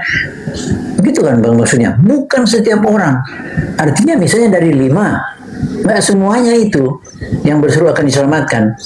Ada yang berseru-seru tapi bukan setiap orang yang berseru kepada Tuhan, Tuhan begini begitu. Nah, itu pengertiannya. Kalau saya kasih pengertian begini Bang, karena orang-orang Kristen pun itu ada yang melakukan ibadahnya, ada yang melakukan amalnya itu tidak dengan sungguh-sungguh, tidak dengan motivasi yang benar. Ya, bahkan dalam penghakiman kalau Anda baca, saya sendiri, saya yakin Anda juga tahu tentang bagaimana Yesus memisahkan kambing domba itu ya, memisahkan kambing dan domba, dan apa yang dibilang, aku sakit kamu nggak datang menjenguk, aku lapar kamu nggak kasih aku makan, aku tidak berpakaian kamu nggak kasih aku baju. Nah orang kan, kapan ya? Dia bilang, pada siapa kamu lakukan hal sekecil itu pun, berarti kamu lakukan kepada saya. Nah, jadi begini Bang, maksud saya, bahwa dalam kaitan dengan Matius 7 tadi itu, artinya, ya nggak semua orang, artinya ada juga orang yang berseru dengan sungguh-sungguh, ada orang juga yang melaksanakan perintah Tuhan dengan sungguh-sungguh, tapi ada juga yang melaksanakan pekerjaan-pekerjaan pelayanannya tidak dengan motivasi yang benar. Nah, mereka ini yang akan disebut dengan apa? Pengajar-pengajar yang sesat. Ya, bukan mereka berdoa dalam nama Yesus sembuh, atau saya berbuat begini. Tapi kalau tidak dengan kasih ya, tidak dengan kasih yang tulus, dengan motivasi yang benar, itu pasti ditolak oleh Tuhan. Makanya mereka yang akan dibilang, penyalah kamu hai pembuat segala kejahatan. Gitu Bang penjelasan saya. Terima kasih. Oke, baik. Jadi sebenarnya ada kaitannya angkatan jahat juga dengan tema itu, dengan dalil Matius 7 ini. Kalau kita ingin tahu siapa orang yang memanggil Yesus ini sebagai Tuhan atau Tuhan atau Kurios, mereka memang ada 2 kelompok. Siapa kelompok pertama? Murid-muridnya. Murid-murid Yesus memanggil Yesus dengan panggilan Kurios atau Maram atau Raban. Dipanggilnya Tuan Guru, Tuan Guru. Kalau di Indonesia menjadi Tuhan. Tidak semua orang yang memanggil Yesus itu Tuan atau Tuhan, ya, Tuhan dalam perspektif Tuhan, yaitu Kurios, bukan Theos atau Elohim, masuk ke dalam kerajaan surga. Melainkan siapa? Yang melakukan kehendak Bapa. Apa kehendak Bapa itu? Taurat. Jadi ada 2. Yang pertama adalah kelompok Yahudi memanggil Yesus Tuhan, yaitu murid-muridnya dari kalangan Yahudi. Dan yang kedua adalah kelompok dari luar Yahudi, yaitu yang kita sebut hari ini Katolik dan Kristen, serta sekte-sekte lain. Kelompok ini yang memanggil, umat Islam tidak memanggilnya Tuhan. Yang lain daripada Kristen dan Yahudi itu saja yang memanggilnya Tuhan atau Tuan atau Sayyid. Nah, ketika orang-orang Yahudi muridnya memanggil Yesus Tuhan atau Tuan, mereka menjalankan kehendak Elohim. Mereka melakukan kehendak Elohim. Yang tidak melakukan kehendak Elohim inilah Kristen Katolik. Kenapa? Karena mereka meninggalkan seluruh kehendak Elohim, yaitu Torah. Mereka memanggil Yesus doang, Tuhan Yesus, Tuhan Yesus, kami bernubuat mengusir setan. Tapi Yesus kata, aku tidak mengenal kalian, kalian siapa? Sedangkan muridnya saja di Matius 23, nomor 1, nomor 2, nomor 3, kalau Anda baca, apa kata Yesus? Orang Farisi ahli Taurat sudah menduduki kursi Musa. Jangan pernah kalian mengikuti pekerjaan mereka, sebab mereka berbicara tentang Taurat, tetapi mereka tidak mempraktekkan. Bedanya dengan Kristen hari ini, Torah mengajarkan jangan makan babi, bersunatlah kalian, pelihara sabat, satu Tuhan, jangan ada ilah lain. Kristen melakukan hal yang bertentangan dengan itu semua. Maka yang disindir Yesus adalah Kristen. Yang tidak disindir yaitu mereka yang melakukan kehendak Bapa, yaitu Bani Israel. Matius 19 ketika ditanya, "Guru, apa yang harus kami lakukan supaya kami bisa memperoleh hidup yang kekal?" Apa kata Yesus? Lakukan segala perintah Bapa. Lakukan segala perintah Bapa, maka kamu akan memperoleh hidup yang kekal. Nah, sekarang orang Kristen juga ikut-ikutan memanggil Yesus Tuhan, Krius.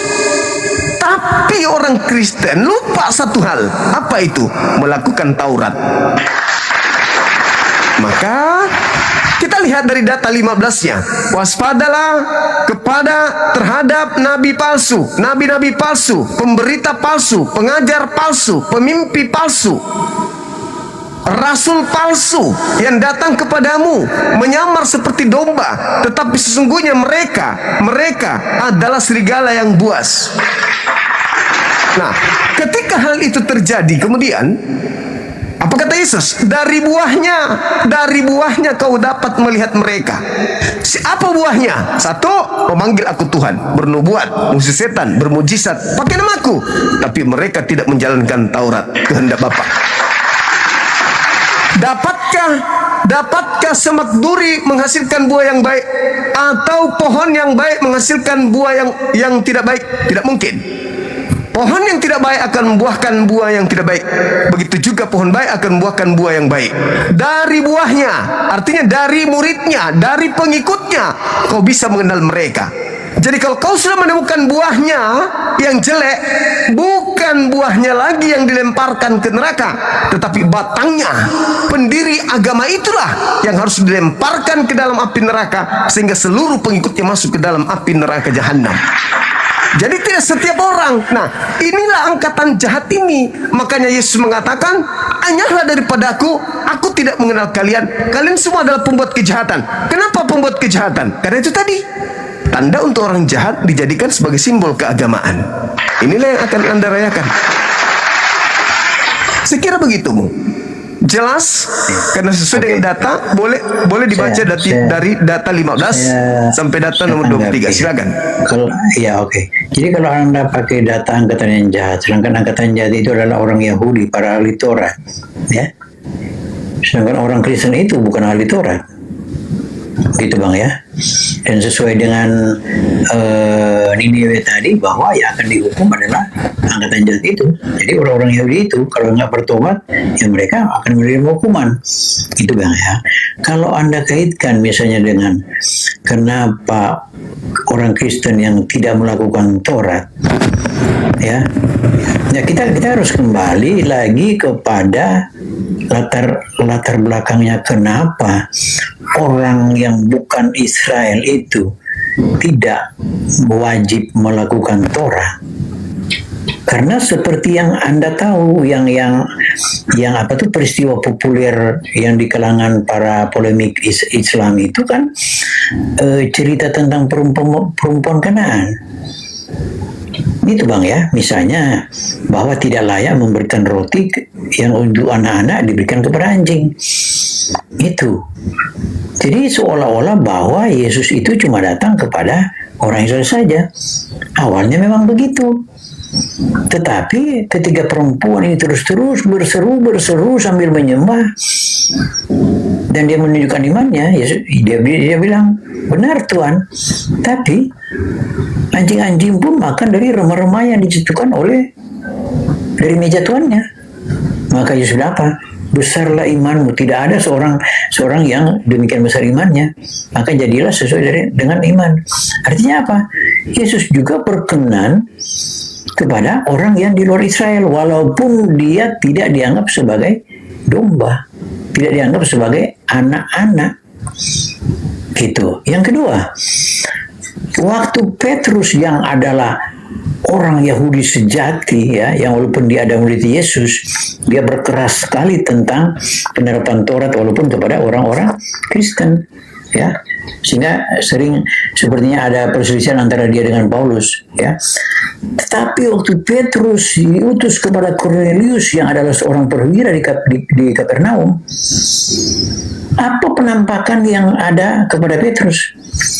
Yaitu ketika Petrus bangun, dia lihat, ada berbagai jenis binatang haram yang berkaki 4, yang binatang haram, binatang melata, semua itu. Baru Tuhan bilang, bangunlah dan makanlah. Sampai 3 kali itu penampakan itu nampak kepada Petrus. Tuhan selalu bilang, bangunlah dan makanlah. Nah, Petrus nggak ngerti apa ini. Sampai Tuhan bilang, itu ada orang yang datang mau jemput kamu, mau ke Cornelius. Pergilah kepada dia. Artinya apa itu, Bang? Artinya apa? Orang yang di luar Israel pun yang makan makanan yang dianggap haram oleh orang Israel, itu mendapat perkenanan dari Tuhan untuk diselamatkan. Kan orang luar Israel nggak tahu, nggak mau tahu dengan Taurat, jangan makan ini, jangan makan itu. Mereka dilihat, makan Petrus lihat, ini ku makan Tuhan, saya nggak pernah saya makan haram ini. 3 kali loh. Maka mengertilah Petrus. Maka Petrus bilang, kepada orang-orang yang di luar juga Tuhan berkenan ya untuk diselamatkan. Itu yang harus dipahami ya. Jadi itulah kenapa Taurat itu tidak wajib dilakukan oleh orang-orang yang di luar Israel. Dengan saya mencontohkan ya beberapa peristiwa tadi. Maka Paulus ketika dia menginjil kepada orang-orang, kalau Anda lihat kan ke-7 jemaat itu ya, atau kita lihat bagaimana perjalanan Paulus di kitab Kisah Para Rasul. Dan ketika juga ada 7 malaikat di kota-kota yang di kitab Wahyu itu, Bang. Nggak ada satupun kota itu di Israel, Bang. Nggak ada satupun. Itu. Dan kalau abang mau bilang apakah orang Israel, Bang? Kalau di Matius 5 atau Matius berapa itu, Bang? Sebenarnya Tuhan bilang apa? Pada waktu penghakiman orang ada banyak orang dari barat dan timur akan makan bersama-sama dengan Abraham, sedangkan anak-anak kerajaan itu dicampakkannya. Itu apa artinya, Bang? Bahwa orang-orang yang sebenarnya berhak, anak-anak kerajaan itu apa, Bang? Orang pilihan, orang Israel. Tapi apa Yesus bilang? Sedangkan anak-anak kerajaan itu dicampakkan, dan orang-orang yang banyak dari barat dan timur akan berkumpul makan bersama dengan Abraham, Ishak dan Yakub. Gitu, Bang. Jadi kita lihat di sini bagaimana sebenarnya bahwa Israel yang awal itu sebenarnya sudah menyimpang. Makanya Tuhan tidak berkenan lagi pada mereka, apalagi waktu mereka menolak Yesus datang. Makanya begitu mereka mengagung-agungkan Yerusalem, Bang. Apa kata Yesus? Kamu melihat semuanya itu? Sesungguhnya aku berkata kepadamu bahwa akan tiba saatnya satu batu pun tidak akan terletak di antara batu yang lain. Dan itu jadi, Bang. Jadi semua, Bang. 2 kali diruntuhkan Yerusalem itu. Tahun 70 dan tahun 135, Bang. Gitu, Bang. Ya. Jadi itu kaitannya tadi saya hanya bilang bahwa kami tidak wajib mentaati Taurat. Kenapa itu, Bang? Saya kaitkan dengan Yesus bilang, mungkin Abang akan bilang, tapi Yesus bilang begini kan, Yesus berkata, jangan kamu menyangka aku datang untuk meniadakan hukum Taurat. Aku datang bukan untuk meniadakan dan melainkan untuk menggenapinya. Karena orang nggak ngerti apa sih maksudnya, apa yang dimaksud dengan menggenapi itu. Orang bingung, Bang. Nah, kalau bingung nanti saya jelaskan kenapa dia bilang menggenapi. Itu bahasa hukumnya sekarang, Bang, apa? Addendum. Jadi Torah itu dalam versi Yesus di addendum, gitu, Bang, ya. Oke. Kalau mau ditanya apa isi addendum, nanti saya jelaskan. Terima kasih, Bang. Ya, baik. Jadi yang pertama tentang angkatan jahat adalah orang Yahudi, dan Anda mengatakan itu bukan orang Kristen.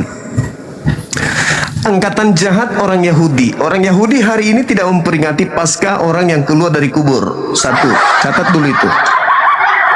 Berarti cuman orang jahat di kalangan Yahudi yang memperingati itu dan mengajarkan kepada bangsa asing. Matius 23 nomor 15, celakalah engkau wahai ahli Taurat, orang Farisi, orang munafik, engkau menjelajahi daratan, menyeberangi lautan untuk mentobatkan orang menjadi pengikutmu, dan setelah kau jadikan dia pengikutmu, kau jadikan mereka orang neraka dan 2 kali lebih jahat daripada engkau sendiri. Jadi angkatan jahat orang Farisi Paulus orang Farisi. Menyeberangi lautan, Paulus menyeberangi lautan. Menjelajahi daratan, Paulus menjelajahi daratan. Ahli Torah, Paulus ahli Torah. Mentobatkan orang di luar, Paulus melakukan itu. Pengikutnya banyak, dan kau jadikan mereka orang apa? Orang neraka, dan lebih jahat 2 kali daripada engkau sendiri. 1. Jadi tidak bisa dipungkiri. Kisah Para Rasul 21 nomor 15 nomor sampai 26, Paulus setelah mengajarkan agama Kristen kembali ke Yerusalem, Paulus bertaubat Pak dari agama Kristen itu. Boleh Anda baca di situ. Itu yang pertama. Jadi orang Yahudi hari ini tidak ada pasca-paskaan bangkitnya orang dari kubur, itu nggak ada.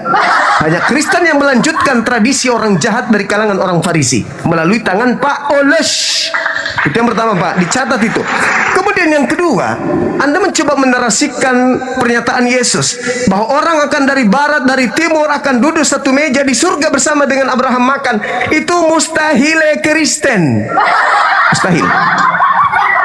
Agama Kristen adalah agama yang sangat-sangat membenci ajaran Abraham. Jadi mustahil orang Kristen yang dimaksud. Yang dimaksud orang yang datang dari timur, dari barat, duduk semeja dengan Abraham adalah orang yang menjalankan milah Abraham. Orang yang menjalankan ajaran Abraham. Apa itu? Satu Tuhan. Kulu amanna billah wa ma unsila ilaina wa ma unsila ila Ibrahim wa Ismail wa Ishak wa Yakub, dan seterusnya. Tidak mungkin orang Kristen, mustahil. Yang kedua, Abraham menyembah satu Tuhan, sama seperti umat Islam yang tadi yang saya bacakan barusan ayatnya.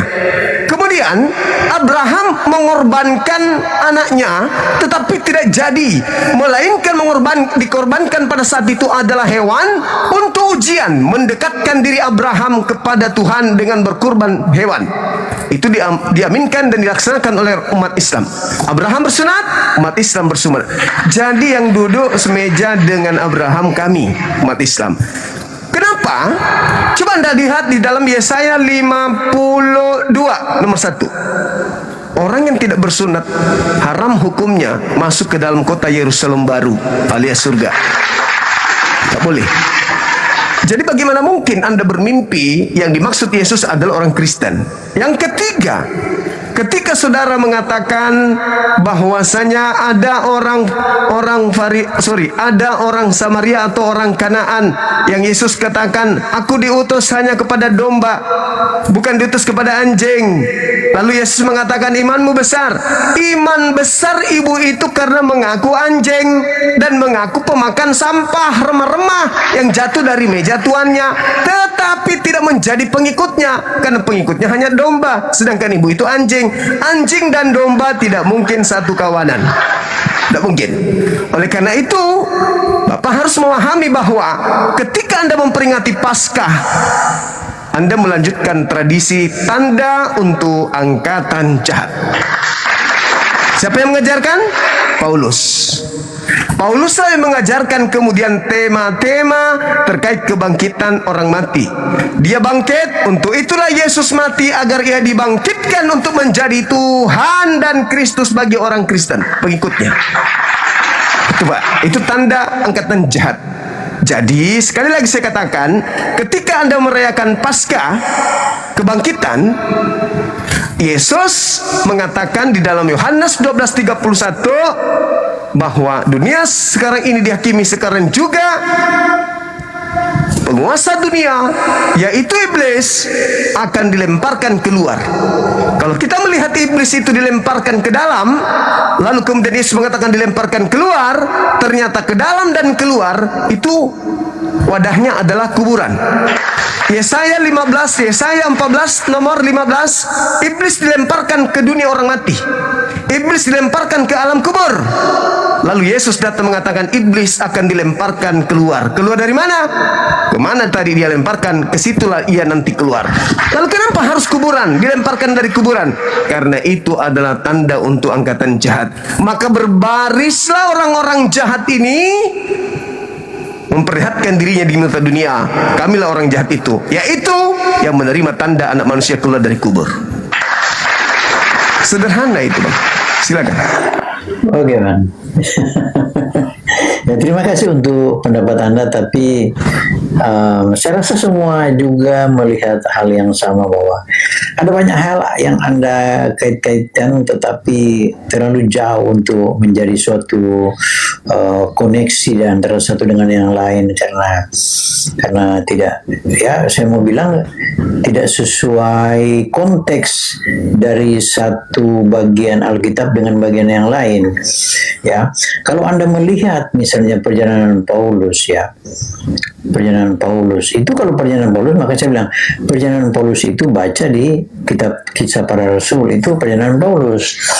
Tidak ada sesuatu sama sekali yang bertentangan dengan ajaran Yesus yang dia beritakan kepada orang-orang yang di luar Israel. Ya, karena kasih karunia itu kepada semua bangsa, bukan kepada bangsa Israel saja.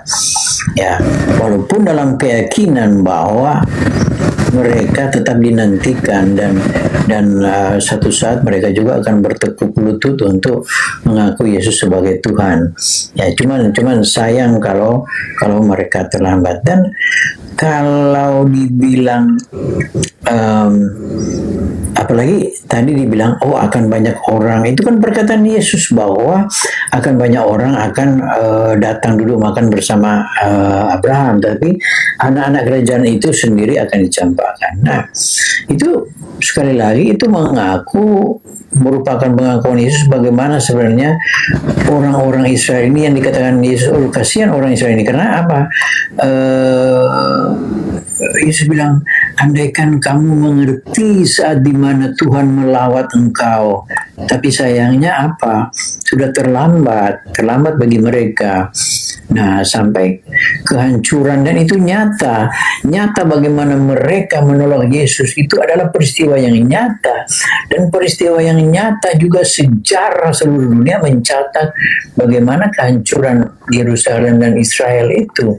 Sampai 2000 tahun mereka tidak menggunakan nama Yerusalem dan nama Israel.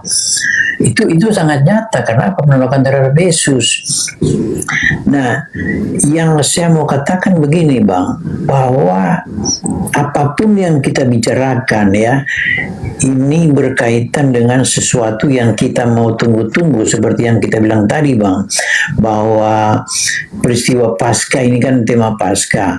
Peristiwa Paskah itu berkaitan dengan keselamatan yang dikerjakan Yesus bagi semua orang di kayu salib melalui kematian dan kebangkitannya yang merupakan kemenangan, sehingga kita menantikan janji hidup kekal yang akan diberikan oleh Yesus, karena hanya kepada Yesus saja yang diberikan kuasa oleh Allah untuk memberikan hidup yang kekal kepada semua orang. Nah, itu semua, Bang, kita nantikan dengan iman. Entah orang, karena saya tidak berkata begini, Bang, waktu Yesus bilang, penyalah engkau dari hadapanku. Saya yakin bahwa di saat Yesus datang itu tidak akan ada istilah agama, Bang. Tidak ada yang bilang, masuk surga itu orang Islam, orang Kristen, orang ini, orang Buddha. Tidak, Bang. Cuma ada satu, bahwa percaya nggak kepada Yesus Kristus yang akan memberikan hidup kekal? Percaya nggak bahwa kita tidak akan sampai kepada Bapa, tidak akan sampai kepada surga kalau tidak melalui Yesus? Percaya nggak dengan itu? Dan makanya saya bilang, saya kasihan kepada dunia yang sudah melihat sekarang bagaimana nubuatan sedang digenapi, ya, dalam kitab Wahyu itu sedang digenapi dengan semua peristiwa sekarang. Apa yang terjadi sekarang di dunia ini, lantas kasihan jika sama seperti orang Israel juga, jika mereka menantikan Mesias, lantas mereka menantikan setelah kedatangannya, itu semua sudah terlambat. Sekali lagi, Bang, ini menyangkut iman, tapi saya bilang sayang, semua kita kayak mencoba saya, tapi sayang jika saat itu datang dan kita dianggap terlambat, seperti Yesus sudah terlambat bagi orang Israel dan terlambat juga bagi semua manusia. Karena sekali lagi bahwa cuma satu saja, raja di atas segala raja, itu hanya Yesus Kristus, ya. Makanya, Bang, ketika Yesus menyatakan dirinya sebagai anak manusia yang akan datang di atas awan-awan. Waduh bang, imam-imam kepala orang-orang Yahudi itu yang para ahli Taurat itu menganggap kata anak manusia akan datang di atas awan itu adalah suatu kalimat yang sakral, suatu pribadi yang sangat sakral, karena berarti itu menyatakan dirinya dengan Allah, yang seperti dikatakan di kitab Daniel 7:13-14. Itu dikatakan oleh Yesus di hadapan sidang mahkamah agama. Makanya dianggap itu suatu penghujatan yang sangat berat yang melawan kepercayaan orang-orang Yahudi. Itu bang, jadi itu artinya apapun yang kita disucikan itu bagi saya saya mendengar abang selama ini, makanya saya bilang sayang sekali kebitaran abang itu kalau salah digunakan. Saya berdoa supaya Roh Kudus menjamah Anda bertobat seperti Paulus dan memberitakan Injil yang sebenarnya, bukan Injil yang palsu. Itu bang, saya berdoa kepada abang. Saya senang dengan ini. Tapi ini bang, intinya iman kita sedang menantikan sesuatu peristiwa besar bersama, yaitu kedatangan Yesus, kedatangan Yeshua Mashiach. Oke bang, gantian kita bang. Ini bukan gereja dan Anda tidak akan pernah berhasil menggiring saya untuk percaya doktrin dogma pembodohan. Bukan saya bang yang berhasil, Tuhan Yesus yang akan berhasil bang. Gak ada itu bang, gak ada. Kita buktikan. Sekarang begini. Kudus bang yang berhasil. Ya, sekarang begini ya bang. Ketika Tuhan mengutus Yesus untuk dipercayai atau untuk disalibkan, itu dulu. Begitu besar kasih karunia Tuhan akan dunia ini sehingga Tuhan menganugerahkan Yesus untuk dipercaya atau untuk disalib. Coba abang jawab. Tadi di awal saya sudah jawab bang, itu karya keselamatan itu bang adalah bentuk kasih dan keadilan. Untuk disalibkan atau untuk dipercaya Yesus ini? Kasih untuk menyelamatkan, tapi keadilan untuk menghukum dosa.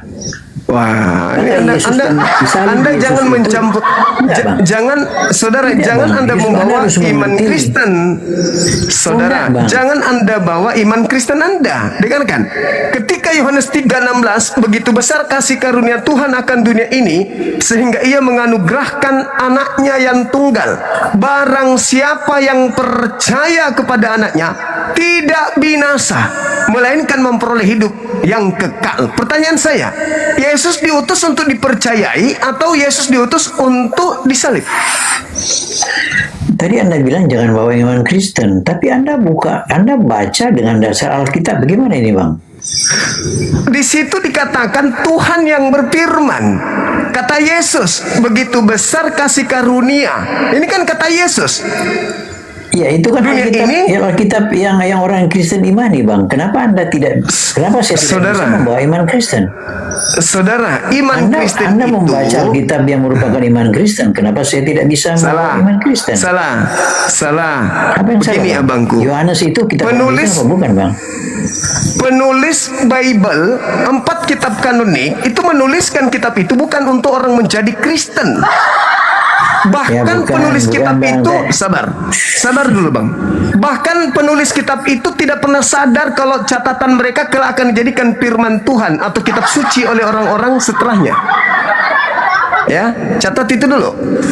Ini adalah tulisan yang dikumpulkan oleh orang-orang tersebut berkaitan dengan kesaksian-kesaksian mereka. Berkaitan dengan persaksian-persaksian orang yang menyaksikan tentang peristiwa yang terjadi. Jadi ketika kita melihat Bible, kita harus melihat sebagai suatu kesatuan utuh, bahwa penulis menuliskan berdasarkan kesaksian yang diterima dari orang-orang yang bersaksi. Maka kita harus netral. Bukan kita jadikan sebagai penulisnya adalah sebagai seorang Kristen. Tidak. Penulisnya mencatat, Yesus berkata di dalam Yohanes 13, begitu besar kasih karunia Tuhan akan dunia ini sehingga Ia menganugerahkan anaknya. Barang siapa yang percaya kepada Yesus tidak binasa. Kita lihat Orang yang menyalib Yesus, ini pertanyaan, tolong dijawab. Orang yang menyalib Yesus yang akan dijadikan sebagai simbol keselamatan Kristen, itu adalah orang-orang yang percaya Yesus atau orang-orang yang anti Yesus? Coba, saya minta Anda jujur. Yang menyalib orang yang percaya kepada Yesus atau orang yang anti terhadap Yesus? Silakan.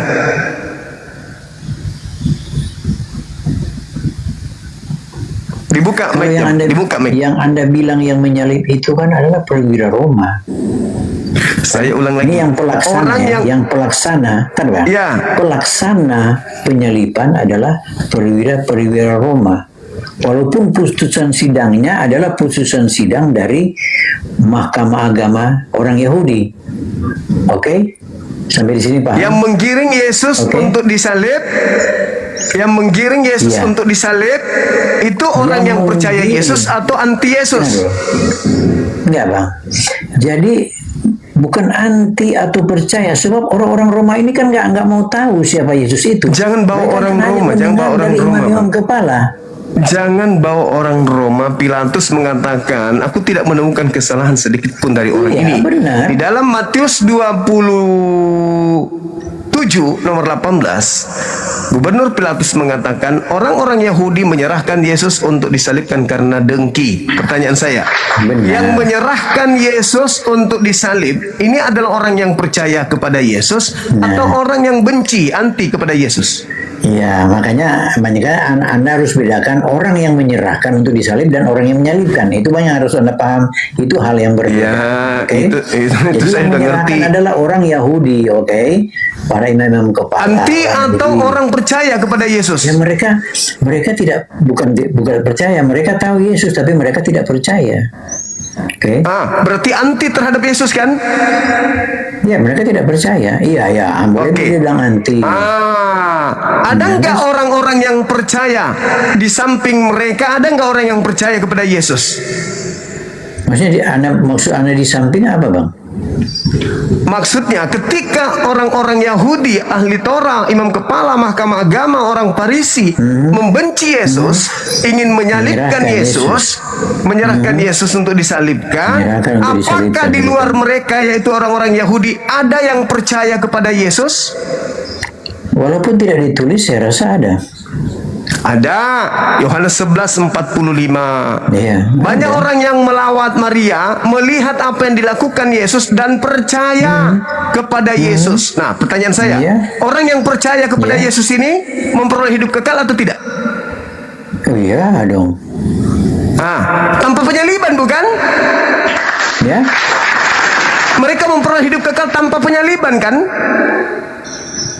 Tanpa penyaliban. Yes. Siapa yang percaya tidak binasa, melainkan memperoleh hidup yang kekal. Mendapat hidup kekal enggak mereka ini yang percaya kepada Yesus? Oh iya dong. Tanpa penyaliban mereka percaya. Kalau Anda bilang tanpa penyaliban, kan mereka menyaksikan peristiwa itu, Bang. Jangan ke situ. Mengerti juga. Orang yang menyalib Yesus ini orang yang tidak percaya Yesus, sedangkan orang yang percaya Yesus adalah pengikut Yesus yang telah memperoleh hidup yang kekal, yang Yesus janjikan, aku akan pergi ke rumah Bapa menyediakan tempat bagimu dan akan kembali mengambil engkau yang percaya. Betul? Berarti mereka memperoleh hidup kekal tanpa salib. Sama dulu. Bang, mereka hidup kekal tanpa salib. Nah, bukan, Bang. Tadi Abang baru bilang bahwa yang Yesus akan pergi ke rumah Bapa dan menyediakan rumah dan akan kembali, ya kan? Orang-orang yang percaya, yang tidak menyalib. Sekarang permasalahannya adalah, sabar dulu. Apakah mereka memperoleh hidup yang kekal? Tunggu. Apakah mereka memperoleh hidup yang kekal tanpa salib? Tadi Abang bilang, aku kan pergi ke rumah. Ini ahli. Saya rasa orang ini pendeta pasti. Abang ini orang pendeta ya? Anda seorang pendeta? Aku akan pergi kepada rumah Bapa. Anda seorang pendeta? Nah, biasanya pendeta yang pintar berkelit itu pendeta. Salib dan biasanya dan kematian dan kebangkitan baru dia pergi ke rumah. Enggak, sekarang permasalahannya adalah orang mengerti juga, Bang. Tunggu, orang yang percaya ini memperoleh nggak hidup kekal? Anda kejebak sendiri akhirnya, Bang. Kejebak enggak sendiri. dong, enggak akan. Orang yang percaya ini, jangan di-mute. Orang yang percaya ini kepada Yesus akan memperoleh hidup kekal atau tidak?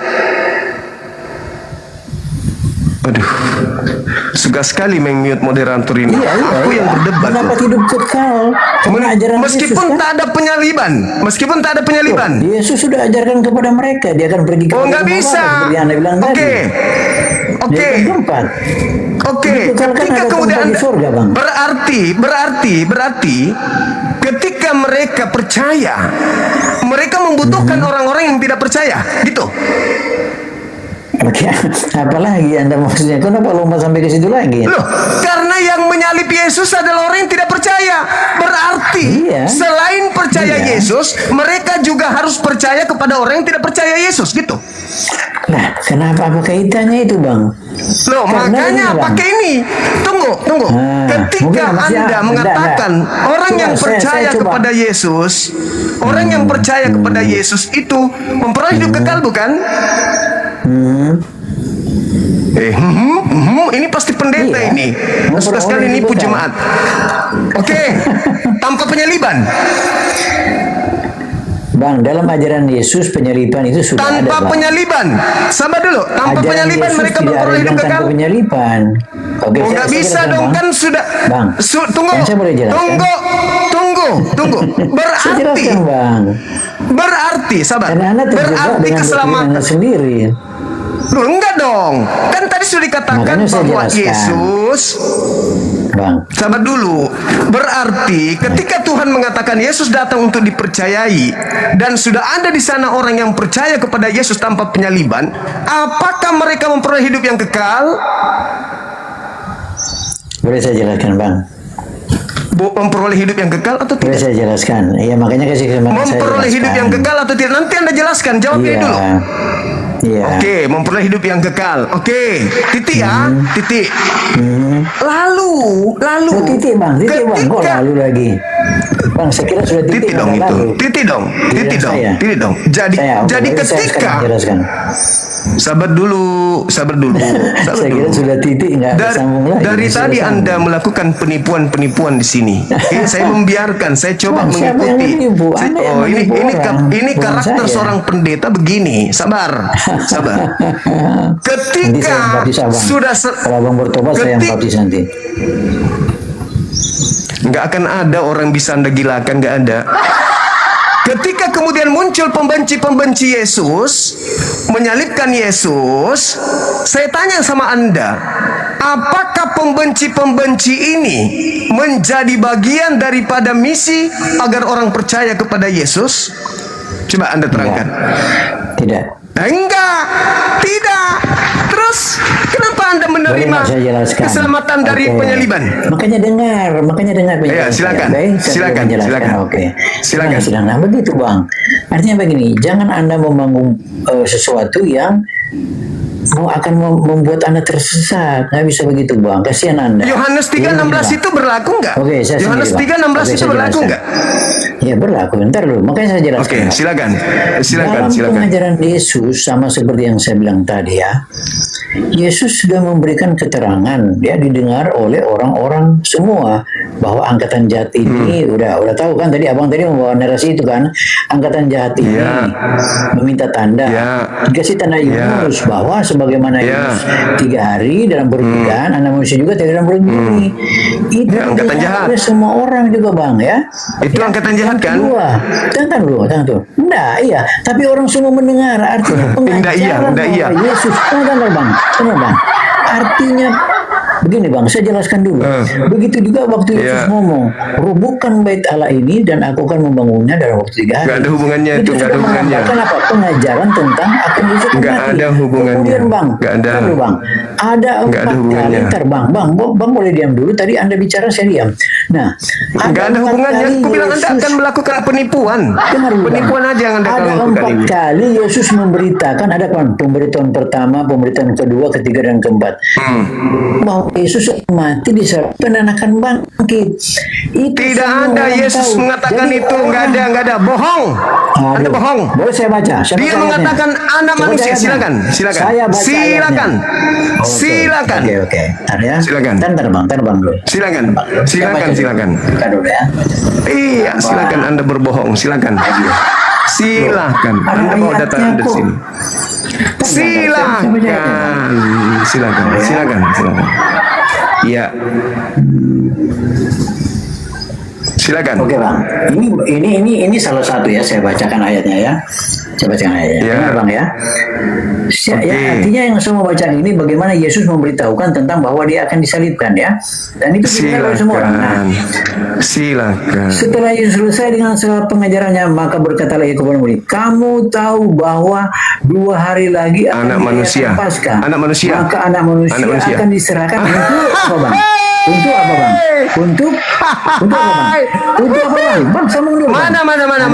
Mana dia mengatakan aku? Mana dia mengatakan aku? Bang, Mana? anak manusia akan diserahkan untuk apa bang?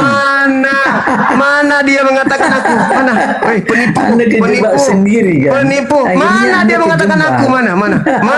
Mana pejebaknya? Mana? Yesus sering mengatakan dirinya anak manusia atau anak apa bang? Bang, Aku Yesus coba. Yesus selalu bilang dirinya Jangan anak manusia, berbohong. anak Ini apa? bukan di Anak manusia, gereja. kan? Ini bukan gereja. Ini bukan Aduh, gereja. Ini bukan Bang, gereja. Ini satu bukan saja. gereja. Nah, Anda oke. tahu bahwa Sudah Anda ya. salah. Anda Anda kalau di tahu situ bahwa udah Anda sesat, selesai. tapi Anda Anda selesai. tidak mau bertobat. Anda selesai di sana. Anda selesai. Anda Sekarang tahu pertanyaannya Anda muncul. salah. Anda tahu Anda penyesat. tapi Apa Anda yang tidak mau salah? bertobat. Apa yang salah? Iya, Yesus menyatakan dirinya sebagai anak manusia. Anak Dia manusia. dinikmati. Di sini Orang dia lain, bilang anak orang manusia. lain boleh nggak disebut? Orang lain boleh nggak disebut sebagai manusia? Boleh nggak? Anak Boleh manusia nggak? datang di awan-awan itu cuma Yesus bang, nggak ada orang lain. Boleh nggak disebut anak manusia yang lain? Kasihan Boleh nggak? Anda, bang. Boleh nggak disebut anak lain? Anak manusia orang lain itu boleh nggak? Bang, Oke. saya tunjukkan data. Dengarkan Bang, saya, bilang katanya semua boleh masuk saudara, ke dengarkan surga. saya, dengarkan saya, bang. Bang, baca di Dengarkan komen saya. di bawah bang. Dengarkan saya, bang. Dengarkan saya. Boleh ya? Aduh, Boleh? kasihan, bang. Boleh dengarkan saya? Boleh dengarkan Bang, saya? bertobat bang, kasihan. Boleh jiwa Anda dengarkan ini, Bang. saya? Bertobat bang. Nanti abang Boleh masuk dengarkan neraka, saya tidak? kasihan, bang. Bang. Boleh dengarkan saya tidak? Oke. Boleh dengarkan saya Bang, tidak? anak Oke, manusia oke. ini Tenang. abang mengingkari apa Tenang, yang saya tenang, bacakan. tenang, Aduh, saudara, kasihan, Bang. tenang. Saya heran kenapa Anda tidak mengakui apa yang saya baca. Boleh nggak? Boleh nggak tenang dulu? Tadi Anda Boleh nggak sendiri tenang bilang dulu? anak manusia. Sekarang anak manusia Anda Boleh tolak. tidak? Boleh tidak tenang Lanjut dulu? bang, lanjut. Boleh nggak? Lanjut. Kalau tidak Anda turun. Oke. Diam ya, dengarkan saya. Dengarkan. Orang-orang yang ingin menyalib Yesus itu mengganggu misi Yesus. Atau menurut Anda orang-orang yang menyalib Yesus adalah orang yang kemudian melengkapi daripada misi Yesus? Silakan Bang. Jawab dengan tegas. Orang-orang yang menyalib Yesus. Bentar, bang. Loh, orang-orang yang menyalib kan Yesus, saudara. Bang, Yesus sudah anak manusia itu dipercayai. Yesus atau bukan bang? Yesus Bang, sudah Yesus itu anak dipercayai. manusia atau Tunggu bukan? dulu. Sabar dulu. Yesus mengajarkan dirinya untuk dipercayai sebagai utusan Tuhan. Oke? Nah, setelah dia mengajarkan dirinya kepada orang-orang Israel kalau dia utusan Tuhan, ada orang yang benci dengan itu. Baca Yohanes 11. Ada orang yang benci tentang pekerjaan-pekerjaan Yesus, bermujizat, bernubuat. Tapi ada juga orang yang percaya. Nah, orang yang percaya ini sudah memperoleh hidup kekal. Yang membencinya melakukan upaya-upaya untuk menyalibkan Yesus. Betul? Bang, anak manusia itu Yesus atau bukan bang? Yesus anak manusia. Yesus anak manusia. Yudas anak manusia atau bukan? Yudas anak manusia atau bukan? Ya. Yesus anak manusia. Yesus Yesus anak manusia. Makanya bukan Tuhan. Nah, sekarang Yudas anak manusia enggak? Sekarang bang, taruh bang. Yesus anak manusia. Injil, Yesus menyatakan Yudas dia diri anak sebagai manusia enggak? atau bukan bang? Yesus anak manusia, Yudas anak manusia enggak? Kenapa dalam topik lain Anda berkeras dia anak manusia dan untuk itu Anda menolak dia anak manusia? Saya tanya kepada saudara, Anda yang berbohong atau Yudas saya yang anak berbohong? manusia enggak? Saya cuma bertanya, Yudas anak manusia. Dalam banyak topik Anda bilang Yesus anak manusia bukan anak Tuhan. Sekarang saya bilang dia anak manusia, Anda menolaknya. Iya. Benar nggak dia anak manusia? Baik. Anak Benar manusia. nggak dia manusia? Itu iman saya. Benar. Yesus anak manusia. Iya benar. Oke, sekarang dia disalibkan nggak? Dibilang dia mau disalibkan. Sekarang pertanyaan saya, sabar dulu. Sabar, saya bertanya balik. Yudas anak manusia atau Selesai bukan? bang. Terima kasih bang Suma. Yudas anak manusia atau bukan? Selesai Yudas anak manusia atau Anda bukan? bang. Anda dikalahkan oleh Christian Soldier. Anda kalah dari Christian Yudas Soldier. anak manusia Anda atau tidak bukan? mengaku kalah. Enggak bisa jawab Anda dia. tidak mengaku Enggak bisa kalah. jawab. Terima kasih bang ya. Tidak bisa Terima jawab. kasih Enggak bisa bang. jawab. Terima kasih Berarti bang. Anda pasca, mencret. Itu orang di bawah bilang, itu Anda Anda peringati mencret. adalah karya Anda orang-orang mencret. jahat. Pasca adalah orang-orang jahat punya Terima karya, kasih betul? bang. Terima kasih bang. Pasca Yesus anak pasca manusia Kristen dan bernubuat pasca untuk Kristen disalibkan. adalah Bertobat bang. kerja Neraka, orang-orang bang. Ingat yang neraka, membenci Yesus. Neraka itu ngeri, Oke ya? bang. Jadi pasca Ya. itu adalah hasil kerja orang-orang yang membenci Yesus, betul nggak? Saya belum bicara Islam. Satu kali saya bicara Saya Islam, tanya Anda dulu. langsung Saya tanya keluar dulu. Anda. Saya Langsung tanya tulisan dulu. Anda. Jawab. Pasca adalah sudah hasil kalah. kerja orang yang membenci Yesus, betul nggak? Baru kali ini untung Pasca- Anda ada Bang Hendi. pasca Coba Anda panggil adalah Bang Hendi. Bang Hendi hasil naik, kerja. Bang Hendi. Bang Hendi itu Pasca sama saya. Panggil adalah Bang Hendi dulu, naik. hasil kerja pembenci Bang Yesus, Hendi, betul atau tidak? Lihat guru Mulut besar, mulut besar. Anda nggak mau jawab. Pasca adalah hasil kerja orang jahat, betul atau tidak? Pasca adalah hasil kerja orang jahat, betul atau tidak? Tapi guru dari Hendi Celebes, murid Hendi Celebes Pasca mengalahkan adalah hasil kerja Tuan besar orang Guru jahat, Suma. betul atau tidak? Pasca adalah hasil kerja orang yang membenci Yesus, betul atau tidak? Pasca adalah hasil kerja dari iblis yang merasuki Yudas, Pasca betul atau adalah tidak? nubuatan Yesus. Nggak mau Pasca jawab adalah dia, nggak bisa Yesus. jawab. Pasca Cuma adalah ini hasil tumbang kerja di tangan iblis. Christian Soldier. Pasca Kalau adalah hasil semua- kerja iblis yang merasuki Yudas, betul? Aduh mak, hampir 5.000 orang kasihan. menonton Nggak bisa semua jawab tumbang dia. dari Christian Soldier. Tidak bisa Anak manusia jawab. disalibkan, Tidak dinubuatkan oleh bisa Yesus. jawab. Anak Tidak manusia bisa jawab. adalah Yesus. Anda Dan tidak mau disalibkan. menjawab. Apakah Tumbang. pasca adalah hasil kerja dibilang- iblis? Ya atau tidak? Dibilang kasihan Suma, komen Ayo, penonton. jawab. Suma kasihan. Kasihan menghibur diri. Hibur diri nih. Terima Hibur kasih, diri Suma. nih. Terima kasih, Suma. Hibur diri nih. Terima kasih mengakui Pasca, kesalahanmu. Terima dengar kasih. kesimpulan saya. Dengarkan. Tuhan dengarkan. Yesus memberkati Pasca Anda.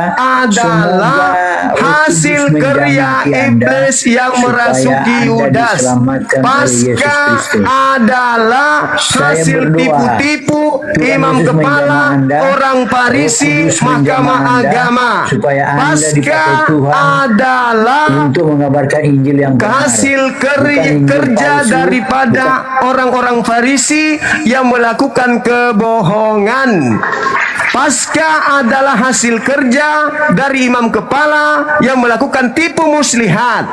Pasca adalah hasil kerja daripada iblis yang merasuki Yudas. Pasca adalah tipu daya, tipu muslihat, saksi-saksi palsu yang dilakukan oleh mahkamah agama pada saat itu. Jar. Itu fakta, itu real. Itu fakta, itu real. Terkait dengan anak manusia, Yesus anak manusia mengantarkan Kristen menyembah siapa? Kristen menyembah siapa? Anak manusia. Anak manusia akan disalibkan di Yerusalem. Itu nubuatan Yesus. Jadi yang Anda sembah anak manusia, betul? Kalah dia. Yang Anda sembah anak manusia, betul? Kalah kau kali Yang Anda ini. sembah anak Guru manusia, besar. betul? Katanya guru besar. Yang Anda sembah guru anak besar. manusia, betul? Guru besar tumbang juga di Kristen Yang Soldier Anda akhirnya. sembah Bang, adalah anak sampai jumpa manusia. itu banyak orang, Bang. Yang Anda sembah adalah anak manusia. Kasihan deh lo penyembah Ya anak benar, Bang. manusia. Anak manusia Dikirain yang menyembah itu Tuhan, ternyata menyembah anak manusia. Ternyata menyembah anak manusia. Siapa anak manusia Udah, itu kau KO. yang akan datang dari Sudah KO. sawan-awan? Kalau kau Menurut memaksakan orang yang Yahudi, disalib anak manusia, berarti yang keluar dari kubur anak manusia, berarti yang kau sembah adalah Siapakah anak anak manusia. manusia menurut Berarti orang Yahudi? Kristen. Berarti Kristen adalah penyembah anak manusia. Di mana Siapakah keselamatan anak menyembah anak manusia? menurut Yahudi? Tidak ada. Tidak ada Siapakah anak manusia menurut yang Yahudi? disembah lalu menyelamatkan. Kenapa? Karena Elohim Tuhan Yahudi bukan anak manusia. menurut Yahudi? Oke? Ya, Bang. Tidak ada keselamatan bagi orang yang menyembah anak manusia, dan Anda sudah akui itu. Siapakah anak manusia Anda menurut sudah orang akui Yahudi? bahwa yang disalib anak Ya, Bang, manusia, saya lagi ada yang kerja, keluar Bang. dari kubur Saya lagi ada anak kerja. manusia. Baik, Berarti saya yang lagi Anda ada sembah kerja. adalah anak manusia. Dadah, Siapakah penyembah anak manusia. menurut orang Yahudi? Dadah, penyembah Saudara-saudara. anak manusia.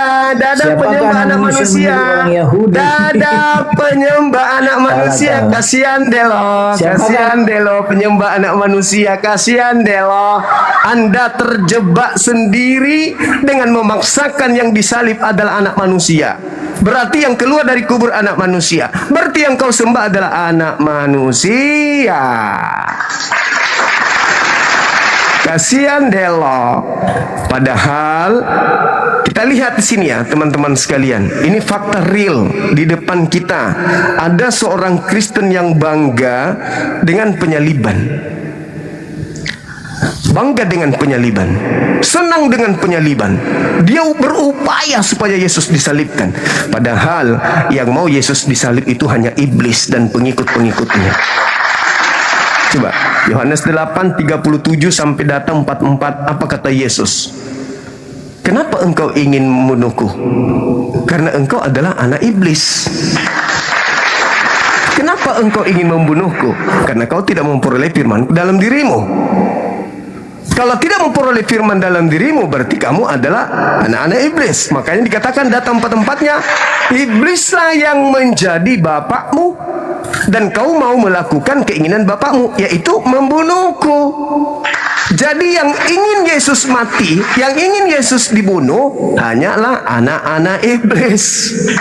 Makanya tadi saya menggiring supaya dia ini paham dan berhenti menjadi anak-anak iblis. Tapi ternyata dia nggak bisa, malah dia bangga gitu loh, malah dia bangga. Di dalam Yohanes 3:16, barang siapa yang percaya Yesus tidak binasa. Nah, orang-orang yang menyalib Yesus tidak mau orang agar percaya Yesus, makanya mereka salib. Bagaimana ini? Apakah Yesus akan kita biarkan? Kalau kita biarkan, maka akan semakin banyak orang yang percaya kepada Yesus. Supaya tidak banyak orang yang percaya kepada Yesus, maka kita harus bunuh. Maka pembunuhan terhadap Yesus adalah menghentikan misi penyelamatan yang Yesus lakukan. Jadi penyaliban itu adalah cara orang-orang yang membenci Yesus untuk menghentikan Yesus menyelamatkan manusia. Itu fakta, itu real. Itu fakta, itu real. Fenomena yang ada digambarkan dalam Bible itu ternyata tertulis dengan jelas di situ. Orang yang ingin menyalib Yesus adalah orang yang ingin menghentikan misi penyelamatan. Nah, lalu muncul Kristen, justru yang menjadi misi penyelamatannya adalah karya daripada orang-orang yang membenci Yesus, di mana kebenciannya ini lahir akibat mereka tidak mau Yesus dipercaya banyak orang. Yohanes 11:45 sampai nomor 57. Bagaimana caranya menghentikan Yesus supaya Yesus tidak dipercayai oleh banyak orang? Caranya salib. Berarti salib ini adalah menghentikan misi penyelamatan. Nah, itu fakta tertulis dalam Bible. Dan tadi, saudara tadi itu mengambil upaya orang-orang yang membenci Yesus ini untuk menyalib Yesus ini sebagai keselamatan bagi dirinya. Padahal keselamatan yang didatangkan oleh Tuhan melalui pengakuan Yesus sendiri di dalam kitab mereka, Yohanes 3:16 itu, yaitu cukup percaya Yesus selamat. Tidak perlu lagi embel-embel salib. Makanya tadi dia memaksa, oh harus salib, harus percaya juga kepada salib. Pret! Penipu, pembohong. Makanya saya bilang tadi pasti pendeta orang ini, pasti pendeta. Dari caranya dia melilit lidah ketahuan, ini orang sudah terlatih untuk melakukan penipuan, menggiring manusia untuk mati akal. Nah, sehingga ketika saya mengatakan bahwa orang yang percaya sebelum terjadi penyaliban, apakah memperoleh hidup kekal? Memperoleh, tapi ada tapinya menurut dia. Apa itu? Harus percaya penyaliban.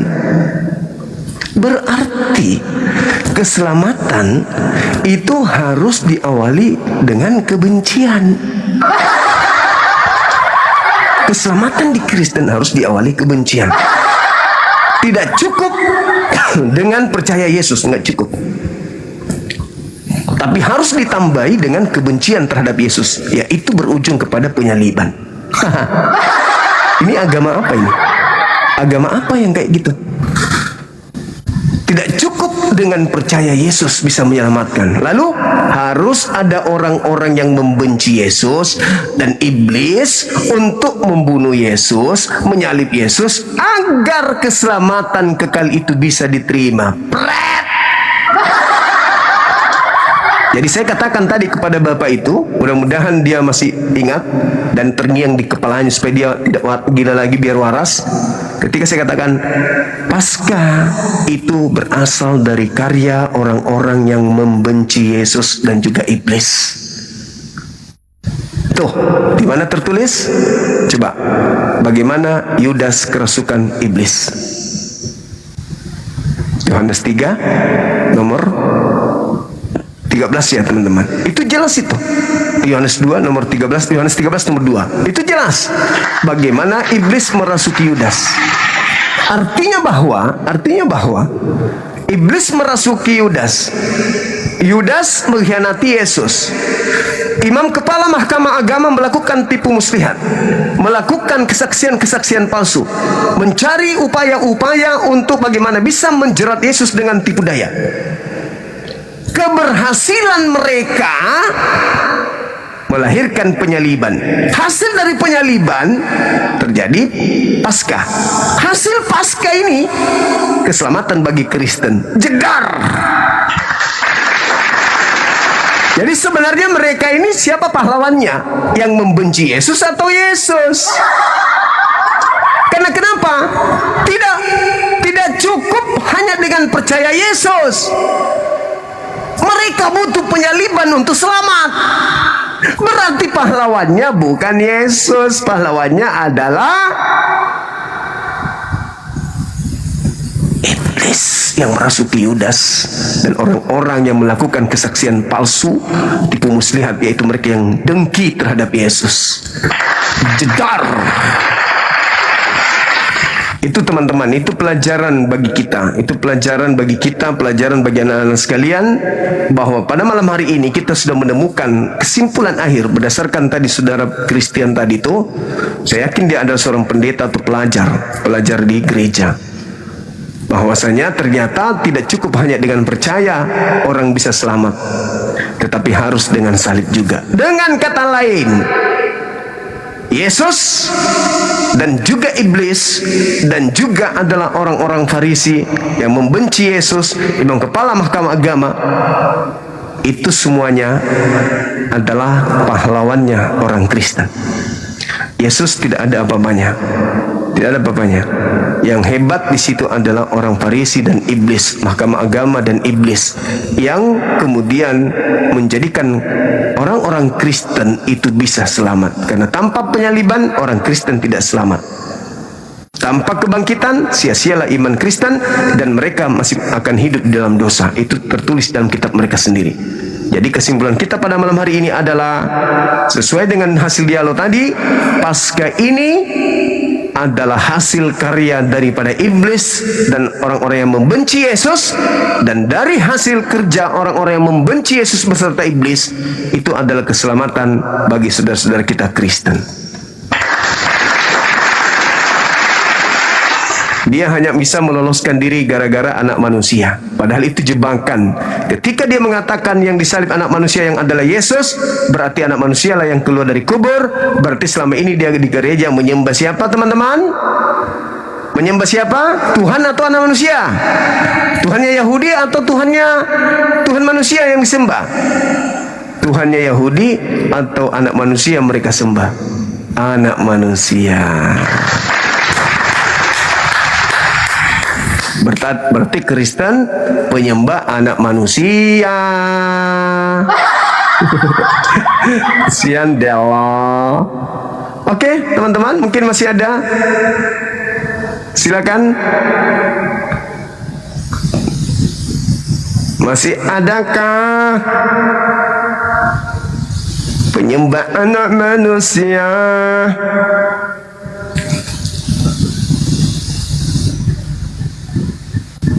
Oh, Masya Allah, banyak kali nih. Alhamdulillah, banyak permintaan. Ada 15. Ya. Oh, Bunda Mila ada di bawah. Masya Allah. Alhamdulillah. Silakan teman-teman non-muslim naik. Jangan sungkan. Boleh ngikuti cara-cara licik yang dilakukan oleh saudara Anda tadi yang tidak mau kemudian menjawab pertanyaan saya, hanya hibur diri saja. Silakan.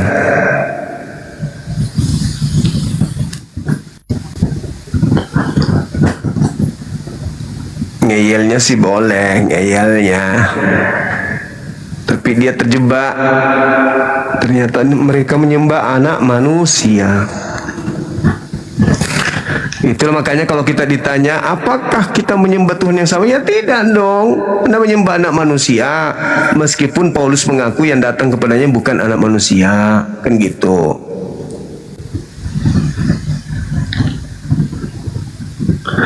Silakan teman-teman sekalian.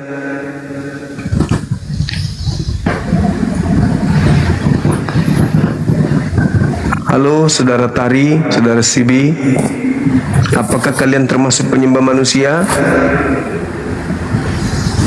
Halo? Halo? Halo? Halo teman-teman, jangan diam-diam dong. Ngobrol dong, ngobrol.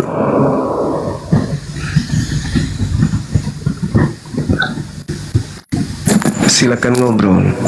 Nah, ini dia. Kalau ngobrol enak. Ya, silakan. Dari mana ini? Ya, dari dulu. Katolik, Protestan, Bang? Dari dulu ya. Kayak enggak tahu aja. Nikodemus. Gimana? Ini cuma riwayat Nabi Muhammad itu tentang peperangan itu ada di hadisnya, nama-nama perangnya ya. Perang Badar, perang Khaibar, perang Tabuk ya. Nah, setelah perang itu adalah turun ayat ya. Allah Maha Pengampun dan tetap disayangnya dan penyayang juga. Terus? Ya, lagi Maha Pemurah kan. Nah, dalam arti pemurah itu yang dibunuh atau pelakunya yang murah ya? Pakunya mungkin. Nah? Pakunya dengan hammernya, dengan balok-baloknya yang dipakai, yang murah. Oh, jadi setelah kalau perang kan pasti ada korban mati ya, kan ada sampingannya juga. Selain korban itu kan dibunuh itu kan, maksudnya sampingannya itu mungkin bisa diperkaos ya. Kan ada kan diakhirin ayatnya banyak kan di situ kan. Coba deh baca. Apa itu? Ya Allah Maha Pengampun dan penyayang. Tapi sayangnya dan juga pemurah kan ada. Yang murah itu korban atau pelakunya.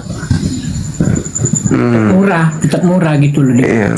Saking pemurahnya Tuhan itu, dia bunuh diri demi untuk menyelamatkan Kristen. Oh iya. Oh iya. Nah, kamu kalau kombinasikan omongan dia, kalau di iman kau, dia ngomong apa? Nah, cuman saya tidak mau jadi bodoh, konyol menyembah Tuhan yang bunuh diri. Iya. Gitu. Ya kan sejarahnya ada. Kalau orang Katolik pinter, bodoh ya, dia pasti pinternya masuk Islam karena Isa itu Islam kan, sejarahnya kan. Iya. Nah itu enak asal ngomong kan, bener. Kalau ngomong terus pasti menang deh. Nggak usah pakai akal lagi kan. Kalau akal itu kan. Apakah saudara Nikodemus ini masih menyembah Tuhan yang bunuh diri? Iya. Tuhan bunuh diri, datang ke bumi, bunuh dirinya sendiri untuk menyelamatkan para pendosa. Ya, itu kan bunuh diri kata kamu kan. Itu benar. Iya, bunuh diri lah. Dia kan datang untuk apa? Berpesta atau untuk datang mati? Oh, itu kalau untuk berpesta, untuk gaul sekarang ya. Zaman sekarang sih. Nah, sekarang Tuhan yang kamu imani itu turun ke bumi untuk mati kan? Ya, enggak. Berarti datang untuk bunuh diri. Iya, begini loh. Mati itu kan jelas dia ya, bukan seperti berita terlambat. Nah, berita terlambat yang berbeda itu propaganda permanen namanya, harus di. Iya, betul. Nah, jadi Al-Quran itu kamu akuin, harus berpikir itu propaganda apa bukan ya? Nah, silakan kalau nggak percaya kamu kombinasikan sejarahnya ya, kalau nggak cocok. Nah, sekarang Tuhanmu turun ke bumi untuk menyerahkan nyawanya, betul? Setahu kamu Tuhanmu turun ke bumi untuk menyerahkan nyawanya katanya. Menurut iman saudara berarti Tuhan datang bunuh diri. Sebab kenapa? Tuhan itu kalau hanya untuk mengampuni, bisa mengampuni. Sebesar apapun dosa manusia bisa diampuni. Itu jadi Tuhan. Di iman itu Tuhan. Tapi karena dia mau bunuh diri, makanya dia turun mati, dibunuh di bumi ini oleh. Jadi yang benar, betul nggak? Iman umat Juma gitu ya. Oh iya dong. Oh, iya. Karena kami tidak mengimani Tuhan bunuh diri gitu loh. Jadi Juma ini dimenangkan ya, semuanya kalah, dimenangkan oleh perasaan ya. Jelas dong, menang dari semua aspek. Perasaan menang dari aspek semuanya. Iman perasaan. Contoh nih. Contoh, menurut kamu Tuhan itu maha pengampun nggak? Bisa nggak mengampuni? Iya, nggak jadi berdosa kita waktu kita lakukan. Maha pengampun. Terus Tuhanmu turun. Tuhanmu turun, mati dia, dibunuh dirinya sendiri demi untuk pengampunan dosa kalian, betul? Betul. Minta dibetulin. Minta ngomong dibetulin. Contohnya nih, Juma kan ya Tuhanmu turun untuk menyerahkan nyawanya, untuk menyelamatkan orang-orang berdosa seperti kamu, betul? Iya. Betul nggak? Namanya juga penyayang, maka dia turun menyerahkan nyawanya, betul? Iya, kalau penyayang. Gak bisa Tuhan. Nggak bisa Tuhan mau tinggal mengatakan dosamu telah kuampuni, dosamu telah kuampuni. Nggak bisa kayak gitu. Nggak bisa. Harus sekali turun bunuh diri gitu. Saya berbeda loh. Saya bukan dia ya. Ya harus tahu diri. Kamu jangan ngomong. Cuma kamu ini pasti ngomong kalau orang itu kalau gua jadi orang itu pasti gini-gini. Oh nggak bisa Juma. Kamu orang-orang ya beda. Kalau orang itu mindset, kau mindset juga ya. Jadi ada Tuhan yang turun ke bumi. Aku catat dulu ya. Tuhan turun ke bumi, bunuh diri untuk menyelamatkan para pendosa. Setuju kita? Ya, kalau bunuh diri itu ya seperti ini, cuma anak kecil itu nggak layak ya kita ajar untuk membunuh ya. Nggak salah. Ya, jadi turun ke bumi, kata Maha Pengampun bunuh diri. Ya itu dia, bunuh dirinya untuk mengampuni manusia, kan gitu. Oh iya ya. Jadi dosanya nggak jadi ya? Nggak jadi karena perbuatannya sudah nggak dibunuh jadi, dirinya. kan, nggak jadi berdosa kan. Nah itu masuk Nggak jadi akalnya. berdosa. Oleh karena ya dia maha Nah, pengampun. terus Jadi, kalau misalnya orang Kristen berdosa lagi, apa lagi yang dilakukan Tuhanmu? Bunuh apa lagi? ya namanya dia berdosa lagi berarti bandel dengan dosa dia.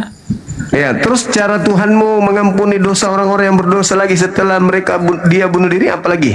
Cara dia mengampuni itu ya benernya di pikiran Bunuh diri Juma. lagi, turun lagi, dibunuh lagi dirinya. Ya benernya di pikiran Juma. Nasehatin Enggak, aku tanya samamu. Misalnya gini, misalnya kemarin kamu memperkosa kambing tetangga, misal jangan kau marah, karena memang kan sering kau lakukan itu kan? Enggak marah enggak. Kita selalu ngomong Karena memang itu, iya kan itu pernah memang kau lakukan, kan? betul? Kan dulu pernah terjadi kan? Betul. Nah itu kau pernah akui itu kok. Nah, Iya. sekarang ketika dosamu itu ingin kau hapuskan, Tuhanmu melakukan apa? Belum tahu ya, belum tentu saya dihapusnya. Itu perasaan aja, perasaan sudah. Misalnya Tuhanmu itu yang maha pengasih penyayang itu mau mengampuni dosamu yang perkaus kambing tadi itu dia ngapain? Misalnya Juma jadi cewek, ya pasti. Misal itu pasti Kenapa saya jadi Juma. cewek? Iya. Enggak. Misalnya, Dosamu memperkaus seekor kambing tetangga yang kau ceritakan itu, Tuhanmu ingin mengampuni dosamu tuh. Apa yang dilakukan oleh Tuhanmu? Itu kan misalnya juga Juma turun ke bumi cewek, lagi. ya pasti cewek kan? Turun lagi ke bumi Tuhanmu untuk ini mengampuni Ini kan gitu. ngomong seandainya. Bunuh diri. Misalnya. Kita kan ngomong misalnya dan Enggak, seandainya. itu bukan misalnya. Banyak pelaku-pelaku maksiat dari kalangan kalian Kristen. Beginilah, Nah, kau sekarang dosa-dosa terkontaminasi Kristen, dengan Al-Quran tuh ada kata dosa-dosa misalnya, Kristen, seandainya, ya. dosa-dosa Kristen yang terjadi setelah penyaliban, itu cara Tuhanmu mengampuninya gimana? Aku nggak bela orang Kristen ya. Kau tahu kan, aku di luar semua agama. Orang Kristen banyak kok saya ngomong nol seorang Kristen ya. Mulai ngaco. Ya nol seorang Kristen banyak loh. Kau berisi. Jadi kamu nggak Kristen lagi sekarang? Kau berisinya apa seorang Islam? Kamu bukan Kristen lagi sekarang? Nol dengan seorang Islam. Enggak, saya tanya, kamu bukan Kristen lagi? Tadi saya cukup jelas nggak saya ngomong tadi? Serius loh saya nanya. Aku kamu nggak Kristen lagi? Nol seorang Islam ya. Saya tanya, apakah saudara bukan Kristen lagi? Kalau saya ngomong di luar semua agama, kau suruh pilih apa? Enggak, sekarang tadinya kan Kristen. Tadinya kan Anda Kristen. Yang saya tanya sekarang Anda bukan Kristen lagi. Bukan? Kenapa bisa? Ya, kau nggak tahu ya nama aku ya. Enggak, kenapa bisa? KTP-nya sudah ganti atau masih Kristen? Kau urusi ngomong soal KTP. Ya begini ya, pelacur aja banyak pelacur KTP loh. Iya, maksudku KTP-mu yang sekarang apa tertulis agamanya di situ? Ya, kalau untuk ini identitas ya, apa yang ada masih itu Kristen. harus ini. Ya, oleh karena nama saya ada di Bible, jadi ditulis orang Kristen ya. Oh iya, masih Kristen berarti. Pantas masih gini. Oh, jadi harus ya. Nah, ya udah. Nah, jadi cuma pelacur aja banyak ya, pelacur KTP ya. Ngerti? Iya, sama kamu. Iya, sama. Kamu pelacur kambing aja mau pakai. Kau tuh nol kok. Orang Islam. Halo Bang, gimana Bang? Anda sendiri orang Kristen aja banyak juga. Ngapain? Kristen ya. Halo Bang. Ngapain orang Kristennya? Bang Suma, selamat malam Bang Suma. Malam juga malam. Malam. Ketemu lagi Bang. Gimana Mene berarti apa ini tuh? Yang kita ini. Bahasan ini malam pasca Salara ya Bang? Ya. Apakah pasca itu salah arah? Iya betul. Oke. Yang benar yang mana? Buka kameranya. Yang benar yang mana Bang? Oke, aku barbershop, aku turun ya Juma ya. Lain kali kita ketemu ya. Oke bosku. Ya, jadi buka kamera dulu Bang. Yang benar yang mana bang? Buka kamera habis itu kita diskusi. Tapi bang buka masker dulu kalau saya buka kamera. Kenapa bisa? Ini bang kan host, tuh bang masa sembunyi muka? Sampai bang? Enggak dong, ini muka saya. Ya? Ini muka saya. Tunggu saya kasih lihat muka asli saya. Boleh, silakan. Ya, tapi bang saya kasih mati ya. Gak usah, biarin aja ngomong sambil terbuka gitu. Saya kan udah kasih tunjuk muka asli. Ya, tapi kan tidak seru juga diskusi ndak buka kamera gitu loh. Apalagi orang pasti orang kayak Anda ini pintar kelihatannya gitu. Buka aja bang. Abang ini berarti hanya pengen popularitas saja bang. Loh kok jadi saya? Kan Anda yang harus buka kamera, bukan saya. Iya sih, maksudnya kan bang harus buka masker juga biar nggak perlu. Anda pakai masker aja kalau mau pakai masker, tapi buka kameranya gitu loh. Oh gitu. Iya, silakan. Saya lagi menarik. Tengah jalan. Menarik kan ini. Ada, ya udah buka aja, nggak apa-apa. Buka kamera aja kalau gitu. Sabar bang ya, saya ambil masker ya di kios ya. Beli. Oke. Ya. Masih beli di apotek bang. Oh iya, silakan nggak apa-apa bang.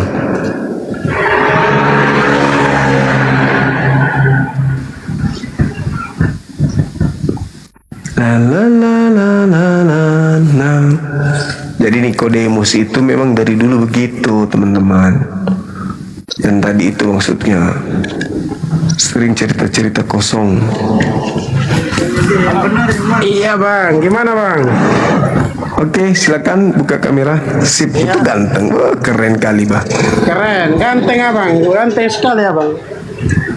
Iya. Apa yang dibahas? Kalau paskanya orang Yahudi itu memperingati keselamatan mereka dari tulas 10 dan juga pembebasan mereka dari perbudakan Mesir ketika Musa kemudian membebaskan mereka dari tekanan perbudakan. Nah itu Paskah mereka. Makanya mereka biasa memperingati Paskah. Nah, kenapa di dalam iman Kristen kok Paskahnya begitu aneh-aneh, nggak sesuai dengan Paskahnya Yahudi? Oh jadi permasalahannya ini beda arah apa? Jadi putar arah kembali mau diputar. Oh jadi salahnya di titik mana bang? Ya salahnya apakah waktu atau cara buat? Kan metodenya. Kalau zaman Musa darah domba dipercikkan di pintu, membebaskan orang-orang Israel itu tidak binasa ketika mereka mengorbankan domba. Iya. Dan mereka tidak menyembah juru selamat mereka yaitu domba tadi. Mereka tidak menyembahnya. Gitu. Nah, yang kedua Nabi Musa pada saat itu tidak mati. Mereka Nabi Musa menjadikan juru selamat dirinya untuk kaumnya Bani Israel. Sedangkan Kristen Yesusnya yang harus mati. Gitu loh. Yesus harus mati. Yang mati sebenarnya siapa? Ya kalau dia mati, Yesus yang mati, berarti yang mati Musa. Kalau kemudian didentikan Musa yang mati, lalu siapa? Kan Musa yang membawa Bani Israel keluar dari perbudakan, toh? Menyelamatkan mereka dari perbudakan kan Nabi Musa. Apakah yang mengeluarkan adalah pilihan dari Allah? Iya dong, pasti pilihan. Dan mungkin tidak. Kayak Bang Suma begitu pilihan dari atas begitu. Oh jangan. Nabi Musa dipilih oleh Tuhan untuk mengeluarkan mereka dari tanah perbudakan Mesir. Nah, kalau sekiranya domba yang dijadikan korban untuk membebaskan atau menebus Bani Israel dari pembunuhan tulas 10 ini, disembah oleh orang Yahudi atau bangkit pada hari ketiga dombanya, berarti samalah Paskahnya antara orang Yahudi dan orang Kristen. Tapi ternyata beda Paskahnya. Domba yang menjadi korban pada saat dipercikkan darah agar mereka tidak mati binasa, itu tidak bangkit pada hari ketiga, dan mereka tidak menuhankan domba yang mereka percikan darahnya ini yang mereka korbankan. Tapi di Kristen, sudahlah dia manusia, lalu kemudian dia mati dibunuh oleh manusia, sudah begitu bangkit dari kematian. Setelah itu dituhankan pula tuh sama mereka orang Kristen. Kok ada Paskahnya kok berbeda gitu sama orang Yahudi? Silakan. Oh, jadi permasalahannya Bang Suma ini beda sama orang Yahudi begitu? Iya, kan Paskah itu dari Yahudi kan? Ya, sekarang Bang Suma tinggal di mana? Di Makassar. Di Makassar. Ya, berarti Bang Suma pasti beda lah. Makassar sama NTT, sama Israel atau sama Yahudi. Loh, bukannya Paskah itu dari Yahudi? Ya, Paskah itu kan agamanya Yahudi. Paskah itu bukan dari Yahudi. Paskah itu didahulukan sejak dahulu, sejak agama. Siapa yang memperingati Paskah selain Yahudi? Iya, dari setiap wilayah atau negara itu pasti punya perbedaan, Bang Suma. Itu berbeda. Ya, sudah kan? Berarti berbeda kan? Paskahnya Yahudi dan Paskahnya Kristen beda kan?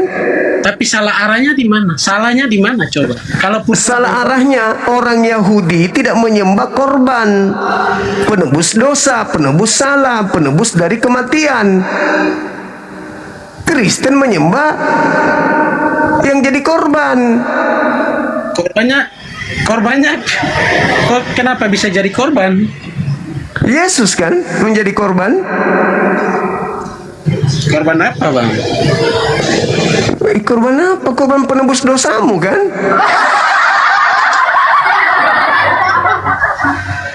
Sama seperti domba yang disembeli oleh orang Yahudi, itu adalah korban penebus dosa mereka. Tapi mereka tidak menuhankan korban ini. Ya, lah kalian kok menuhankan korban? Ya, karena Anda masih Islam, pantas Anda belum mengerti, belum paham sampai di sini. Coba pahamkan saya. Pak, Anda coba Anda masuk Kristen, pasti Anda paham. Oh, nggak bisa. Memang itulah Bagaimana cerita? Loh, bagaimana saya harus masuk air baru saya tahu bahwa ikan itu berenang di air? Dengan saya berdiri di daratan melihat itu adalah ikan yang dalam air, saya sudah tahu. Begitu juga di luar Islam, saya melihat Anda salah arah dalam pengajaran tentang apa yang Anda anut ini. Anda salah arah.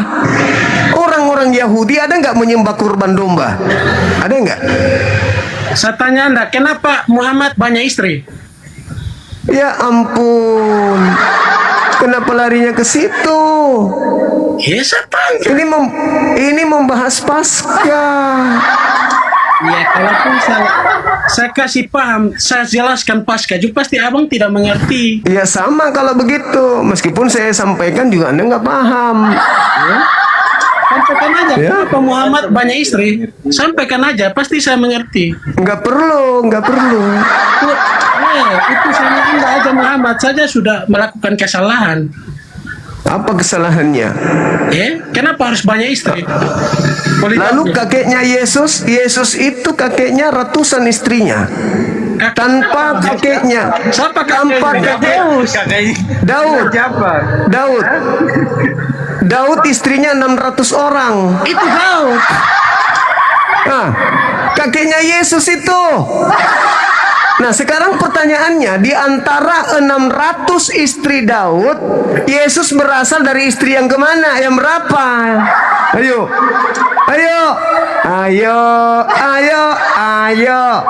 Di antara 600, dengar, di antara gundik-gundik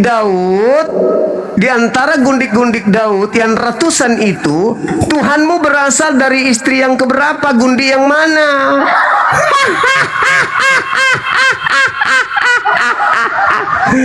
Di antara gundik-gundik Daud, Tuhanmu Yesus berasal dari gundik yang mana?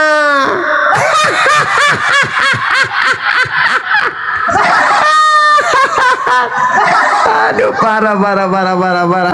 Ternyata Tuhanmu berasal dari salah satu dari ratusan istri Daud. Kalau Daud tidak beristri ratusan, kau tidak punya Tuhan.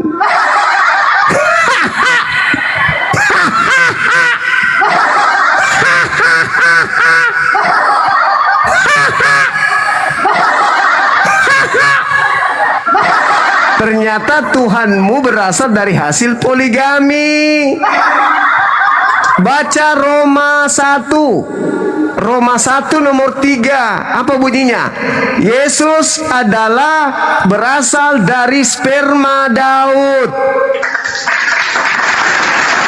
Sperma Daud yang dilemparkan, yang dipancarkan ke gundik yang mananya ini yang jadi Yesus. Bang Andi, kita nggak dengar dia Bang Andi ngomong apa Bang Andi. Biarkan aja dia ngomong, jangan di mute, kasihan. Nah. Ayo, Roma 1 nomor 3. Roma 1 nomor 3. Roma 1 nomor 3. Yesus berasal dari sperma Daud.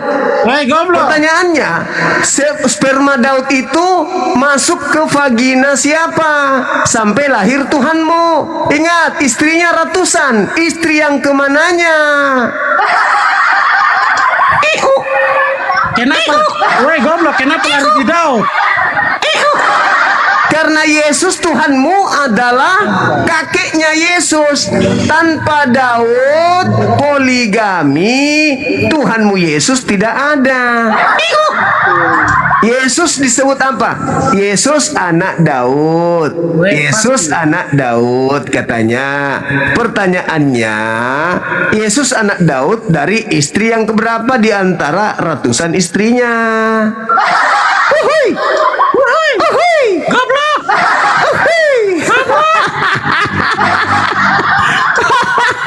Goblok. Aduh. Kepedesan goblok. Goblok. Ada Tuhan berasal dari gundik. Tuhanmu berasal dari hasil gundik. Masa Muhammad, woi, masa Muhammad kengkos banyak orang.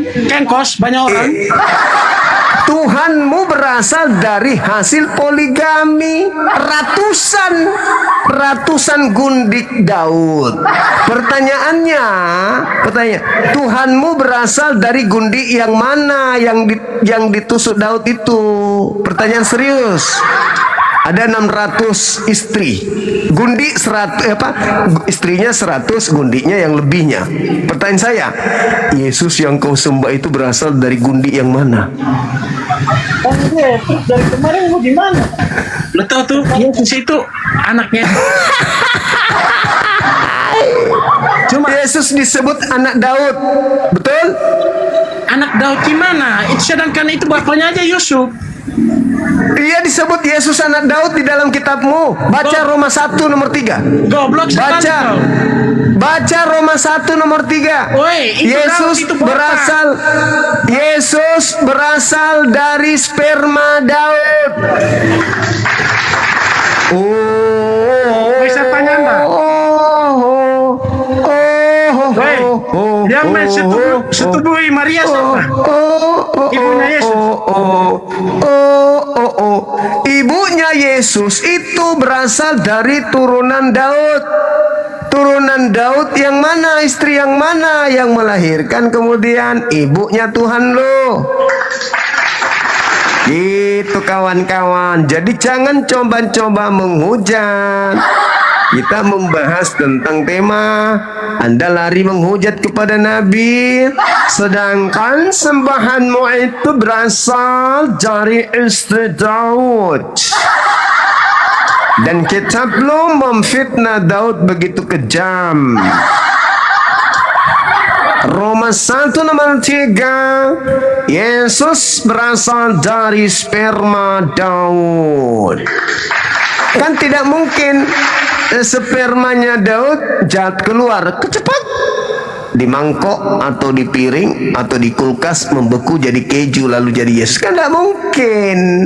Dia masuk dulu ke kandang, di dalam dia kemudian bertelur, menetas, baru menetas menurunkan kemudian ibunya Tuhan lo.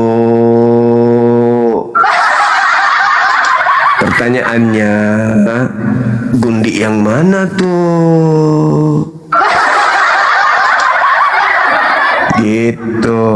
Kalau Daud kakeknya Tuhan lu tidak poligami, kira-kira lu punya Tuhan nggak bernama Yesus?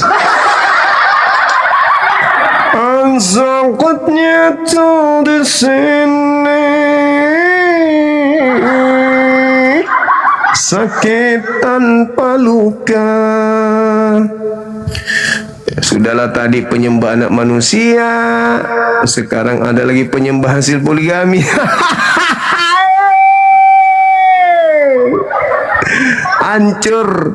Hancur Mina. Makanya upayakan jangan menghujat, jangan menghina, diskusi yang baik, ya, diskusi yang baik. Tenangkan diri Anda, naik di komal saya, diskusi pelan-pelan, jangan pernah menghujat. Oke? Baca sesuai dengan data, jangan menghujat. Kalau ada datanya silakan. Halo, selamat malam. Kabur lagi. Jangan menghujat teman-teman. Jangan pakai masker untuk menghujat. Pakai masker untuk menyembunyikan gigi yang nongol 3 cm dari bibir. Gitu kayak aku. Jangan pakai masker untuk menghujat. Halo, semangat subuh. Halo. Halo. Halo. Halo. Halo. Muslim Bang. Oke, saudaraku, suaranya bergema, nggak kedengaran di sini.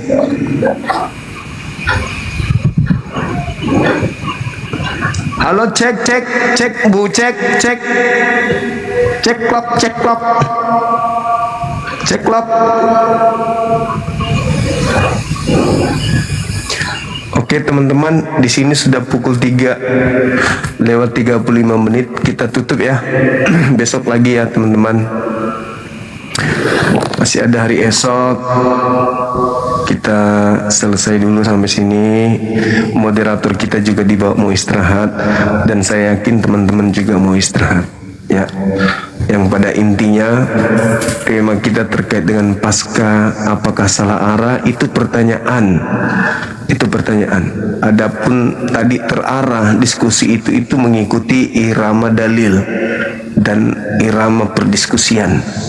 Oke, saya minta maaf sedalam-dalamnya kepada saudara kami Kristen, ya, bila mana kebenaran yang kami sampaikan ini menyakiti hati saudara. Terkait dengan paskanya orang Yahudi, sekali lagi saya katakan, orang Yahudi, dan di dalam Islam ada yang disebut puasa Asyura di tanggal 9-10 bulan Muharram, itu sama dengan mereka yang juga memperingati bagaimana mereka selamat dari tulah, selamat dari perbudakan orang-orang Mesir, dalam hal ini Fir'aun. Antara Islam dengan orang-orang Yahudi, mereka Paseh, kami Asyura, itu sama. Kristen berbeda sendiri. Oke, Anda sebagai Kristen berbeda sendiri. Kalau orang Yahudi bebas dari tulah menggunakan darah domba. Kalau kalian bebas, entah bebas dari mana, entah bebas dari mana. Kalian belakangan baru mengatakan dari dosa waris. Katanya sih, Anda lihat sendiri tadi tentang dosa waris, babak belur wakil Anda kan? Babak belur wakil Anda. Nah, Anda mengatakan dari dosa waris. Dari dosa waris, Anda dibebaskan dengan cara apa? Dengan korban manusia. Itu ajaran siapa? Itu tidak ada. Tuhan Yahudi mengajarkan demikian. Jadi ketika saudara mengatakan kami dibebaskan dari dosa waris dengan darah Yesus, ingat sekali lagi, pada saat tragedi penyaliban, latar belakangnya itu bukan untuk menebus dosa. Orang-orang Roma Yunani, orang-orang di luar daripada Bani Israel itu nggak ada. Mereka sepakat membunuh Yesus karena mereka tidak ingin Yesus dipercayai saat itu. Tadi Anda lihat wakil Anda juga babak belur di sini sampai dia harus terjebak mengatakan Yesus itu anak manusia yang disalib, anak manusia yang keluar dari kubur anak manusia. Dengan demikian Anda penyembah anak manusia, terjebak di situ. Oke, jadi jelas bahwa ketika berbicara tentang Paskahnya orang Yahudi dan puasa Asyura itu memperingati kemenangan Nabi Musa, penyelamatan Tuhan terhadap mereka, Nabi Musa dan kaumnya, maka kami disunahkan berpuasa di 10 Muharram sebagai memperingati di mana Musa alaihissalam keluar dari tanah Mesir. Begitu juga orang Yahudi. Sekali lagi, kalian orang Kristen Paskahnya tidak sesuai dengan Paskah yang Islam dan Yahudi peringati. Oke? Kalian memperingati Yesus yang keluar dari kubur yang seirama dengan Matius 12 nomor 38 sampai 38 sampai 40 dan ditambah lagi 41. Dan Anda lihat wakil Anda tadi bagaimana ketika saya mengatakan orang Niniwe dan orang angkatan jahat semua dua-duanya pada hari penghakiman akan dihukum itu tadi, dan membuat wakil Anda juga babak belur di situ. Oleh karena itu, sekali lagi, kebenaran yang saya ungkap ini jika menyakiti hati saudara-saudara, saya mohon maaf yang sedalam-dalamnya. Itu harus diungkapkan karena kita lagi diskusi lintas agama. Tidak mungkin saya mengikuti irama lawan diskusi saya karena saya tidak keyakinan dengan dia. Oleh karena itu, mohon dimaafkan. Ya, kalau kebenaran ini menyakiti Anda, mohon dimaafkan. Yang pasti saya melakukan ini karena saya ingin melindungi generasi Islam dari ajakan untuk menjadi pengikut Kristus sebagaimana amanat agung yang dijalankan oleh para misionaris dari hari ke hari dengan cara-cara yang mereka lakukan. Sekira begitu. Dan kepada saudara kami umat Islam dimanapun berada, baik yang ada di TikTok maupun yang ada di YouTube, terima kasih banyak sudah bersama-sama dengan kita pada malam hari ini. Besok kita akan lanjutkan tema ini teman-teman, membahas tentang Paskah lagi, karena ini juga ada di kita, yaitu Asyura 10 Muharram. Oke, di Yahudi Pesach yang mereka peringati juga sama seperti kita umat Islam. Jadi besok kita lanjutkan tema ini. Oleh karena itu terima kasih atas kebersamaannya dan mohon maaf ketika ada kata-kata, ada tindakan atau perbuatan yang membuat teman-teman tersinggung, utamanya yang naik karena tidak sengaja. Ya, saya minta maaf. Mewakili moderator juga minta maaf kepada antum semua. Oke, baik, kita tutup. Terima kasih. Semoga Allah memberikan limpahan rahmat hidayah dan kelak akan kita mendapatkan syafaat dari baginda Rasulullah Muhammad sallallahu alaihi wasallam. Amin amin ya rabbal alamin. Subhanakallahumma bihamdi asyhadu an la ilaha illa anta astaghfiruka wa atubu ilaih. Salam tauhid, salam satu Tuhan. Jayalah Islam kita, jayalah Indonesia kita. Assalamualaikum warahmatullahi wabarakatuh.